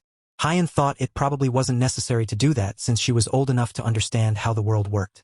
Grandfather smiled and apologized for treating her like a little child. Then the man decided to be a little devious and suggested to Hyen that he could make a prediction. The girl was first surprised and then very happy that even in the 2nd grade everything would remain the same. The prediction was that Hyen would continue to study with all her friends in the same class. Grandpa took great care of this book because Hyen liked it so much, and in general he found everything that was going on with this girl very interesting and amazing. The man himself could not believe that after so long there would be a child to whom he would treat as his own granddaughter. The guys were alone in one of the old abandoned warehouses in town, where everything was covered in dust. Yuna really wanted to hear the story of how Yunha met the girl who wielded the divine storm. But the boy himself was evasive and said that they just managed to get close after one meeting. The girl shifted her attention, looking to the side where a large column of smoke rose, and Yuna realized it was her coming. Funnels of wind and dust formed in front of the guys, and it became very difficult to see everything around. Yuna watched the picture in front of her with admiration and still couldn't believe that all this was really happening. A girl with a fan in her hands lowered herself in front of the boys and apologized if they had to wait long for her. Yunha was a bit picky, so he said that they had to wait for her. After all, the girl just smiled and said that other people were getting nervous because they couldn't meet her at all. Yuna greeted the girl and bowed low in front of her, thus showing how she felt about her. The girl asked not to be called 12th Lord or Divine Storm but could just be addressed as Sister Seo Young. Sister Young looked at the girl and saw that Yuna had an unbelievable amount of mana, and it was most likely just what she could control. The girl was well aware that as soon as others knew about her, she would become a hot commodity. Yunha, tired of listening to these pleasantries, did not ask if the girl had brought what she had promised. She answered in the affirmative and showed him what she had brought. The girl handed the boy a device and a magic stone that was covered in a bright blue glow. Yunha took the magic stone in his hands and began to examine it very carefully. After the boy examined it carefully, he concluded that the magic stone was in good condition. Yuna decided to make sure once again, so she asked her older sister Yuna if she was sure she would be all right. The girl replied convincingly that yes, she was sure she would be fine. The boy heard his sister's answer and decided that he would stop resisting it so much. Yunha warned Yuna that she would have to take the exam anyway, and showing her the device, he once again warned her to be very careful with it. The girl said confidently that she had it all figured out long ago. The boy didn't quite understand what his sister meant but decided not to emphasize it. Yunha didn't hesitate any longer and decided that it was time to start. He threw the magic stone to the side. Yuna gripped her sword harder, preparing to pass this exam with flying colors. But what she saw next left her in great surprise. A creature appeared in front of them, but it didn't look like a monster at all, and instead had a cute appearance. The girl saw before her a porori creature that belonged to the 8th rank. Yuna couldn't believe that this was the monster she needed to deal with, but her brother was persuasive, saying that it was a true rank 8 monster in front of her. Yuna told her sister not to hesitate and send that monster to the other world and thus confirmed that she was ready. The boy realized that even after everything that had happened and what he had talked to her about, he still hadn't managed to change her train of thought. But now Yunha was trying to make his older sister Yuna understand everything and could realize it. Yunha was trying to explain with this exam how brutal and hard the path of a player could actually be. Yuna looked carefully at the creature in front of her and was certain that he was not dangerous at all and carried no threat. The boy managed at the last moment to warn his sister not to be distracted and to be more attentive. Yuna couldn't understand what her brother was talking about because the monster had the appearance of a child's toy. But after a moment, something incredible began to happen to the monster, and it began to grow larger and covered with spikes. When the monster was already approaching the girl about to attack, Yunha managed to kick it away with his foot in time. The monster fell to the ground and didn't move, and its head part already looked like a real monster instead of a cute toy. Yunha was strict and so informed the girl that if she hesitated or judged the monster by appearance, she would end up going to the other world. The boy looked at his sister carefully and tried to see if she was ready to continue. Yuna was very thoughtful at this moment, and she was reminded of a fragment from the past, how Yunha had tried to protect her from the Kraken. Back then, the girl remembered the moment when Aunt Juliet tried her best to save her from danger. Yuna clutched her weapon tighter and decided that she no longer wanted to be protected by others, but rather she wanted to protect those she cared about. Yuna was certain that she couldn't leave this burden on Yunha alone, and so she had to deal with it herself. The girl did not hesitate any longer and attacked the monster, destroying it once and for all. After him, there was only a rock that continued to glow brightly. After everything happened, Yuna was panic-stricken and afraid of what had happened and couldn't even move. The girl threw her weapon to the ground and tried to move as far away as possible from where the monster had been a couple of minutes earlier. The girl who was watching from the side decided that it was good that Yuna was able to manage at least after the 15th attempt. Yuna could not hold back her emotions any longer and cried bitterly on her brother's shoulder, while he tried to comfort the girl, as best he could, and kept repeating that she was a good sister. Young watched and remembered that she too had once had a hard time becoming who she was now. Players must be strong. While Yuna continued to cry uninterruptedly, the girl thought about the fact that she had not expected the boy to make his sister destroy the monster so unexpectedly. The girl thought Yunha was far from a simple child, and it was very difficult to predict his train of thought. A few days later, in a school classroom, the teacher asked the leader to come out and get milk for everyone, and also reminded all the students to remember to return the empty milk cartons to the box. The boy came out and stood in front of the class and then loudly asked all the students to line up and take the milk one by one. Yunha didn't want to and offered to drink his milk too, but he refused. Yunha remembered the moment when Baeklen also didn't like to drink milk, but she was constantly told that she should drink it and then she could grow big. The boy's thoughts were interrupted by Yoon Hook asking him to take what he was offering him as quickly as possible. Yunha had found a magic item in his hand that could turn ordinary milk into chocolate milk. The boy wanted to know where Yoon Hook had gotten it, but he decided to share with his captain that he had bought it today at the stationery store. Yunha was a little worried that Yoon Hook might be in trouble if his teacher caught him for that reason.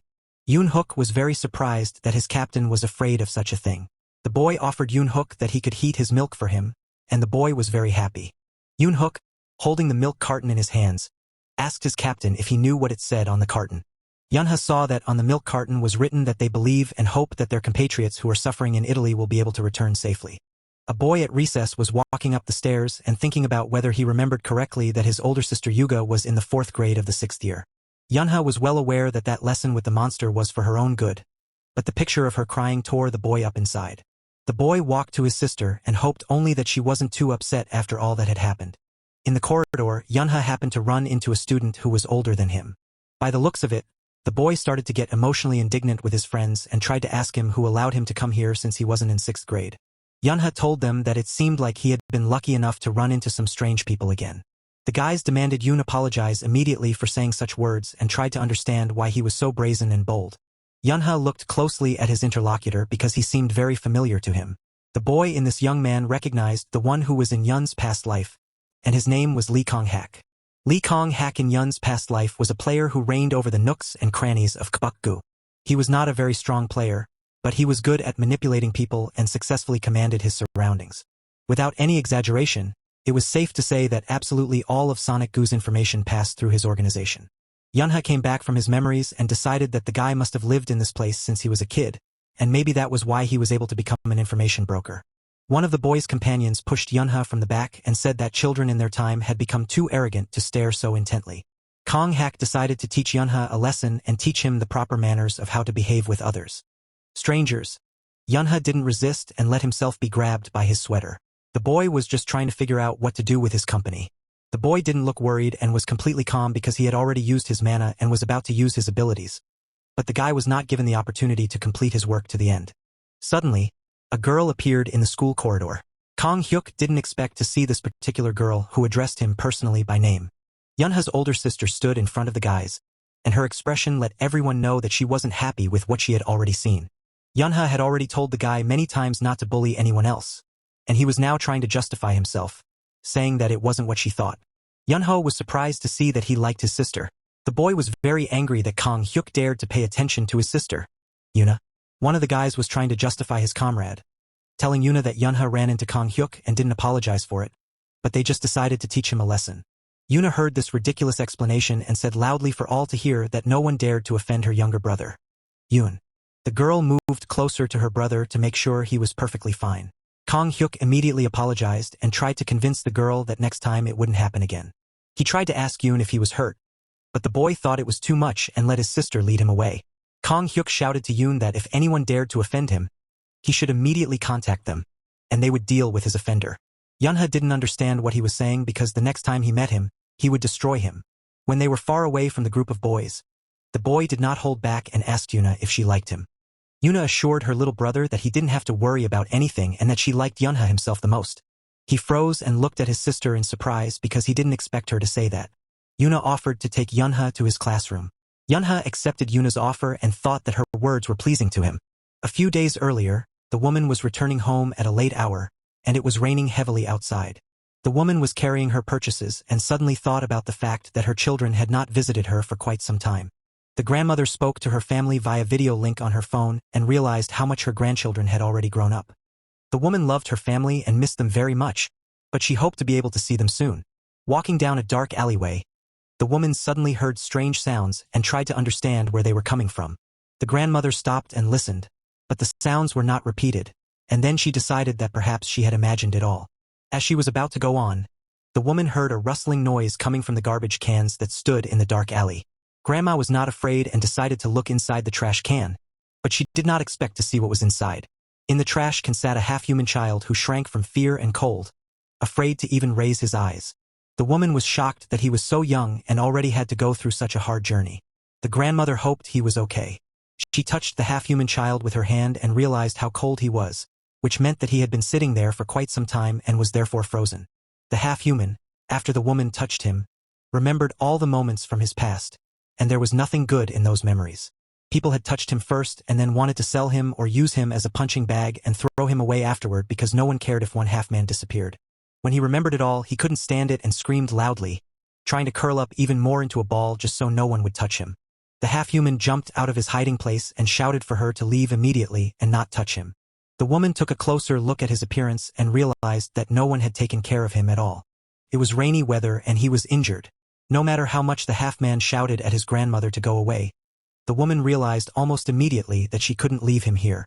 The woman covered the half-man with her umbrella from the rain and said that if he had nowhere else to go, he could go to her house. The grandmother went outside to meet her children and grandchildren, who finally decided to visit her. The woman first hugged Yuna and Yunha and noticed how the children had already grown since the last time they saw each other. Dad said quietly to Yoon that his mom was a little upset that the boy was acting like a child with his grandmother but with her in a completely different way. The woman, smiling and looking at her daughter, said that even though she was able to give birth to 3 children, she still behaved like a child. The grandmother decided to make fun of her daughter and sympathized with her son-in-law because it was probably not easy for him to live with her daughter. The woman turned her attention to the youngest member of their family, a girl named Dunai. They had met before, but that was last year, and apparently the girl didn't remember her grandmother anymore. The grandmother asked her granddaughter how old she was, and she happily ran out from behind her mom, showing 3 fingers and shouting that she was 3 years old. The woman hugged her granddaughter with great love because she missed them all very much. Grandma assumed they must all be very hungry, so she invited them into the house for dinner and added that she had ordered chicken for everyone. The whole family took their things from the car and walked to the backyard of the house, anticipating a delicious dinner. As soon as he entered the courtyard, Yunha immediately felt something, or rather felt the presence of someone else. The boy managed to warn his older sister Yuna not to rush into the house.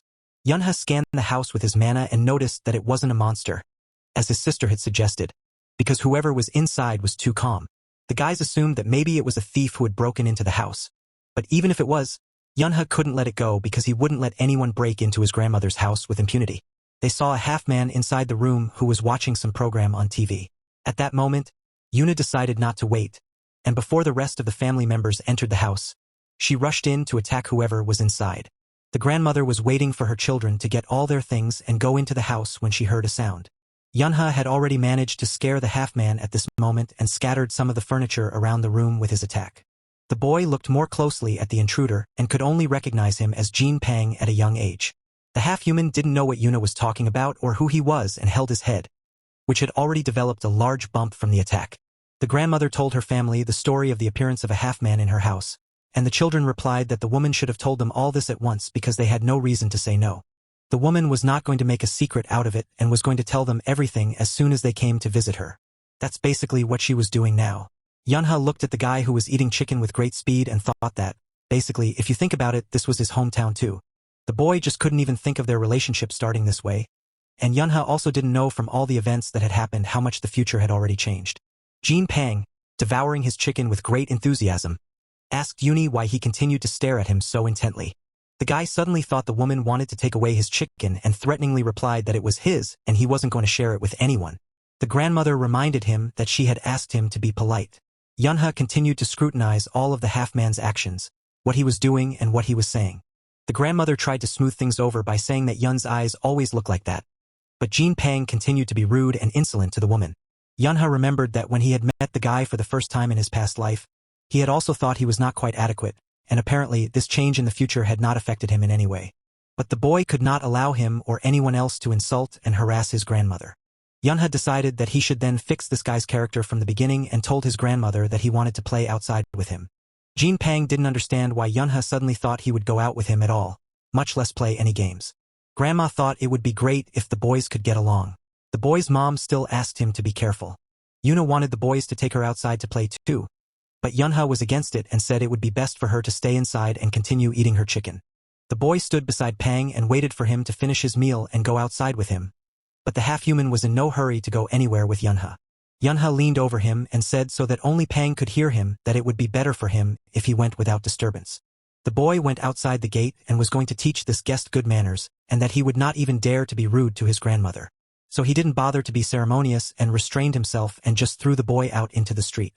Pang was angered that Yunha wasn't particularly trained in culture and manners either, for he didn't even give him a chance to finish his chicken. Yunha wasn't going to make excuses for his behavior to the guy and thought the guy deserved it.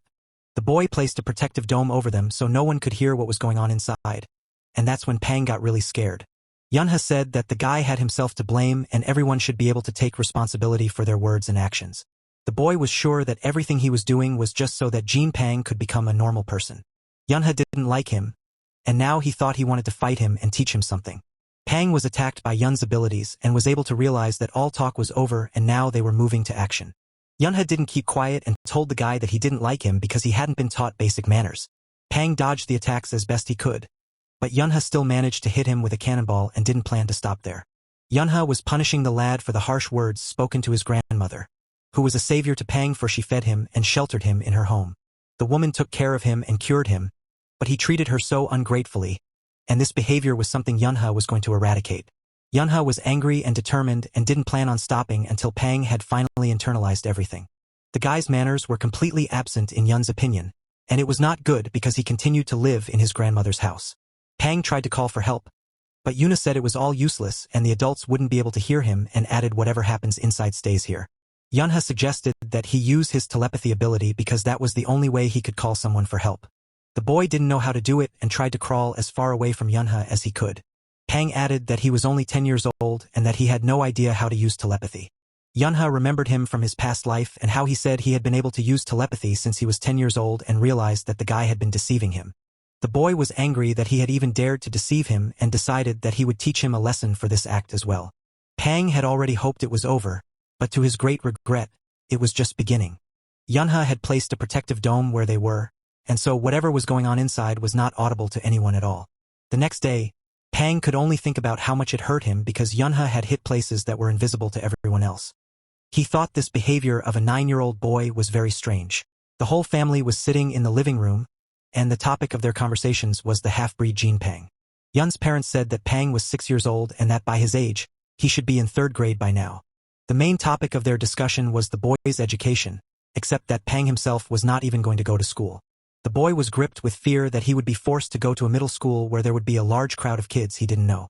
Yunha remembered that before he went back, he had heard that Pang was often bullied at the academy. Pang had gotten to the year before him. The boy suggested that it would be better for Pang to go to the 2nd grade with him because then Yunha would help him adapt to the new environment. Yunha made the guy realize that it would be easiest for him to agree now or he would regret it.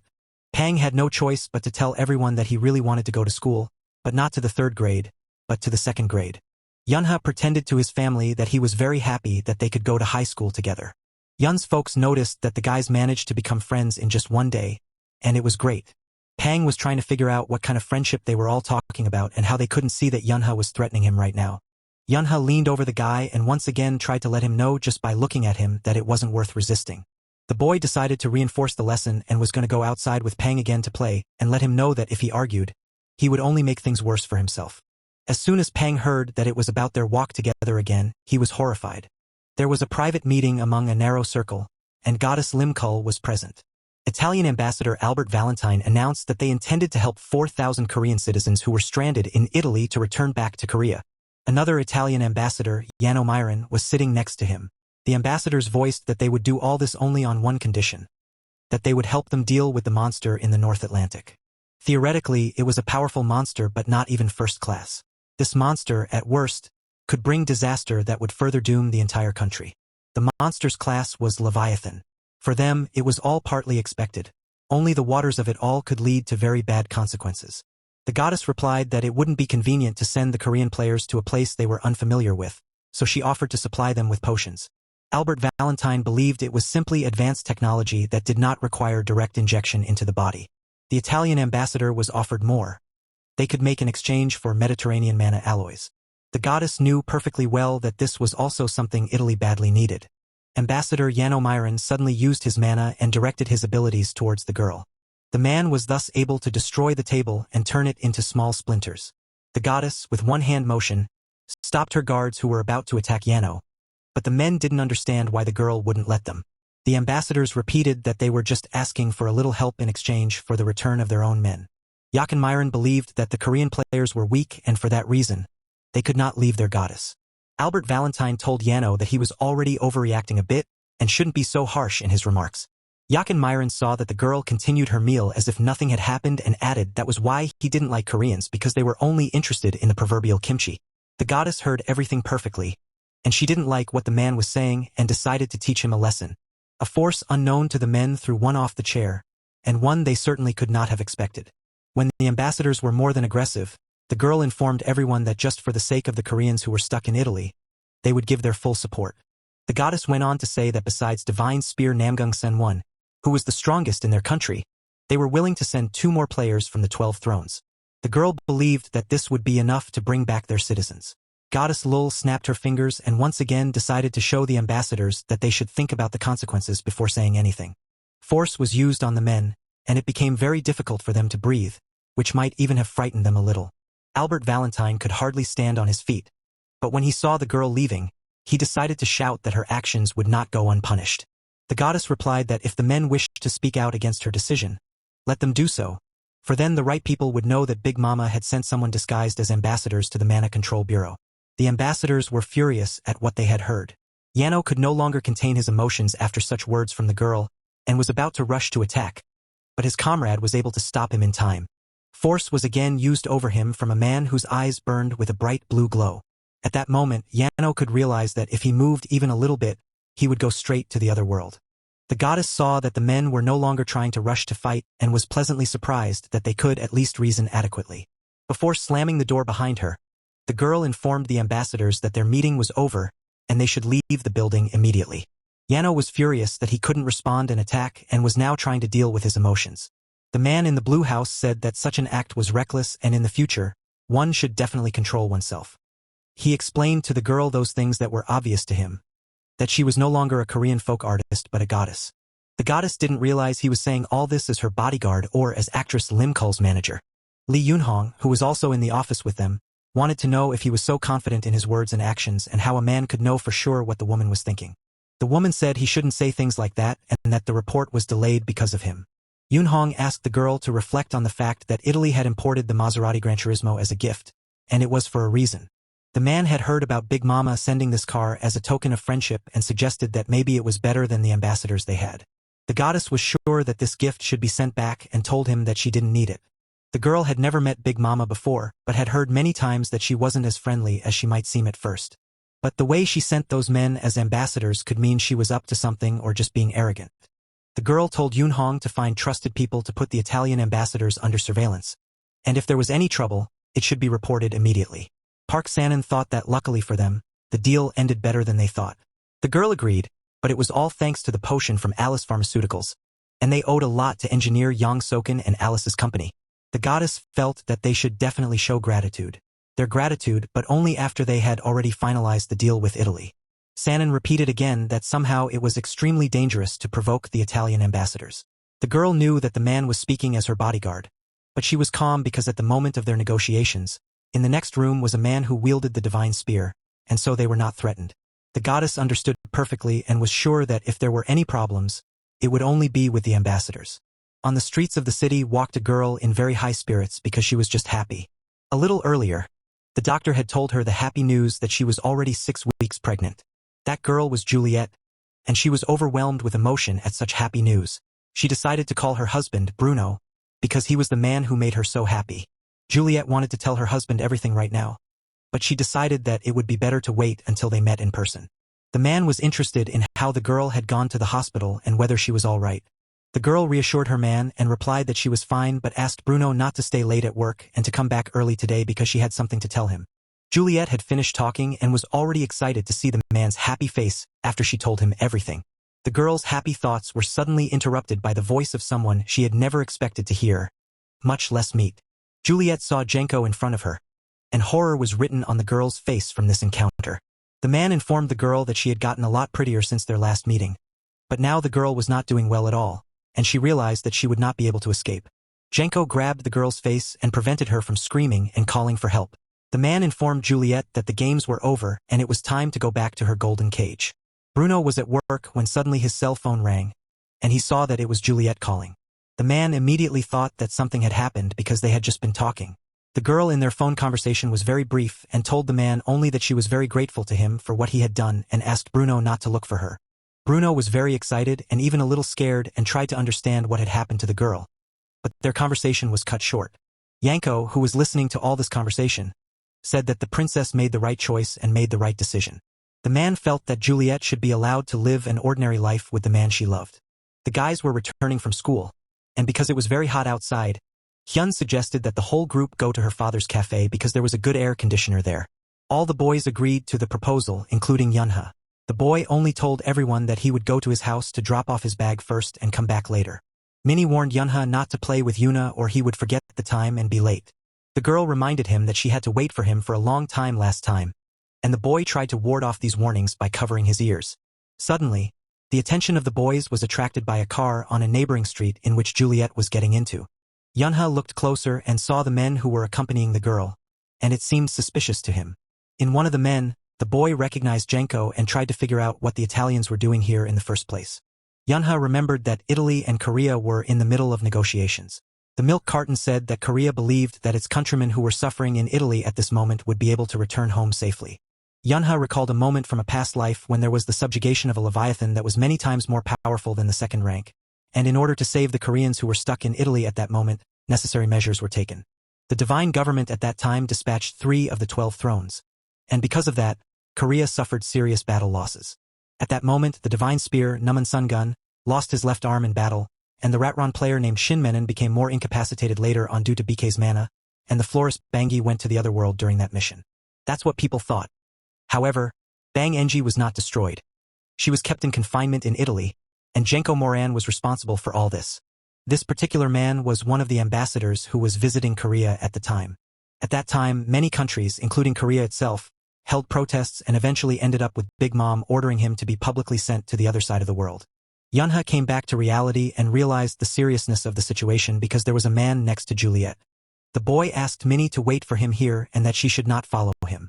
Minnie couldn't understand what the matter was, but Yunha repeated to her once again not to follow him. The boy planned to determine where they were going, and after that, he wanted to contact Shin Seo-yoon or Bruno.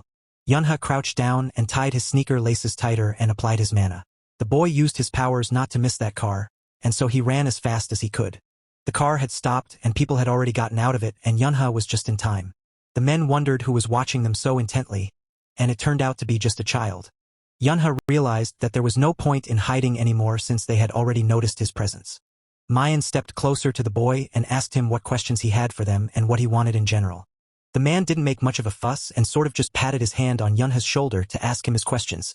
Only he wasn't going to lower his strength.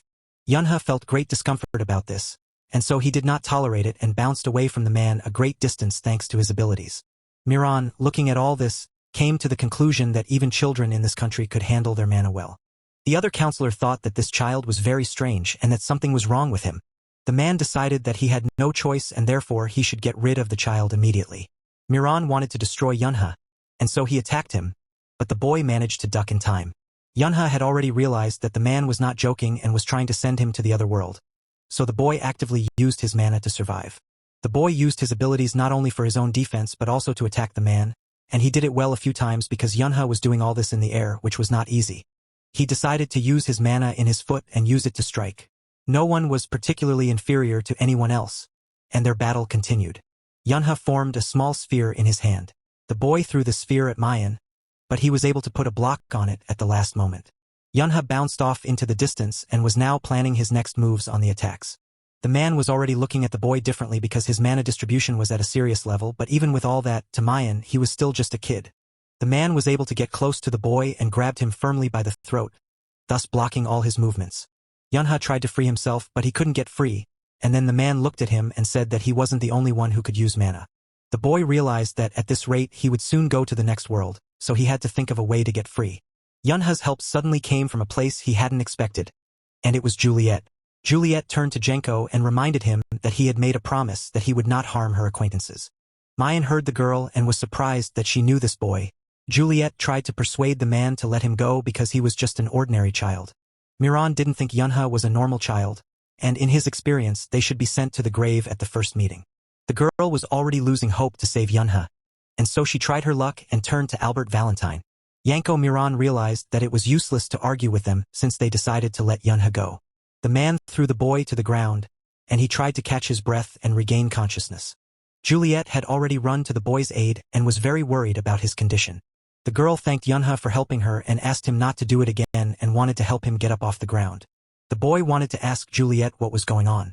Juliet suddenly took the ring off her finger and asked Yunha to be sure to give it to Bruno and said she was sorry. The girl added only that up to that moment she had been very happy and wanted Bruno to hear exactly those words. Juliet didn't bother to answer any of the boy's questions and just turned around and walked towards the car. Yunha didn't want to let Juliet go like this because he knew she wasn't happy, so he tried to catch up with her and stop her, but he wasn't allowed to do so. Yanko Miran pushed Yunha away with all his might and didn't give him even the slightest opportunity to approach the girl. The man warned the boy to get out of here while he was still kind. The car with Juliet had already left, but Yunha was still lying near the trash cans and trying to come to his senses. Until that moment, he was almost sure that his second life would be different. The boy remembered that he had managed to save his entire family, who were about to go to the other world. Yunha thought of his friends, whom he had also managed to save, and that was no small matter. The boy was also able to minimize the damage during that incident on Bucking Mountain, and all of these changed moments gave the boy confidence. He didn't understand why or with whose permission the girl had followed the past so much that it wouldn't let her go. Yunha tried to pull himself together and realized that Juliet should never follow the past when he himself was trying so hard to change the future. After all, a boy's happiness includes a girl's happiness as well. The boy was fully convinced that Juliet shouldn't exclude herself so arrogantly either. At the cafe, Father Hyan was working hard and was already very exhausted, but the man still had a lot of work to do. He received an order. He needed to hand over 100 potions by next week. In order to fulfill this order for potions from the state, he would have to minimize his sleep. The man thanked Minnie for the glass of water and said that he was doing well. Not to worry because he was happy. A phone call caught the man's attention, and he was called by his daughter's friend Yunha, who apologized that it was so sudden but that he had an urgent matter. Yunha said in a phone conversation that something had happened, and so he had a small favor to ask of the man. The boy's request was that he needed his potions from his uncle for a very important matter. In a deserted area amongst the trees, a training session was taking place where the girl was teaching her older sister, Son. Son applied her mana and engaged the roots of the trees in this training. All those roots were now aimed at Yuna, intending to attack the girl. Yuna dodged as best she could and tried to get away and not fall into this trap set by her sister. The girl stood back and watched Yuna and saw that the girl's reflexes were incredible. Son decided to complicate the task a bit and see what would happen if she used her ability with the vortex. In a matter of minutes, a large tornado formed and instantly engulfed Yuna. Now the girl wasn't particularly sure if Yuna's reaction was as good as she had thought just a short while ago. But then Son saw something that surprised her, namely how Yuna was able to cleverly get out of that vortex and get around it quite well. The girl thought that it was better to warn about such things in advance, but Son was sure that practice was more useful if it was similar to reality. Son was pleasantly surprised and convinced that Yuna was quite good and that she was not wrong about her after all. The girl decided not to stop but instead to make the task even more difficult for Yuna. Yuna had lost her footing after a moment and was now falling from quite a height. The girl was almost before the ground, and at the very last moment, she used her mana and was able to form for herself a kind of cushion that would soften her fall. When it was only a few meters away from the ground, Yuna was still able to get her balance and rushed forward. Son was pleased with what she saw and thought the girl was persistent, which was undoubtedly a good thing. Yuna wanted to attack the girl, but naturally, she failed, and Son herself thought her imagination was unbelievable, but that was probably because she was still a child. Son was surprised that Yuna had enough mana not only for defense magic but also for restrictive magic. The girl knew that Yuna was a kind of diamond, but even so, she still had a lot of work to do and a long way to go. Yuna thought she was getting closer to her goal, but suddenly a lot of roots appeared from under the ground and grabbed the girl's legs and lifted her up. But even so, Son still said that the girl had gotten much better during those 3 months. Yuna was already giving up and asking to just let her go, but Son was against it because going down on her own was also part of her lesson. Son lost interest in the girl when her phone received a call from someone who rarely called her, and so the girl was even a little worried. Manhwa was the person who called her. The girl listened to her interlocutor and couldn't believe that that man was causing trouble again. Bruno, at this moment, was gathering all the necessary weapons in a small suitcase that would most likely be very useful in the near future. The man double-checked everything again and made sure he had packed the essentials. Bruno looked at himself in the mirror and noticed that, unfortunately, he was no longer in the same shape as before and could no longer be called Grizzly Valentine. The man remembered a moment from his past where just at the mere sight of him, the men already had a frightened look on their faces. The girl pointed at the man and complained to Bruno that he had touched her. But the stranger tried to justify himself by saying that he didn't recognize Princess Valentine and he fully admitted that he was wrong. But the princess herself didn't think that was an excuse. Bruno didn't realize that there was still someone in Sicily who might not know this lady, namely Princess Juliet of the Valentine family. The stranger kept making excuses that he didn't really know the girl because he had come here on vacation. Bruno still didn't think it was an excuse. Bruno tentatively took off his jacket and informed the man that he was still hurting the girl one way or another. The bodyguard avenged the girl so that the stranger flew a very long distance away. The princess got her ice cream and was happy that Bruno was always there to protect her. Juliet informed her bodyguard that she would always be grateful for what he does for her. There was a meeting going on in the house, and the big news was that Big Mom had chosen Miran as rulers of Sicily. Not everyone agreed with this decision, and they didn't like the fact that they had to be under some means and were generally worried about what would happen to them now. One of the men informed everyone that there were those in this room who had already defected to their side, and they considered it nonchalant. The man who was at the head of the table could not stand it any longer and did not tolerate this baganza. So he shouted loudly that it was enough, and after that, there was complete silence in the hall. He added that it's already been decided that Valentine will team up with Mayon, and it's not up for discussion. Juliet could not keep silent and told her father that it was not an alliance, and she was supported in the belief that the Mians would just control them. The man insisted on his decision and said that it was all for the protection of their family. He was sure he was doing the right thing and that they were just temporary allies who benefited them in this situation. The man added that as a symbol of their union, Juliet and Vincent Myron would go to the wedding, and it would all be for the good. The girl couldn't believe that her father meant it. The girl remembered Mayon's club party lover, and if it was the son of their family's boss, then it was definitely someone who was not pleasant to Juliet, to say the least. The father also told his daughter that not only was she to marry Vincent Myron, but that she was also to have a child with him. The man was sure that with the help of the girl's gift of enhancement that increases the effectiveness of mana, the child that would be born as a result of their union would be able to get this effect, which all meant that that child could get a gift stronger than any of Valentine and Myron, and then they would take him away so he could carry on the Valentine family work. Juliet listened to all this and still couldn't believe that her father was serious. Bruno thought about the fact that the man was going to team up with those people whom he disliked, to say the least, and regarded others as things. Bruno didn't realize that the boss now only cared about the stability of the family. All the men at the table began to say to the girl that she should think carefully because Valentine's future was in her hands. They kept convincing the girl, saying that the guy was quite good, and they were sure they would have a great heir. Her father said that if Juliet considers herself part of the Valentine family, then she must endure her new status and thus do her best for their family. Juliet did not want to put up with this state of affairs and tried once again to reason with her father, but the man was adamant and said that the girl, as the owner of the surname Valentine, just had to do everything possible for their well-being. The girl then decided to turn to someone who was dear to her, and she hoped that he could help her in this situation, and it was her brother. The man lowered his head and looked away, and that could only mean one thing: that Juliet could not rely on his support. The girl had nothing else to do but to agree, and that was the end of the meeting, and everyone left the room except Juliet and her bodyguard. Bruno looked at the girl and saw how hard it was for her and tried to think how he could help her in this situation. Already in the girl's room, Bruno said that Juliet could tell him everything that was on her mind. The man leaned near the girl and took her hands, hoping that the girl would not shut herself in but, on the contrary, would tell about her worries.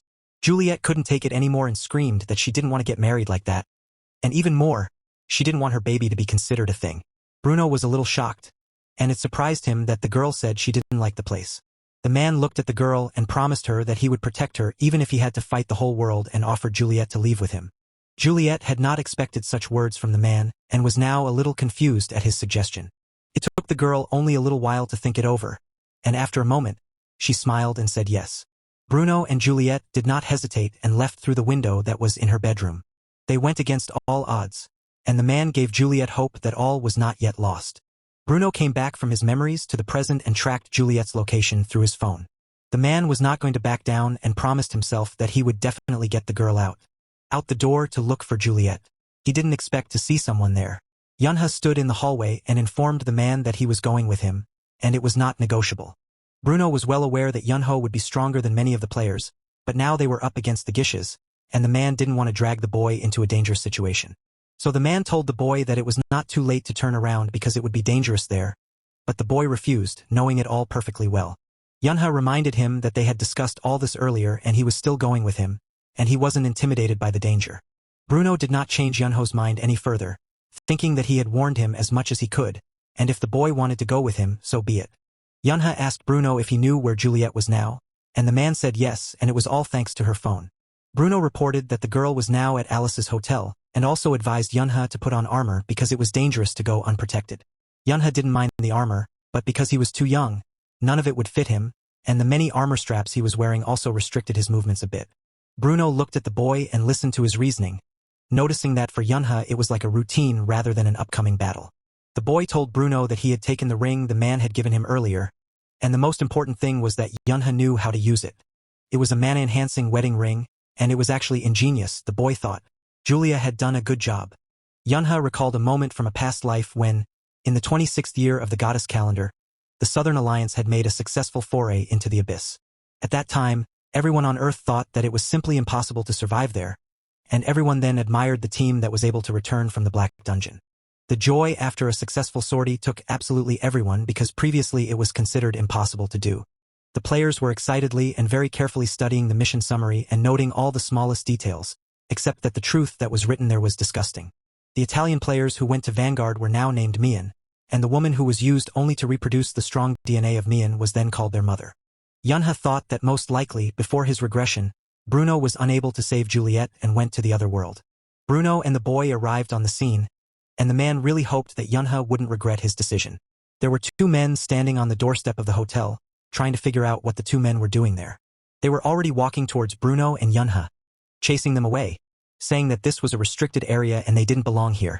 Yunha and Bruno didn't waste any more of their precious time and rushed into the attack, intending to clear the way for themselves. Inside the hotel, Yak and Mayan sat relaxed on the couch and were angry that they didn't understand why they had decided to change the hotel. One of the men was sure there was probably some reason for it, but the strange thing was that they had decided to do it the day they found out about their meeting. Juliet was also in that room and decided to sarcastically tease Mayan a bit, saying that just people like him were not liked anywhere. But one man correctly pointed out that no one knew then that Miss Juliet would be here. Yakin Miran added that he too would not have known where the girl was if one day the news had not shown her. In fact, if it hadn't been for that, it would have been unknown when they arrived. Mayan, at that time, when he saw Juliet on the news, didn't believe it, but only when it was confirmed by the girl's own brother were there no more doubts. Juliet could not keep silent. It was very amusing to her that several men were chasing one girl all the way to Korea. She thought that the Mian guys must be familiar with the feeling of shame. Mayan warned Princess Valentine that she had better sit still and preferably quiet, advising the girl not to be so sure that they wouldn't hurt her. The man said they didn't touch her because they felt so sorry for the girl, and Juliet should watch her language. After all, Yakin Mayan loomed over the girl and said that if he wanted to, he would have had his own kind of fun with her a long time ago. The man's words made Juliet very angry, and she couldn't cope with her emotions and spat in his face. The man couldn't believe that the girl could afford such an act, and apparently, she was ready to go to the other world right now. This showdown between them was suddenly stopped by the girl's brother, and thus stopped Mayan, preventing him from striking. Yakin Mayan chuckled and teased at the fact that is this really how brotherly love played out. He couldn't listen to any more of this absurdity and told Juliet's brother that he'd better get away from here for a while and get some fresh air. Juliet suddenly decided to ask her brother, Albert Valentine, to go to a convenience store and get her a bento because she was already very hungry. She added that she would also like bread and dessert. Albert redirected this request to Tom Marin, but here was a man thinking it would be much easier to just call a servant to do it. Juliet's brother reminded him that his sister wanted food specifically from the convenience store. Tom, as he left to fulfill the girl's request, suddenly decided to remind Albert that he was no longer Valentine but Mian. Albert looked at the man intently and advised him not to worry about it. Juliet got up from the couch, and before she could even take a step, Albert informed her that she had been told not to leave the room.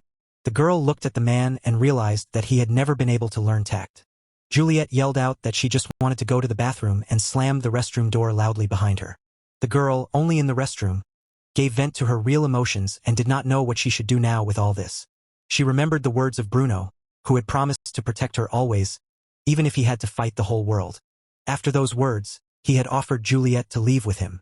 Juliet missed Bruno dearly but realized that his safety was far more important to her than herself. Yakin Mayan also visited the restroom and thought about calling a servant. On the way back, suddenly the man sensed through his abilities that right next to him there was someone who intended to destroy him. The man rushed to attack Yunha himself with his weapon in hand and was very determined. Yakin Mayan did not expect this attack in any way and therefore was unable to react to it in time. The man was unable to stay on his feet and hit his head painfully as he fell. But when Miran looked closer and saw who had attacked him, a look of astonishment froze on his face. Yunho was more collected than ever and decided to give the man a chance to pull up his pants.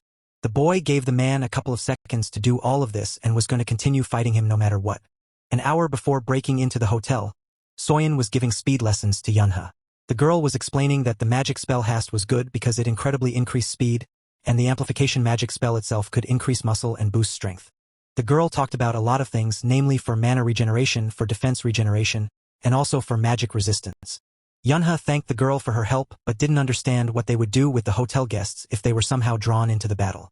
Sohn said that they didn't have to worry about it since the Heavenly Maiden administration had ordered the hotel to be vacated. Yunha buckled his belt and was relieved that nothing was broken, thinking that with the magic potion he was much stronger. The boy looked at his opponent and realized that now was his chance because there wasn't much space and the man was unarmed at the moment. He realized that he couldn't make a mistake because there might not be such an opportunity again. Yakin Mayan was going to destroy the boy just for daring to attack him and being able to catch him in such an awkward moment. Yunho was ready, and so he managed to dodge the man's blow without much difficulty. But the man wasn't going to stop. Yunha looked at the man and realized that with such a preponderance of enhancements and potions, they could fight each other for a very long time. The man was angry that he was not a grown man but a child, and he had to admit to himself that the boy was good. Yakin Mayan formed a huge shield in front of him with his mana, behind which he was going to take cover. Yunha was not frightened by this, much less stopped. The boy rushed forward with great zeal and was about to destroy this barrier. Miran could tell with certainty that the boy now was completely different from last time because the man had already put up 3 lines of shield, but he still managed to break through it, and it was incredible. Yunho was confident in his abilities, and so he even mocked the man a bit, saying that was really all he was capable of. The boy struck hard, and the man lost his balance and flew backward, hitting the wall hard. The man realized that, because this room was too narrow, he couldn't get his full load out. Yakin Mayan realized that he had to get out of here at any cost, and only then would he have a chance to survive. The man tried to evade the attack as best he could and tried to figure out how to proceed. Mayan remembered his weapon and pulled out his gun, pointing it at Yunha. At the same moment, the boy reacted in time and created a barrier around himself, thus protecting himself from the bullet. While Yunha was behind the barrier, the man decided to take advantage of the situation and tried to escape. The boy was starting to get angry that Yakin Mayan had dared to run away from him, but Yunha didn't plan on letting him get away. He directed his abilities to where the man had been moments ago, but the man had managed to secure himself in time. Yunho realized his mistake of not being careful enough and not taking into account the man's cunning, but he wasn't going to make that mistake again. Yakin Mayan looked back and saw that Yunha was almost able to catch up with him, and he didn't like it. The man used his gun and, on the move, shot back, shouting that he would definitely send the boy to the other side of the world. Yunha ran as fast as he could and dodged the bullets, thinking that, if anyone was going to go to the other side today, it would definitely be the man himself. The boy realized that he should hurry up because he didn't have much time left, as the reinforcement and the mana itself were running out. Yunha took out another vial of potion without stopping and emptied it immediately, which was all Mayan could see. The man had already guessed that this was the potion the Heavenly Maiden had spoken of earlier, and it didn't mean anything good. Yakin Myron regretted that he had not destroyed Yunha the first time they met because now it was much more difficult to do so, as the boy was well prepared for this battle. The man was trying to find something he could use as a weapon when he ran away, and his eyes caught on the knives that were on the table in the room. Yunho was still trying to catch up with the man and followed him into the room where the man was taking shelter. The boy had already dodged sideways from the attack at the last moment, and it wasn't easy at all. The man didn't hide anymore and used the knives he found in the next room to attack Yunha. Mayan was getting pretty tired of this battle, and he would really like to understand who this kid was. Yun's answer was simple because the boy didn't explain anything and just said that he was the one who would send the man to the other side. Their battle began anew, and no one was going to yield to anyone. On the contrary, everyone was confident in their abilities. Yunha used his weapon to try to strike the man again, but his movements were no longer as fast as they had been from the beginning. The man thought gloatingly that the boy had finally run out of steam and now he would be able to overpower him. Yakin Miran struggled but still managed to grab Yunha's arm, and now it was not easy for the boy to free himself. The man held him firmly and thus blocked all his attempts to attack. While Yunha tried to figure out what to do now, the boy realized that he should have destroyed the man as soon as he had the chance, but Yunha had missed it and now regretted it. Mayan took his sword away from Yunha and shouted over his ear that it would be fair for him to have a weapon now as well. Yunha was able to use Vengeful Spirit at the last moment thanks to his skill, and now the man had a new problem. Yakin Myron once again only became even more angry because this skill was not so easy, as it absorbed all the mana in his body. The man tried to dodge as best he could from this magical attack to save his strength and mana. Yunha decided not to hesitate, and with his next attack, he used his Heavenly Step skill and flew towards the man at high speed. The man was surprised but reacted in time, and now he could only fight back and try not to let the boy hurt himself. Yunha didn't stop there, and the unstoppable dance went on. Now the man thought that this child was not only strong but also stubborn, who wasn't going to stop at all. The room where their battle was taking place was a real mess, and almost everything around it was destroyed. The man saw the boy trying to come to his senses and was very glad that his attacks had dulled a bit. Mayan decided to tease the boy and muttered that it was a pity that Yun's fighting spirit was no longer so prominent. Albert Valentine stood in front of the closed door and tried to explain to his sister that this was all for the good of the family, and she should not only understand but accept it. The man informed the girl that he would be gone for a while, and if she needed anything, he told her to ask Tom or use the communicator. Albert had not yet had time to take a couple of steps before he suddenly felt the presence of an intruder nearby. The man adjusted his glasses and calmly greeted the intruder, saying that it had been a long time since they had seen him. Bruno was walking down the corridor towards Albert, very serious and determined to free Juliet at all costs. Bruno, without further greetings, got straight to the point and asked the man where Juliet was now. Albert Valentine looked at Bruno very carefully and tried to gauge the full extent of the danger from this guest. He decided to remind Bruno that he had committed a crime when he took Juliet away from her family, and the man said bluntly that now the only outcome for him would be far from happy. But at the very end, Albert added that he was willing to give him another chance. The man suggested that Bruno go back to the Valentine family, and then things could be completely different. Albert hoped that the man would agree and help them destroy their enemy, but a sudden heavy blow on the wall that was a little further down the corridor prevented the man from even finishing his sentence. Bruno made it clear that he had nothing to talk to the man about and would not agree to any terms. Albert Valentine was a little upset that Bruno refused, but pulling out his weapon, he made it clear that the outcome would then be obvious. The man told him to attack because Albert's affiliation was Hunter, and Bruno had the type of player guardian. In Yun's previous life, it was Bruno who was defeated in this fight.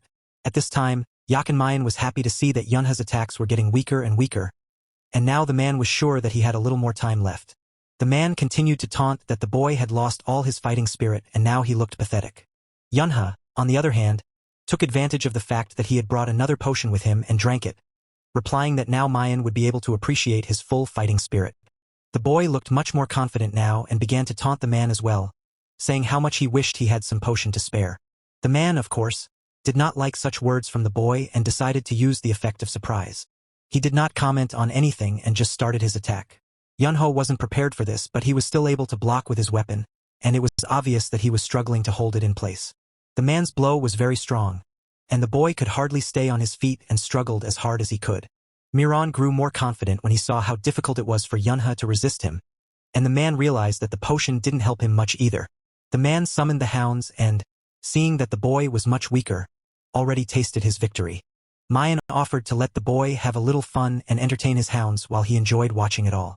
In the meantime, Yunha pushed back hard and jumped high up, intending to destroy all those hounds and the man himself included. The boy didn't hold out much hope but decided to give it a try and began twisting his power into a strong spiral. Yunha applied his pinpoint targeting skill, which was intended and aimed directly at the man. Mayan didn't expect this and now tried to dodge, and it wasn't easy to do so.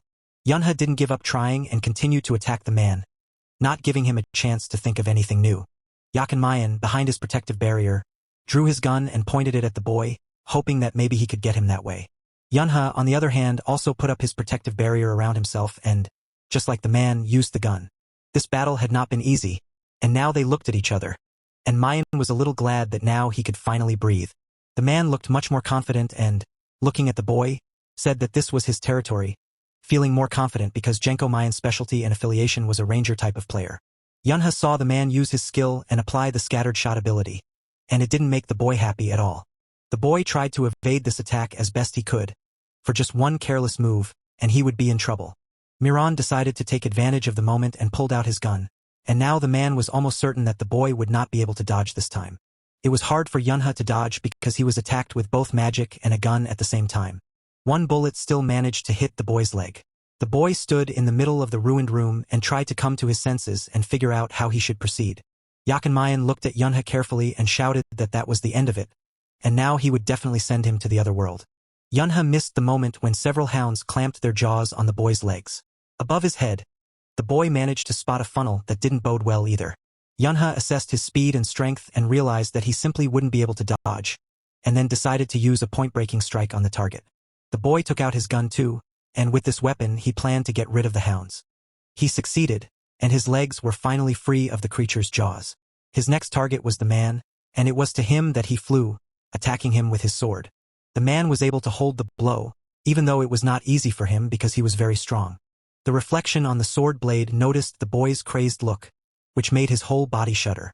But the man was not so simple and was able to push the boy away while simultaneously using another skill of his.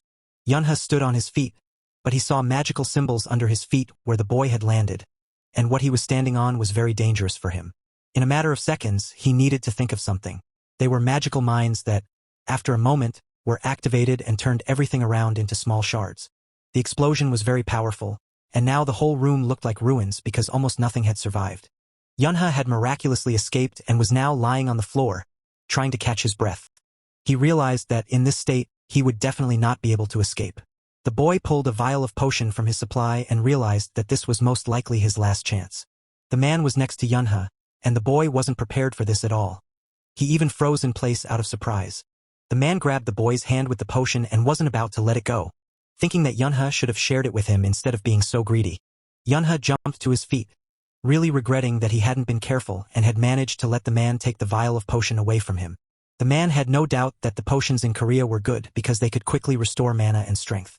Yunha tried to leave while the man was busy looking at the vial. Yunha used heavenly steps, but unfortunately, it didn't help him because the man had already attacked him. The man wasn't going to let the boy go until he'd finished his job. After they lost their swords, Miran struck the boy with a hard blow, and Yunha began to lose his balance. The man had already changed his mind and wasn't going to send the boy to the other world just like that. He didn't want to do it so easily. Yunha was thrown a distance away by the shockwave and caught the magic mines that were placed earlier. After coming into contact with the magic mines, they were activated, resulting in a powerful explosion at that place. The man, looking at all this, thought that this was the end of it all and that he would have no one to fight with after that. He was fully convinced that the boy had gotten what he deserved for daring to attack a man. There was a very large column of smoke from the explosion, and it was impossible to see anything. The man couldn't see Yunha in the smoke and was beginning to think that he had gone to the next world. Even though he didn't expect it, the empty potion vial fell at the boy's feet, and he thought he should have done it much sooner.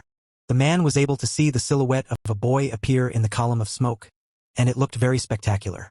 Yunha came out completely surrounded by mana, and outwardly, he was completely collected and determined. Jock and Miran realized that the boy had managed to drink his potion again, and most likely, their battle was about to begin anew. Yunha didn't see anything wrong with it since, to him, these potions were like a fruit set. The man was amazed because the mana and stamina recovery alone was already incredible in itself, but the boy had also renewed his buffs without any rollback. Miran also noticed that there was probably more mana than before and began to think that it was a gift. The boy heard this reasoning from the man and decided to add that it was not all, pointing to the ring that Miran wore around his neck. It was the same ring that could be used to amplify almost anything, and its value was tangible. The man couldn't believe it and was now only thinking about how much stronger Yunha had become and what he now had to be prepared for. Yakin Miran remembered something and realized that he still had one chance and did not want to miss it. The man looked at the sword that was lying on the floor and thought about the fact that Yunha wasn't very good at shooting, and he was going to take advantage of this disadvantage. Miran was quite sure that he was certainly much better at this than the boy. Yunha decided to use his weapon, namely his gun, and pointed it at the man. The man thought it was Yunha's mistake for pulling the trigger too quickly. Miran now pointed his gun at Yunha and was sure that he could defeat him now. Yunha didn't stand still but dodged those bullets in every way possible and did so with incredible speed. The man was definitely not prepared for this, and looking at the speed at which Yunha was doing all of this, he simply froze with a look of surprise on his face. Yunha was so fast that he could barely stop at the last moment and was already standing behind the man. The boy, this man thought, was not very smart since he hoped to win so easily and quickly. Yunha managed to wound the man in the arm with his speed and agility and now was already taunting him, saying that this was just the beginning. The boy decided to act by his own methods, and to show sympathy was not intended because the man was not worthy of it. The man was angry because he had underestimated the boy and managed to let him wound his hand but was going to fix it in no time. He stood across from the boy and realized one thing. This had gone on too long, and it was time to finally end it all. Yunha didn't look frightened. On the contrary, he was ready for any further action from the man because he had no doubts about his own strength. At this time, an equally important battle between two men was taking place in the corridors of the hotel, and one of them was thrown back by the shockwave. Bruno put all his strength into the punch meant for Albert Valentine. The man was nicknamed the Livid Beast for a reason and was now clearly demonstrating his abilities. Albert Valentine decided to use his weapon, a gun, to send Bruno to the other side. Bruno was destroying everything around him with his powerful blow, and Albert had no choice but to get away from it in an attempt to survive. The man was only thinking about how to rescue and free his Juliet as soon as possible, and so he attacked Albert Valentine again. Albert was only able to dodge this blow at the last moment thanks to his skills, but he noticed that Bruno's level had remained the same during this time. Valentine was able to block his attack and was a little disappointed because he wanted to see what the man was capable of now. Bruno wasn't in the best position right now because Valentine's gun was pointed directly at him. Albert Valentine took advantage of the situation and did not hesitate to pull the trigger of his gun. The men froze against each other, and Albert wondered what Bruno now planned to do next. Bruno was able to surround himself with mana at the last moment and set up a protective barrier that allowed him to survive. The man had already pointed his fist at the man, but Albert was surprisingly calm and had no doubt at all that Bruno would lose today. Albert Valentine thought so because Bruno's moves hadn't changed at all in the meantime, and the main reason was that Bruno's mana and buffs were also running low. The man also noticed that Bruno still continued to use protective magic despite everything, but that it affected his mobility.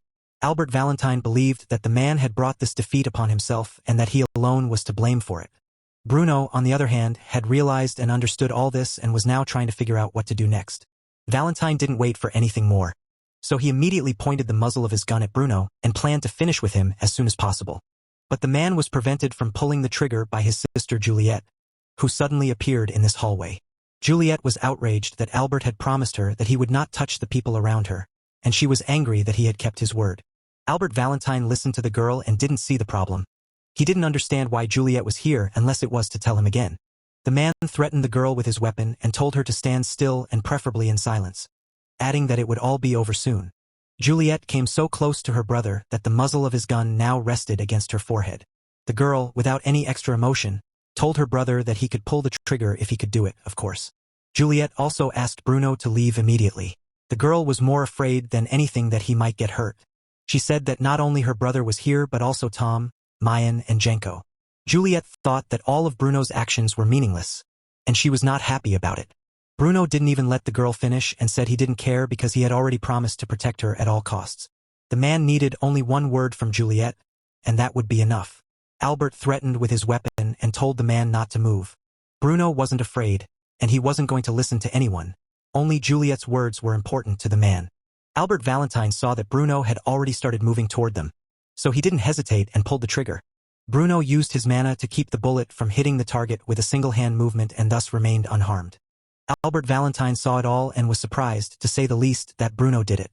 Bruno clenched his knuckles tightly and repeated again that only one word from Juliet would be enough. He reminded the girl of the words he had told her earlier, that even if the whole world was against Juliet, it could not change anything. A man would still only need the girl herself, and he said it all more than seriously. Bruno was almost ready to attack Albert, but he was also waiting for Juliet to answer his question. The man used magic power, and a large jet of fire was directed towards Albert. Not that Albert wasn't ready, but he didn't expect Bruno to be so quick and hit like that. He managed to bounce away with difficulty, but Juliet remained in place at that moment, surrounded by a protective barrier, so she could not be harmed by the fire. Albert Valentine looked closely at this protective dome and even partially tried to hide behind it himself. Bruno's appearance was already pretty shabby, and the man was holding on to his wounded arm, but it didn't matter. He waited to hear what Juliet had to say. Juliet looked at the man and didn't know what she should do because her feelings and common sense had different answers. But a little time passed, and after her deliberations and weighing all the nuances, the girl extended her hand to the man. A smile appeared on Juliet's face for the first time in all this time, and the girl gave her answer because she really wanted Bruno to save her. At the same moment, she used her magic power to strengthen her abilities. In the other room, the battle between the man and the boy was still going on, and neither of them was going to give up. Janko didn't look good at that moment and held on to the place where his hand had been a while ago, but Yunha couldn't help but mock him and said that it wasn't usual to see him like that. Yunha knew that if no more harm came to the man's hand, he would be able to heal it with magic in the future. Jen realized exactly what Yunha was talking about and tried to stop him and give him opportunities to carry out what he had planned. Yunha was ruthless and stepped on him, thus depriving the man of the opportunity to heal and further restore himself. Janko was outraged at such an act by Yunha, and anger filled him completely. The man was inside the magic symbol, and because he was very angry, he decided to activate the explosion. Yunha saw all these actions of the man and realized that the man had used magic to undermine a large area. The boy thought it was not worth the delay, so he would try to get as far away as possible before the whole place exploded. Yunha's plan didn't work because the magic reacted to his heavenly step mana, and at that moment, there was a violent explosion. Yunha tried to throw a protective barrier over himself at the last moment, but the shockwave still threw the boy away. The boy used his sword and tried to use it to grab onto something on the floor and slow his movement. Yunha had not yet had time to move away from that explosion before the man used a scattershot, and now the boy was in even more trouble. The boy tried to block this attack because it would be unpleasant for him to go such a long way and now to lose. Yunha tried to mentally come up with a new plan of action for himself in a short time to not only defend himself but also to be able to attack. So the boy made a decision and used the point strike ability, hoping that it would help him. It wasn't easy for Yunha, and he kept telling himself that he had to push a little more, and he would succeed. Janko, on the other hand, was in pretty much the same position and was giving himself encouragement and incentive that he needed to be a little faster. It was as if two complete opposites were fighting each other, and each of them thought that just a little more would do it. The man managed to pull off his attack so that he managed to lure Yunha into his trap, and that was something he was very happy about. Yunha was paralyzed and very angry that this was all happening now, and the fault was his childish body's limitations. Janko himself did not fully understand how he did it, but he knew for sure that he had to take this chance. Yunha was surrounded by bars on all sides after a moment and was trying to figure out how he could get out of here. The man was able to use magical shackles on the boy, and now Yunha was in a very vulnerable state. The boy had set himself a goal and was persistently going towards it.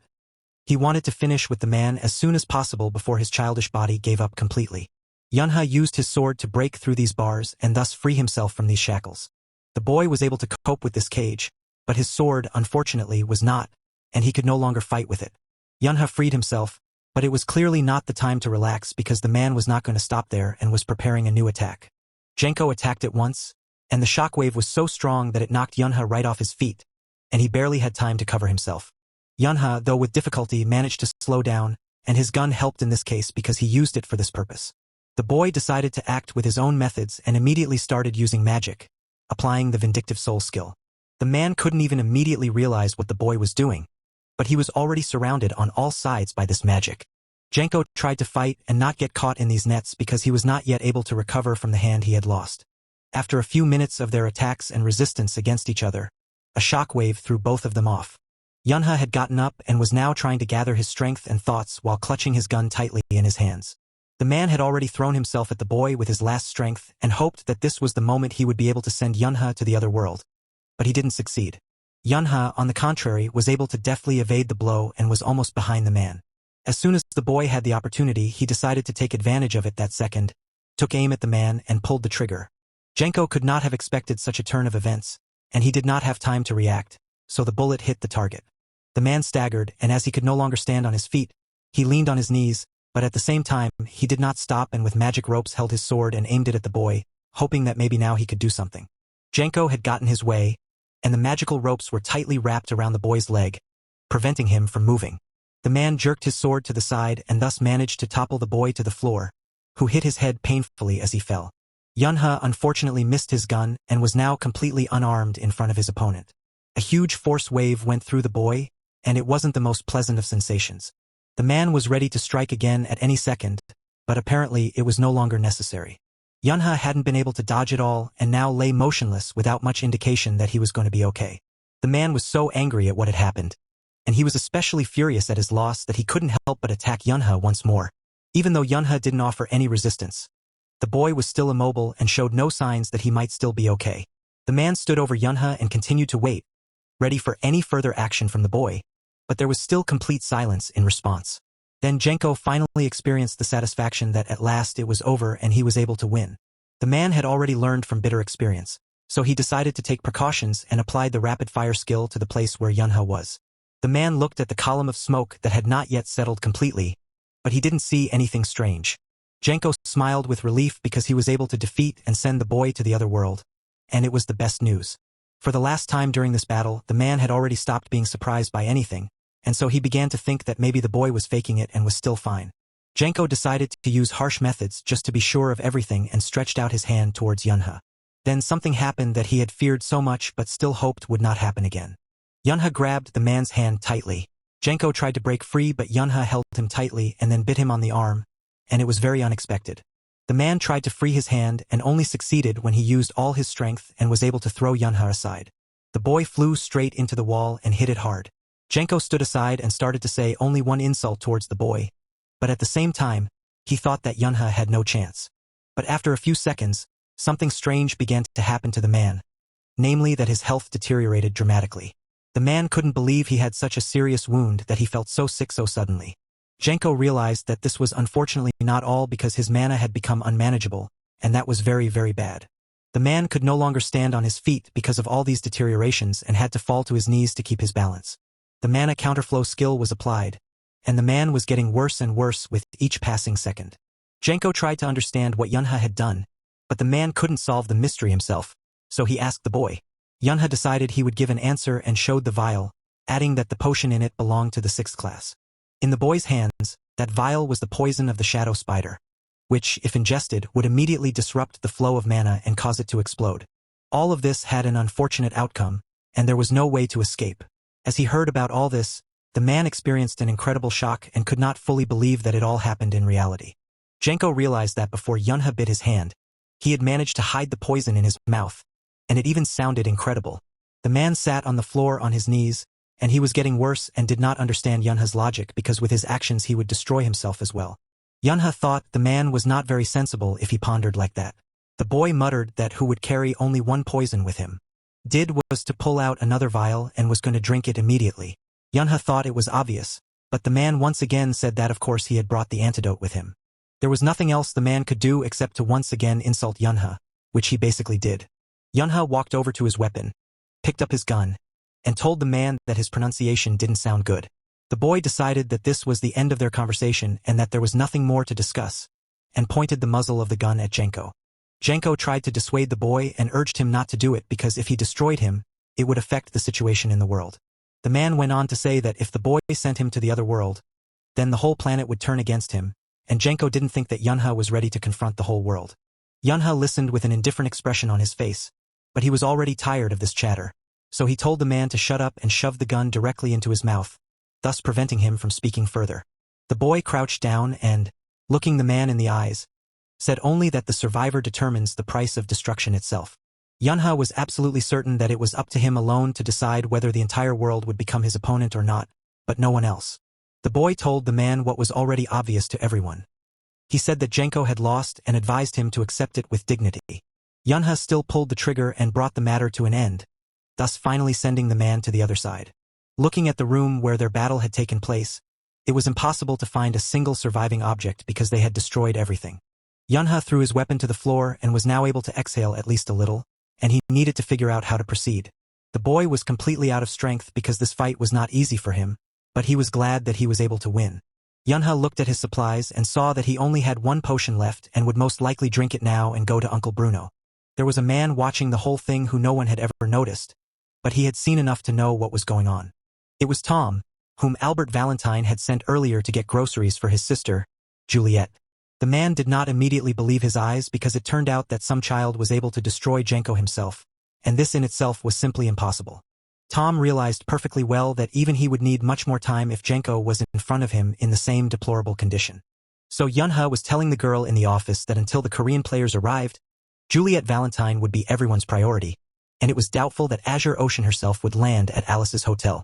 Tom, on the other hand, at that moment ran to the room where Albert and Juliet Valentine were as fast as he could, and near that room, Bruno continued his battle, attacking Albert Valentine while Juliet watched from the sidelines. Bruno was serious and was going to defeat the man by any means necessary to free his Juliet. Albert was barely able to dodge after another attack from Bruno, and it wasn't as easy as he had originally hoped. The man, looking at all of this, noticed that things were a little different than they used to be and suggested that maybe it was the amplification itself. Bruno didn't let the man recover and continued to attack him over and over again, and each time his blows were harder and harder. Albert Valentine, looking at all this, realized that he had to change tactics as soon as possible. Otherwise, it would not end well for him. But suddenly, they had to stop attacking each other, and it came as a complete surprise to the two of them. The man who held the sharp knife at Juliet's throat told the man that his game was over. It was Tom who told the man that if he wanted Juliet Valentine to remain unharmed, he should remove his mana immediately. Bruno was very worried that the girl was now in such a situation and was also very afraid that Tom could still hurt her. In order for Bruno to realize the seriousness of Tom and continue to stay in his seat, he put a little pressure on the blade of the knife, and the men could see everything clearly. Tom demanded of the man to stand straight now and put both his hands up.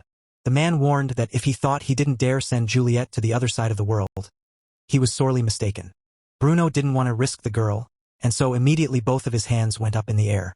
Tom told Albert that it was time to end it all as they had very little time left and added that he had seen Genko destroyed. Albert listened carefully to Tom about Genko being destroyed, but at the same time, the man reloaded his gun. Tom said they had to get out of here before the Korean players arrived, but the man never finished his sentence because he was destroyed by a bullet fired by Albert. Before closing his eyes for good, he wanted to understand what was wrong, but he never got to find out. Juliet Valentine was slightly surprised by what had recently happened and tried to understand her brother's logic. Albert Valentine looked very pleased now that Tom had finally gone to the other side of the world. The man had been waiting a long time for the right moment to destroy Tom. Bruno, having seen all this, was not against such an outcome of events, and he did not feel sorry for the man because if not, Albert would have had to do it anyway. Albert Valentine was glad that with Tom gone, there were probably no more of their men left in the country. The man had another offer for Bruno and Juliet. Albert wanted the boys to return to Valentine's because after it was known that Genko had been destroyed, Albert wanted to destroy all the Mayans. The man believed it was time to rebuild Valentine. Juliet thought that her brother had some problems and was not in his right mind for suggesting such things to them because the Mayans would not fall apart simply because Genko was no longer with them. She thought that Albert could not be so crazy as to say such things. Juliet supposed that perhaps the burden of Boss Valentine had affected him so much that for now, it was as if he were no longer the man she knew. Albert insisted on his proposal and continued to reason that they could take advantage of the fact that Genko had been destroyed in Korea. The Mayans would then turn against Korea and destroy themselves completely. The man hoped the boys would return to Valentine and told his sister that he could protect her now. Albert Valentine believed that Bruno should return out of gratitude for all that the family had done for him. The man wanted him to return to the family with Juliet and continue to live for the family, but Bruno could not understand why the man was so sure that they would go back to the family. Suddenly, Albert heard a strange sound. The man was suddenly attacked by a boy who was outraged that Albert wanted to take his men without any authorization. Yunha, because he was attacking unexpectedly, managed to hit Albert's leg with his weapon, but the man still managed to dodge this attack a bit. A new battle had begun, and everyone was trying to win in a short time. Albert Valentine looked down at the boy and tried to understand how he could have allowed such a thing to happen. Yunha was now a child, but his experience in battle was irreplaceable, and he managed to wound the man again. Albert Valentine summoned his mana and decided it was time to use his weapon and pointed the muzzle of his gun at the boy. Yunha saw it all and reacted almost in time, trying to knock the gun out of the man's hands with his foot, but his leg was still injured from the attack. They bounced off each other, and now each was trying to recover from their wounds and think of a plan for how they would proceed. Albert Valentine realized that he had already wasted too much time on all this and decided that first, he would get rid of Bruno, except he was a little late with that, and Juliet's arms around Bruno surrounded the two of them with her magical powers. Yunha, who still hadn't fully recovered, said confidently that he would decide whether to let the guys go or not. The boy asked Juliet not to even think about leaving without saying goodbye. Yunha wondered to himself if he had already bought enough time. The girl looked at the boy carefully and promised him she wouldn't leave again. Juliet Valentine's next action was to use magical enhancement, and it was all thanks to Yunha's ability to stall for time and distract her brother. Juliet and Bruno were completely covered by a magical dome that protected them from everything that was happening outside. Albert Valentine saw all these actions and was angry that he couldn't prevent it all from happening in the first place. Bruno, who was completely enveloped in Juliet's magical amplification, decided that he would not hide anymore and was going to attack the man. The man pushed back so hard that cracks formed on the floor where he had been standing a second before. Bruno was almost at the target and was ready to launch his attack on Albert Valentine. Albert used his mana and wanted to dodge as soon as possible, but because Yunha had managed to injure his legs earlier, it was already very difficult to do so. So the man had no choice but to take the blows from Bruno that followed one after another. The shockwave was very strong, and so the man was thrown back and almost caught Yunha. The boy tried to dodge as best he could and hoped Bruno had not forgotten him. Albert Valentine was only able to slow down when he hit the wall opposite, and it was a hard blow. Bruno didn't stop for a second and deprived the man of any chance to regain his senses. He was already trying to attack Albert again. Albert struggled to get to his feet and decided that he could use his weapon, and maybe he would have a small chance to win. The man applied mana to his two pistols and planned to use the magical power of sustained firing. Albert Valentine gathered all his strength, pointed two barrels in the direction where Bruno was, and pulled the trigger. Bruno, despite all this, did not move away but instead approached Albert and blocked all of his shots. In parallel, the man swung his arm, and he didn't care about anything right now. Bruno thought only of the fact that he'd promised Juliet he'd protect her. Bruno was able to get very close to Albert and attack the man as hard as he could. The impact was so strong that after Albert was thrown back by the shockwave, he was able to completely break through the wall behind him. Albert Valentine was thrown very far away, and in his flight, the man thought only of the fact that he could not go to the other world like that. The man remembered all the humiliation he'd suffered. He had promised the Valentine he could destroy the Mayans. Albert had not forgotten how he had made a last-minute promise to his father that he would restore the name Valentine. The man tried to indoctrinate and convince himself that all this was just the beginning and he couldn't just give up.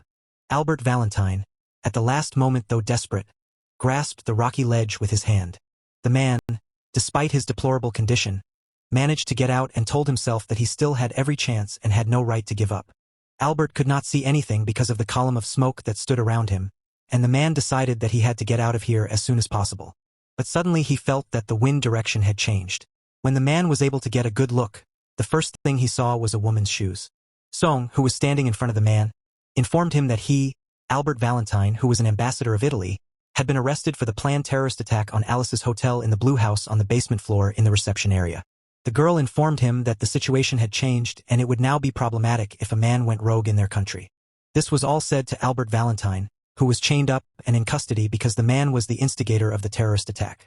Albert insisted that he had not organized any act of terrorism and that they were now slandering the Italian ambassador and holding an innocent man in custody. The girl was calm and confident in her words because she had a video on which Albert destroys Tom Mayan, and therefore realized that the man would not do anything to them.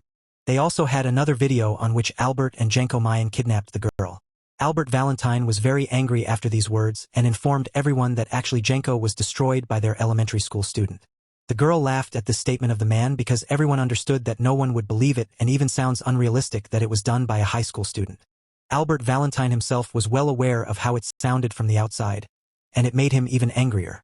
The goddess said that she had analyzed information about the political situation in Italy. It seemed that Albert and Big Mama had destroyed Jenko Mayan. This conclusion was made because they were trying to exterminate the entire Mayan family. But the girl added that apparently their previously conceived plan had not succeeded as well as they had hoped. The girl added that she had heard rumors that other Italian players had been spotted besides them. When Albert heard all this, he realized that Tom Mayan was not the only one who had been sent to watch him. The man only now realized that he was not alone and that their minions were always lurking nearby. The girl did not hold back and said that they already had all these people, and therefore she was ready to offer Albert something. Albert Valentine realized that he had no choice as such, and so he asked what they wanted him to do. The girl said she wanted as much from him as there were lies she could turn into truth. She walked over to Albert, leaned over him, and quietly said that she wanted a lot of things from him. In a university hospital, in one of the wards, there was Yunha, who was angrily asked by his mother why he didn't obey her at all. The woman took her son by the ear and reminded him that he had already been hurt last time and now it would take 3 months to recover. The boy tried to calm his mother down a little and said that he was wrong. When Yunha's mom was able to calm down at least a little, she informed the boy that she just didn't want her son to overwork himself. And to her, it was obvious. The boy looked at his mom, who was just concerned about his health and therefore very worried. The woman took another close look at her son and really hoped that Yunha would recover soon and never have a situation like this again. Mom left Yunha in the ward herself but promised that she would definitely visit him later and told the boy to get well as soon as possible. The boy remembered that the rest of his family would be coming soon, namely his dad and Yuna, who were also very worried about him. Yunha decided that since he had nothing to do for now, he would watch the news on TV. The boy picked up the remote and turned on the news channel. Yunha decided to find out what everyone was saying about this on the news. The news reported that last night there were loud noises coming from the Hotel Alice. This suspicious noise made the residents afraid, but thanks to the help of Italian players, the situation was somehow resolved. The news said that due to unstable mana, a red dungeon opened in the building, and Italian players went on a raid, and unfortunately, except for Ambassador Albert Valentine, no one else could survive. The boy listened to the news and decided that if he did not know the truth, this version of events was not hard to believe. Perhaps Korea and Italy had made some kind of treaty. Bruno and Juliet came to visit Yunha, and the girl called the boy only boss and no other way. Yunha asked the girl not to call him that, but Juliet was persistent and said that Yunha was the boss and that he was someone to be proud of. The boy recalled that the boys did not feel sorry for him when they had forgotten all about him while admiring each other. The boys looked at each other fondly, and they were not going to argue with the boy. Juliet came closer to Yunha and bowed her head, thanking the boy for saving her because if it wasn't for him, she would have been forced to live the rest of her life locked up. Bruno, on the other hand, did the same thing as the girl and said he could never repay Yunha for all he had done for them. Yunha started to feel uncomfortable and asked the guys to get off their knees immediately and added that it was all unnecessary. The boys decided on their knees to recite the oath and said that in the silence of the night, under the shining moon and in the starlight, they humbly create a sacred bond. They give their whole selves to whoever is willing to accept and vow to defend the honor of their brothers. If they are ever asked who they are, the answer is that their father is the sun and their mother the moon. Yunha looked at the boys with a smile on his face, and then the girl said that she could definitely call Yunha her boss and offered to raise the child that would be born to be the boy's assistant. The boy said that it was all unnecessary because he wasn't going to become a player and certainly wasn't planning to join the mafia. Yunha felt that it was not a good idea to do that without first getting his opinion. Yunha once again remembered everything Juliet had just said and was now trying to figure out what kind of child she was talking about. Juliet began to smile and told the boy that he had gotten it right, and that she and Bruno were expecting a new addition. The guys decided to show the boy something else, and it surprised him as much as the news that they were expecting a baby. The boy was given 2 documents in his hands to look closer, and they were the new documents of Juliet and Bruno. Yunha looked at them attentively but could not understand anything, and then Juliet gave the boy a hint and told him to pay attention to the surname that was written on these documents. Yunha finally realized what was going on, but he didn't understand why they had done it. Juliet explained that, in a way, she and Bruno had decided to start a new life, and that was why they had changed their names. The girl added that since that was the case, they thought the boss's last name would suit them best, and so Yunha can call them no Juliet and no Bruno. The boy was shocked by this news and shouted throughout the hospital that he did not agree with their decision. Grandpa was sitting by the window in his favorite chair, reading his favorite book, and was only distracted when a guest came to visit him. The man who came in started talking about how he had heard that this man was the one who had helped to keep information about them from leaking out. He bowed low to the man and said they owed him a debt of gratitude and called the man an elder. Bruno was the one who came to see his grandfather, and for what he had done for them, from the house where he had allowed them to stay in Korea to that incident at the hotel, the man realized that he would always be grateful for that. Grandpa didn't hide the fact that he had actually asked the right people to do what he wanted. He also asked Bruno to get up. He decided to tell that their personalities were extremely interesting to the saint, and it was very difficult to do so. Bruno thought they had no excuse and simply said thank you to the man. Grandpa started to say that during their conversation, they had talked about potions because Alice's hotel was inferior to its competitors in many ways. The grandfather said that since everything was going so well, he decided to get out of the business and invest more in pharmaceuticals.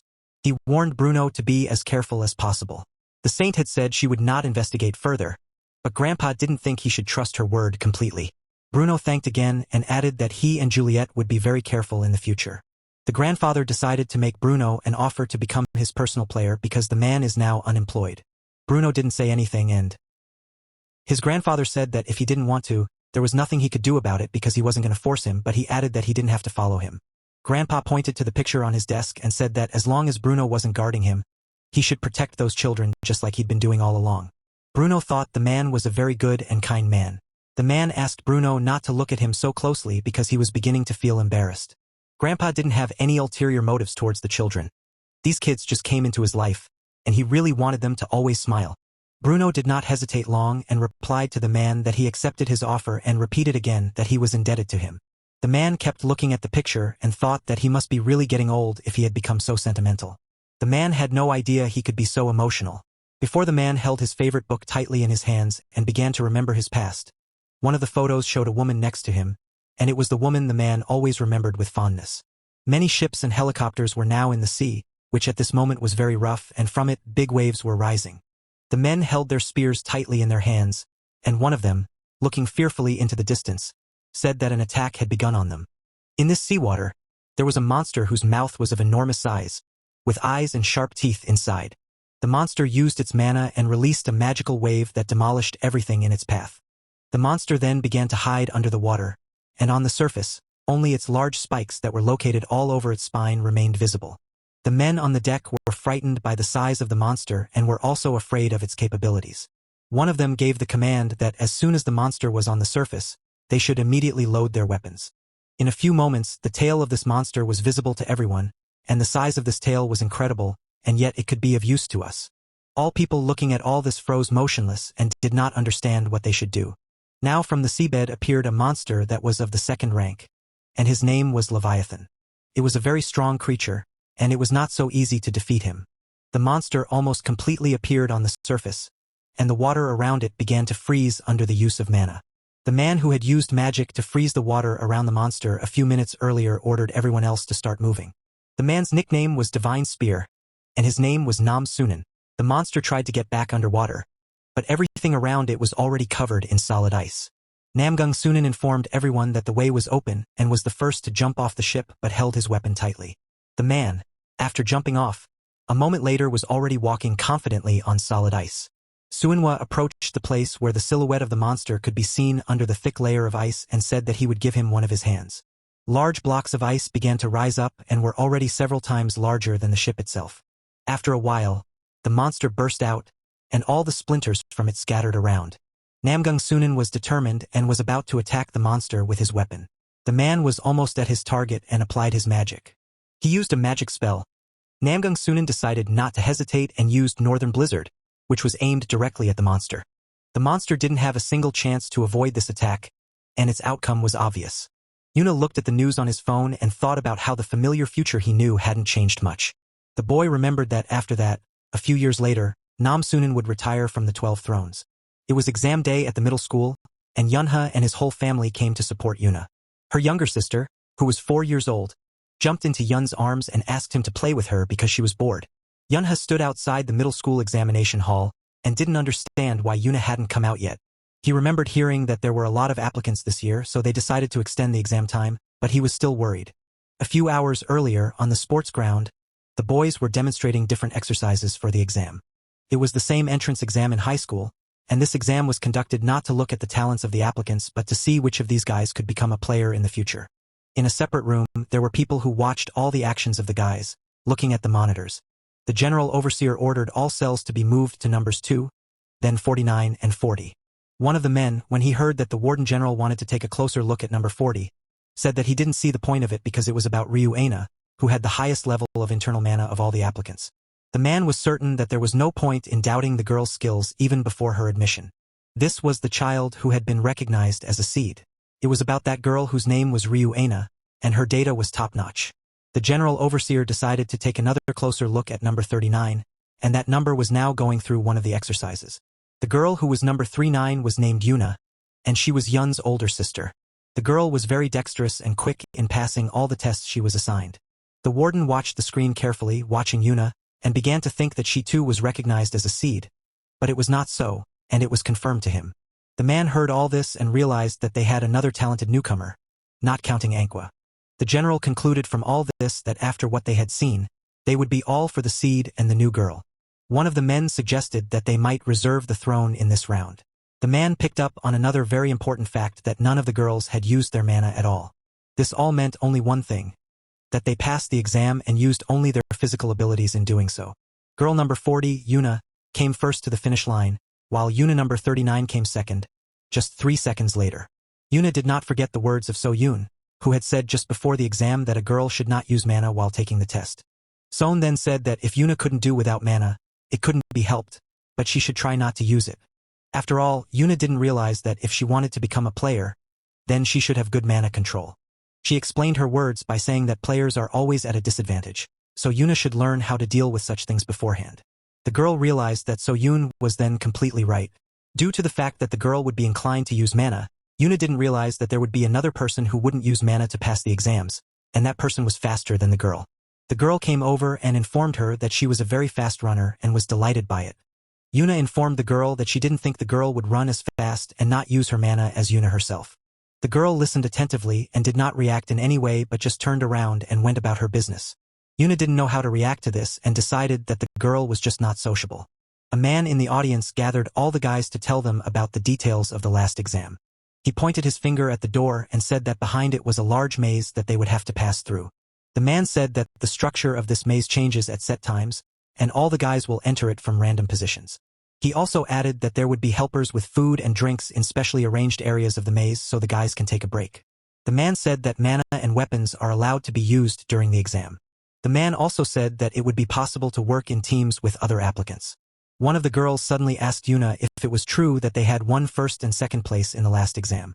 The girl introduced herself and said her name was Choi Haij, and Yuna was very pleased to meet her. Haij told her that she was from Jongguk Junior High School, which was near Cocoon, and said that she was good at using mana in school. The girl seemed very confident to Yuna. Yuna offered to team up with them, but Yuna thought that after they entered the labyrinth, they would be separated immediately. Haij clarified that after they entered the labyrinth and if they managed to meet, they would promise each other that they wouldn't do anything bad. Yuna was fine with that kind of association. Yuna suggested that Ankwi join them too, but the girl refused and said she didn't see any need for it because she was fine with it herself. The girl was not at all upset by this answer and wished Ankwi good luck in passing the exam. The guys that were next to Yuna asked the girl how she was doing because they thought it was not nice to ignore someone like that, and Yuna was obviously overdoing it, and they were sure she didn't have any friends at school. Yuna convinced everyone that she was fine and that they didn't have to cheer her up because the girl hadn't done anything bad to her. But the guy still kept saying that it was not a good idea to behave like that. She began to think that it must be very difficult for her to make friends with these girls. Yuna instead just for some reason thought that she could easily end up befriending Ankwi. Suddenly, the guys stopped all their discussions because a man approached them again. He informed everyone that the time for the last exam was starting, and the door to the maze began to open. All the boys were led into the room where the labyrinth itself was located, and the size of it was amazing. Yuna was in no hurry to run anywhere but decided to think and weigh everything first. For starters, the girl was trying to figure out which way she should go, and it wasn't as easy as she originally thought it would be. Yuna tried to remember the instructions So-yoon had given her the last time they saw each other. So-yoon told her that if she didn't know how to proceed, Yuna should try to feel the flow of mana first. Yuna did as So-yoon advised her and used her mana to figure out which way she would be better off going. Now the girl, after she activated her abilities, immediately saw a path that was illuminated with a bright blue glow. Yuna noticed that a stream of mana was leading to the exit, and she decided that she should just follow that stream. The girl followed strictly the indicated path until she heard the voice of the man who greeted her. A man stood near a table with food and drinks and told Yuna that she was the first one to come here. He offered the girl some water after taking the cap off the bottle and asked Yuna if it was difficult for her to get here. Yuna, for all this, was actually very thirsty, and so the girl was now drinking water with great relish. The man decided to give the girl a hint, but Yuna doubted whether it was allowed to do so in the exam. But he answered that it was allowed since it was the last exam they would take. He pointed the way and told Yuna that this was the right way and she should go that way. Yuna bowed low and thanked the man sincerely for his help. The man said goodbye to the girl and wished her a good journey and to get there as soon as possible. The girl walked some distance in the direction indicated and suddenly stopped. Yuna no longer saw the mana flow and began to wonder if her teacher might have lied to her and pointed her in the wrong direction. The girl until that moment thought she was going in the right direction because the teacher was there. Hige, who was standing at that moment with the guys near the teacher, suddenly saw Yuna to the side. Yuna was very happy to meet the girl, and Hige told her that she was just in time because they were just asking the teacher which way to go. The teacher gave them a clue and told them to go in the direction the sun rises, and the boys had no problem guessing that this meant east. Hige was glad that they now knew the way and called Yuna to come along with them. Yuna didn't understand what was going on, but to the girl, everything that was happening was very strange. She hesitated for one simple reason, because her mana flow was pointing in the exact opposite direction. Hige took the girl's hand and was already leading the way, only Yuna wasn't sure if it was the right way. Yuna immediately guessed that it all looked very strange and suspicious to her. The teachers kept leading them in the wrong direction. One of the teachers suddenly shouted to all the kids that they were doing great and had made it this far and informed them that they had one last intersection left. The man told the boys that one of the 3 paths led directly to the exit and that the exam would be over very soon. The boys asked him to give them a clue and tell them which one it was. The teacher looked at all the kids and said that there was no way he could give them such important information, but then he winked his eye, and all the boys realized where they should run to. They were very happy that their work had been well done and thought they would be the first to arrive, except that Yuna alone remained motionless, and so she called out to the boys and thus stopped them. Yuna told everyone that she didn't think the path indicated by the teacher was the right one and pointed in the opposite direction. The girl explained her words by saying that the mana flow was going in a completely different direction. The guys only believed the teacher's words and didn't understand why Yuna started acting like that. At the very end, Yuna heard from the guys that the exit was right in front of them and they should only go that way. They were very grateful to the teacher for showing them the way, and in general, the boys added that they were already very tired of all this and Yuna should not behave like this. Yuna once again tried to change their minds about them all and her acquaintance Hige included, but all the guys disagreed with what she said. Hige, looking at Yuna, was sure that the girl was wrong and she should stop complicating things immediately. The guys thought it was because Yuna had won second place and therefore thought she was the smartest and even smarter than the teacher. Yuna was beginning to doubt her own words. The girl just told what she saw and didn't understand what to do now. Yuna introduced her brother Yoon and began to think about what he would do in such a situation. Yuna remembered her younger brother Yan's words about never trusting anyone. Yunha had reiterated back then that players couldn't trust anyone, and it was his words that Yuna remembered now. The boy then tried to convey to her the most important thing, that a player should only believe in himself. Yuna then heard her little brother's advice and promised that she would do so in the future. The girl came back from her memories and remembered Yun's words that he asked her to never forget. Yuna didn't know why she remembered it now, but now she was sure where the exit was and pointed it out to the other guys. The boys didn't believe her and told her to go where she wanted to go, but they would obey the teacher. Yuna didn't mind this outcome anymore. The girl, after a few minutes, was already using her mana to get to the exit as quickly as possible. The guys looked at Yuna in surprise and couldn't believe that she had made such a decision. They considered Yuna's action unwise, but the girl was glad that she had finally made up her mind and now ran as fast as she could. Hige told all the guys that they shouldn't care and shouldn't pay attention to Yuna at all. The girl was sure that the answer was already right in front of them and what Yuna had chosen was not their concern, and they would still go the way they chose. The boys did not hesitate any longer and ran to the exit the teacher had pointed out to them and were already mentally celebrating their victory. Hige was even happy about this outcome because she would then be able to come in ahead of second place, and that meant a lot to her.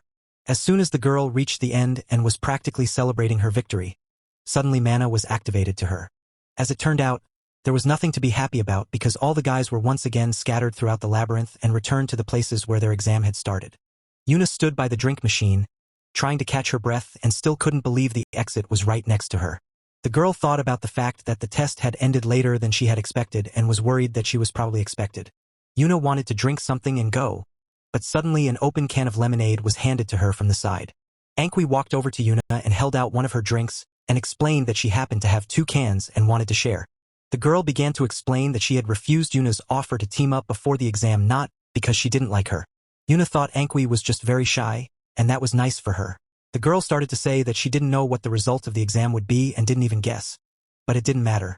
Yuna offered the girl to be friends if they did meet at the academy. Yuna didn't mind at all and accepted Anqui's offer with great pleasure. Yunha, who at this moment was holding his little sister who had fallen asleep in his arms, was thinking about the fact that Yuna's exam had already lasted for a very long time. Yun's parents also already looked tired and dozed sitting on a bench, continuing to wait for their daughter. The classroom was in full swing, and one of the students was reading out the material to all the kids. At that moment, Yoon-hook tried to discreetly get his boss Yunho's attention from the teacher. He wanted to tell his friend that Teacher Doon was their class teacher again this year, and Yunha noticed that they were also in the same class together. Yunha guessed that they would be together in the bottom of the class, but he still thought it was great. Sona, who was sitting behind the guys, thought it was weird. Sona suddenly remembered their conversation with her grandfather, who was interested in who the girl wanted to be in the class with, and in the end, it all happened. Even the class teacher remained the same as Sona wanted. She turned to Yoon because she was sure that the boy had also paid attention to all this, and he also thought this coincidence was quite strange. Yunha remembered how his grandfather had asked the doctors to take care of him because he had just been discharged, and they had promised to take good care of him because they had been asked to do so by the president of the Alice Group. Sona was sure the boy knew something, but for some reason, he didn't want to share it. The girl did not notice how the teacher came to her desk and attracted Sona's attention only because of the textbook. The teacher was not happy with this behavior of the girl and considered her even brave since she was ready to skip new material at the very beginning of the school year. Sonia was very ashamed because it was the first time she was scolded like that, and the teacher at that time said that the girl should stay after lessons to clean the teacher's room, and it was a small punishment for her. The teacher added that Yunha would join her too, who was also talking during the lesson, and it would be fair in his opinion. Yoon-hook sat quietly, the sidelines, and was glad that he had gotten away with it. But after a moment, the teacher called out the name of Yoon-hook, who would also be joining the boys, and this news did not please the boy. The teacher told Yoon-hook that laughing when he scolded his friends was inappropriate. At that moment, Yuna and Sona were very angry with the boy. When they heard this, the guys gave Yoon-hook a stern look and said that they would definitely have fun with him while cleaning together. Mi looked at the boys and didn't understand why they were already in 3rd grade but still continued to act like children. The Special Player Academy for high school players also held training sessions. Yuna was in a special uniform and was very happy about being able to enroll. The girl met Yuna in the corridor of the school and was even happier because she had also managed to enter and pass the exams. Yuna couldn't be happier and gave her new friend a big hug, telling her that they would be in the same class, which was wonderful news for Yuna. Suddenly, Yuna thought about the fact that they probably should have gone into the classroom first. The school children in the corridor had all their attention directed to the man who had just entered and were surprised. The girls noticed it and thought that some celebrity must have come to them. This was a girl who had been chosen for one of the thrones at only 22 years old, and it was amazing. She was one of the 12 thrones under the nickname Holy Mother, and her name was Park Haram. The children were very surprised by her appearance and did not understand why the Holy Mother was at their school. Haram smiled sweetly and heard all the enthusiastic words directed at her, but she thought to herself that she was no Holy Mother. She didn't like being called that. When she was only 20 years old, the girl realized that it had been 4 years since she had seen her since the Kraken incident. Haram knew she would have a hard time determining how much mana the girl had because she had already grown so much. Yuna began to suspect that Haram wanted something from her if she was staring at her so intently. Yuna was already beginning to think that this girl was very strange, but Haram herself had turned her attention to Yuna because she seemed familiar to her. Haram recognized the girl as the daughter of Elder Naaman Seed and suspected that it was because Yuna had a lot of mana in her, which was why she had such an effect on Yuna's physiology. It was amazing. The girl was most interested in Yuna herself, and she was sure that Yuna knew who was standing in front of her now. Haram did not delay the moment and went straight to Yuna, offering to make her seed. The girl thought that if Yuna wasn't a celebrity or a time witch or similar to Soyeon, it only meant one thing. She was well aware that no one could teach her how to control such a large reserve. Haram knew that there was no way to delay in this situation and that it was necessary to act quickly. At this moment, Yuna had been proposed to, and now Haram wanted to know if the girl wanted to be her seed. But suddenly, Haram heard from Yuna that she didn't want to and was against such a proposal. Yuna politely declined and replied that she already had a great teacher and didn't know the girl at all. The girl politely declined, said goodbye to Haram, and went on about her business. Haram was very surprised at this response from Yuna and looked at the girl with bewilderment. The girl was most surprised that Yuna said she didn't know her, and that was strange to Haram. Haram received a call on her phone from the lord of the Gu Yensu clan, and the girl didn't know what happened or why she was getting a call. The girl received a new assignment saying that she must deal with a horde of monsters. In all the papers, the top story was about the missing people in Guangchon. When the first person disappeared, everyone ignored it and thought he was just a missing person. But soon, People were found with footprints as if they had been dealt with by a beast. And only then did everything become clear. It was only after these factors that the authorities finally realized it was the work of a monster. The people who were able to find out about it and who heard the rumors were very frightened. They protested against the government of the goddess in order to dispel all this fear. The clans of Gatton City, namely the Regulus Kings and the Blades, were called to attention. At one point, the Guangchan Reservoir was completely engulfed in flames. A 6th-grade sharp-tailed monster was merciless, and there were a lot of such monsters. The man at that moment was using his weapon to fight those monsters. Using mana, he used his abilities to spray fire everywhere, which made the monsters uncomfortable. One by one, the monsters burst into bright flames and were instantly sent to the other world. The monsters were fought by the Lord of the Blade Clan of the 12 Thrones, who was nicknamed Fire Demon, and his name was Kong Henel. The man wondered at that moment how the monsters had managed to hide like that. One of the men was certain that these monsters possessed intelligence and were not as simple as they seemed. He reasoned that if the monster was capable of controlling a horde of this size, he could safely order them to hide from the danger in the form of humans. It was a man, Lord Gu Yongsu of the Regulus clan. Henel didn't understand how Inu knew what these monsters were thinking because if they needed mana, these monsters couldn't move their limbs. Ensu advised the fire demon not to look down on the monsters. The man was sure that if he didn't change his mind, he would be recklessly destroyed by these monsters. Henel realized this and asked Haram if this was the entire unit against the monsters. The girl replied that they had dealt with most of the monsters in the area, but that some had managed to escape, and so a pursuit group had to be formed. Ensu was surprised that the 12 Thrones were able to miss the monsters, but one of the people informed the man that it was all planned and done on purpose. It was Lord D. Wanan of the King clan. Wanan believed that if they were able to create such a horde, they would definitely run to hide in the shelter of their camp when danger struck. After this explanation, everything became clear to Yongsu, and apparently they were looking for a shelter right now. But suddenly, the girl who had appeared said that they had already found everything. This girl was one of the 12 Thrones, Ban Ini, under the nickname of Florist, and she was related to the King's clans. Ini, after slowly descending to the ground, pointed the men in the right direction. The girl was pointing to a place where there was a reservoir of large size, and that was where the shelter was located. At the very bottom of this reservoir was just that monster leader, and the monster was not happy with the appearance of humans. The whole detachment gathered near the shore of that very reservoir, thinking over all its further actions. Haram thought it was all amazing because the entire lake was engulfed in mana and glowing with a bright blue glow.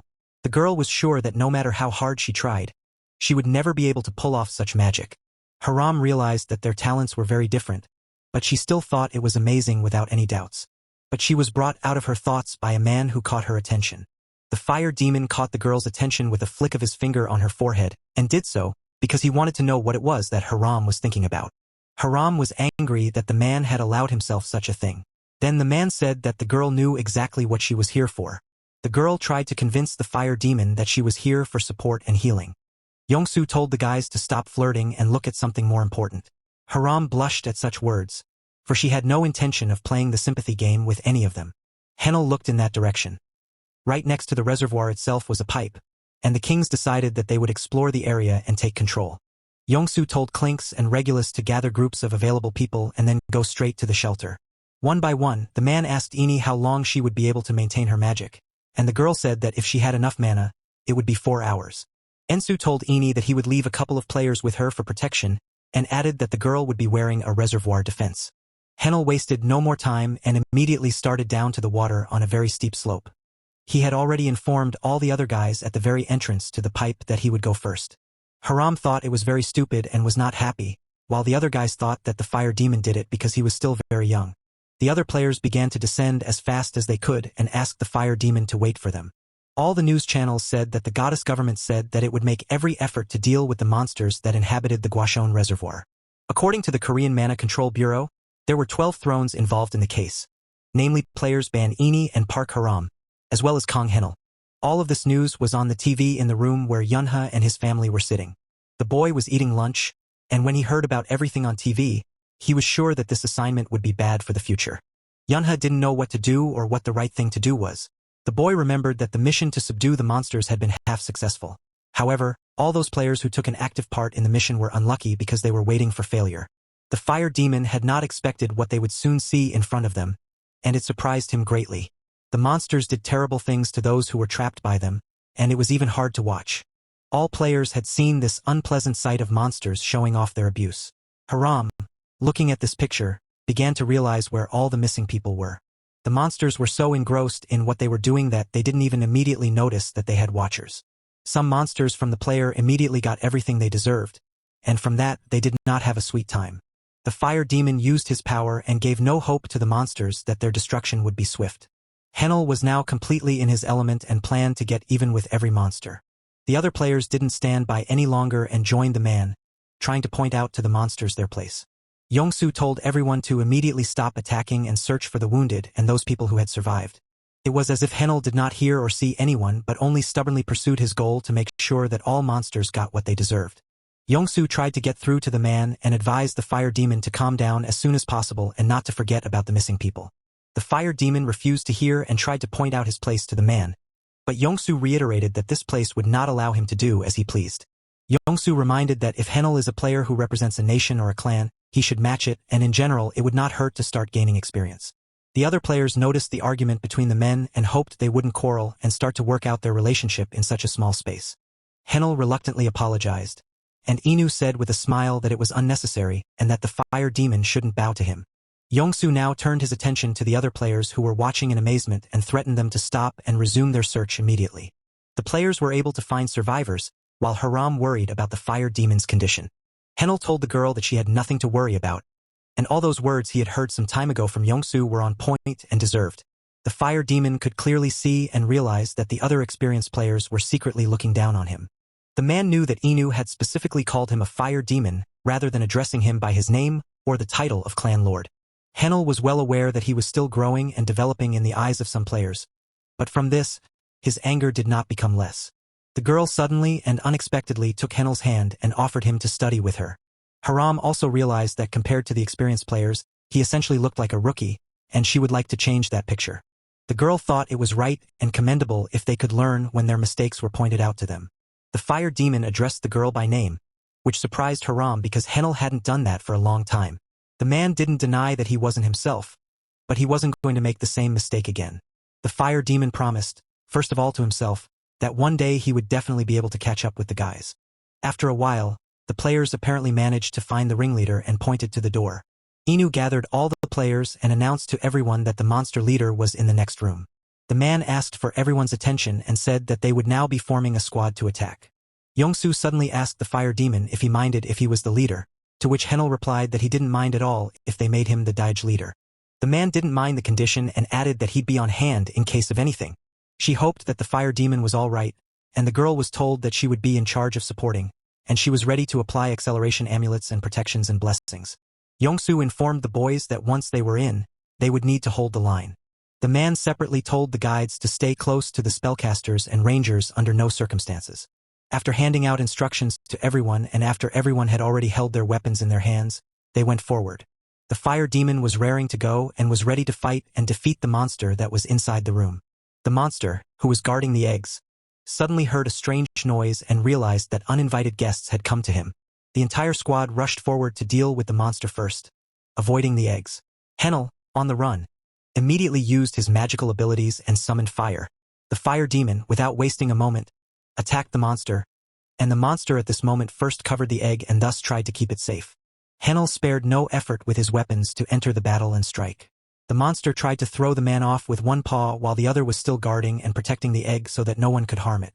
The monster managed to fend off the fire demon and unleash its own attack that knocked Henel aside. Inu came to the man's aid and used his magical abilities, firmly holding the weapon in his hand. The monster noticed that it was being attacked from the other side and tried to defend itself. Yongsu, using mana with his sword, was almost at the target and hoped that this attack would be successful. He used all his strength and thrust his sword in while trying to stay on his feet and not fall. Ensu left the sword where he had stuck it at a moment ago and was now trying to get away from the monster as quickly as possible. Henel was already ready to join in and applied his abilities in the form of fire. The sword that Yongsu had previously thrust in flamed out and burst into flames while engulfing everything around him. The monster was completely engulfed in fire, and there was no way for it to escape. Yongsu realized that it was not Henel's sword and thought that other people's things should be handled with care, but the fire demon replied that he had no choice because the most important thing was to defeat the monster. Hiram told the men not to get distracted and not to relax because this was not the end, and so they had to concentrate and finish the job. The girl did not waste time using her abilities and threw ropes on the monster, thus binding it from all sides. Hiram ordered all the other players to brace themselves and be ready for a wild shot. The players used the catapult and rained arrows after being commanded to do so, and it all rained down on the monster. The men behind all these actions stood and watched from the sidelines and hoped it would be enough. But the monster had managed to break all the ropes and now looked at them angrily, saying that they would regret that they had decided to attack him. The fire demon was surprised that the monster could not only think but was also trying to sarcasm them. Immediately, a command was given for all players to prepare for battle, and the very eggs began to hatch behind them. One of the monsters had managed to hatch from the egg and was ready to join the battle. The men did not immediately notice this, and some were attacked by these monsters. Then a command was given for the rangers to attack the monsters that hatched from the eggs. Now the fire demon was distracted by what was happening behind him and was surprised because no one expected that someone could hatch from the eggs. The monster took advantage of this moment and wanted to strike the man with his paw while he was engrossed in other events. At the last moment, Ensu warned the fire demon of the danger, and they were able to bounce back, albeit with difficulty. Ensu wanted to attack the monster that had hatched from the egg not so long ago, but the man did not notice it. One of the men noticed this and tried to shout to the man to warn him of the danger and threw him a gun. Yongsu heard this warning and was grateful for it, as well as ready to catch the very weapon that had been thrown to him. He still managed to catch it, and it was a sword, and he was now ready to fight on par with everyone else. Inu told the fire demon that he would personally take care of all those monsters that hatched from the eggs. Henel told the man to be careful and ran to meet the monster. The monster saw what was going on around him and wanted only one thing: to send all these people to the other world as soon as possible.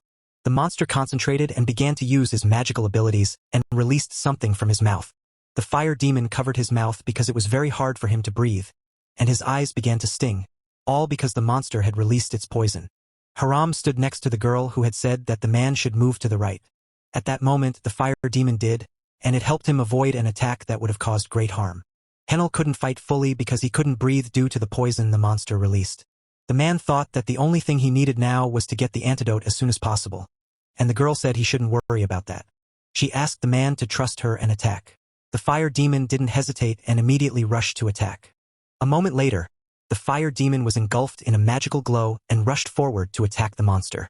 The man was handed the detoxification amulet, and it was expected of him by the Holy Mother. She said indignantly that she had asked him many times not to call her that.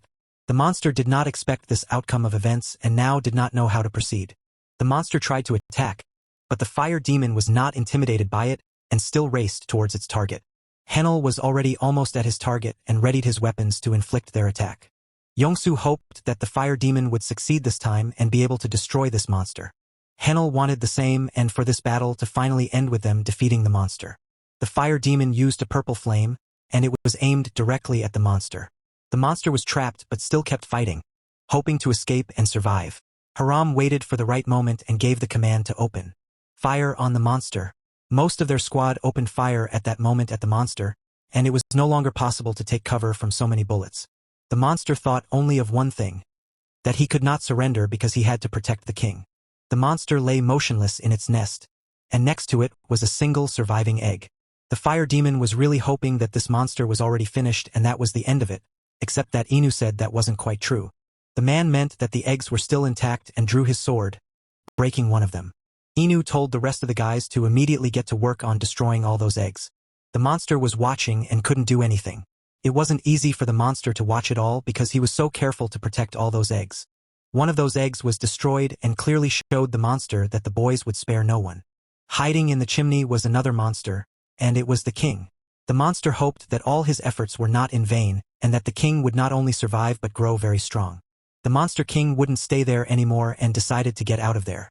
In the middle of the night, a monster wandered through the park, looking lost and not knowing what to do. It had been a week since the Guashon monster had been successfully defeated, and it was only through the active participation of the 12 thrones that many people had been saved.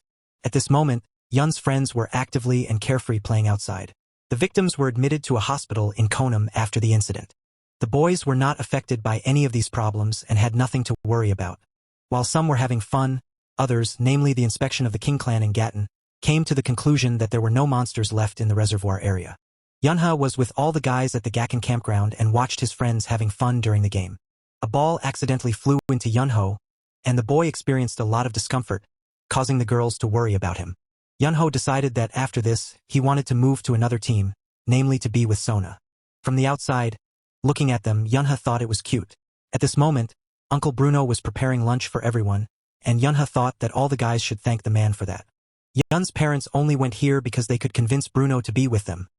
Otherwise, it wouldn't have happened. Yunha decided to thank the man for agreeing to go with them, but Bruno replied that it wasn't necessary since everything was fine. The boy even apologized for having to drive them out too and was genuinely grateful for it. Yunha peeled all the potatoes and said that he had some business to attend to and needed to go away for a while. Bruno knew what he was talking about and didn't mind but offered to help him. The boy thought about his plan and decided that he would pour curry sauce into the empty bottle. Then Yunha asked Uncle Bruno if he would mind if he took a knife with him. Bruno replied that the knife Yunha needed was in the bag and reminded the boy that the lock code was still the same. Yunha informed the man that he would be back today, and if they were looking for him, he asked Bruno to think of something to explain. Bruno wanted to go along with the boy and help in case of trouble, but Yunha was adamantly against it and asked the man to stay where he was and protect the others in case of danger. Yunha confidently told the man that he could handle everything on his own and that he shouldn't worry about him. After a while, he arrived at a small park that was behind a fence. Yunha repeated to himself that he had already arrived at the location and was now mentally thinking through his plan. Unlike in his previous life, he no longer felt helpless and was determined to deal with the Lizard King. A moment later, the very same Lizard King rushed at Yunha and wanted to destroy the boy as soon as possible. Their clash was strong, but neither was willing to yield to the other. Yunha suddenly recognized this monster as someone who had already been in his past life. He plunged into his memories when the invasion of Seoul occurred, where the monster leaders invaded during the absence of Alim Gil, the first goddess, and led whole regiments of monsters behind them. He had just graduated from the academy and was about to receive his nickname. At that time, there were only a total of 4 ringleaders who invaded the city. Many players, including Yunha himself, didn't know at that time how to defeat these monsters. Everyone was confused at the sight of such monsters, and there were still many henchmen with them. Among all those monsters was someone who resembled the Lizard King, and this monster instilled fear in the players with a potent poison. The Lizard King was exactly the kind of monster that belonged to the 3rd class, and it looked ominous. Yunha came back from his memories and thought about how ridiculous this whole thing was because no one even realized that the monster had been here all this time until the monster reached the 3rd grade. The boy, using his mana, launched his attack at that very same Lizard King. It wasn't easy for Yunha to fight him already, and this monster hadn't grown yet. The monster looked at the man in front of him and tried to think of a way to trick him into surviving. Yunha, looking at this monster, suddenly recalled a fragment from his past life, and it was about cloaking. After all, even before he was able to recover, this monster was able to do a lot of damage with this ability. The boy thought that such an act was pathetic and continued his attacks. Yunha said that the monster's lust for harm was visible from a kilometer away. He realized that this thirst was so great that the monster couldn't even manage to hide its presence. The boy took out a bottle of curry sauce, thinking he took it for a reason, and applied it to prevent the monster from using the disguise. Yunha opened the bottle and, in the next moment, poured all the sauce onto the monster. The boy thought it wasn't so bad in principle because the sauce itself was tasty and apparently prepared especially for the monster. The monster heard Yunha mocking him and telling him to eat and not to starve because this was his last time. The monster climbed high up a tree and from there used its magic abilities to attack Yunha. Yunha noticed exactly what the monster was doing and couldn't believe he was actually serious and decided to use everything against the boy. The boy gathered himself and, with renewed vigor, rushed into the attack while actively using mana. In this battle against the monster, Yunha decided to use the Heaven's Tread ability. The boy had managed to send the monster to the other world, and now he stood looking at the place where the monster had been a moment ago before its destruction. The monster was still trying to fight, but it was almost impossible. Yunha thought that this time the monster was very weak, and generally looking at the monster as it was already engulfed in fire, he thought that the Lizard King would be the king from birth. The boy decided that apparently that was the end of it and that it was probably time for him to go back to his friends. The monster was trying to escape at the same moment because the clone he had created was fighting Yunha, and the monster had used up most of its spare mana. The monster realized that in order to get away from the boy, there was nothing left for him to do but to do just that. The monster in no way could defeat Yunha, and it felt as if the boy knew about all of his skills. The monster was fully aware that he could not win now, but time would pass, and Yunha would definitely be able to see the monster become stronger, and then he would definitely get even with the boy. Yunha decided not to waste any more time and used his weapon to attack the monster. The monster did not expect this attack, and there was no longer any way to dodge it. The shockwave was very strong, and the monster was thrown far away until it collided with a tree. Yunha walked up to him and talked about how he wasn't so naive and was quite knowledgeable about cloning. The monster realized that his plan had failed and tried to survive. For this, he decided that there was no point in running away and it was worth attacking.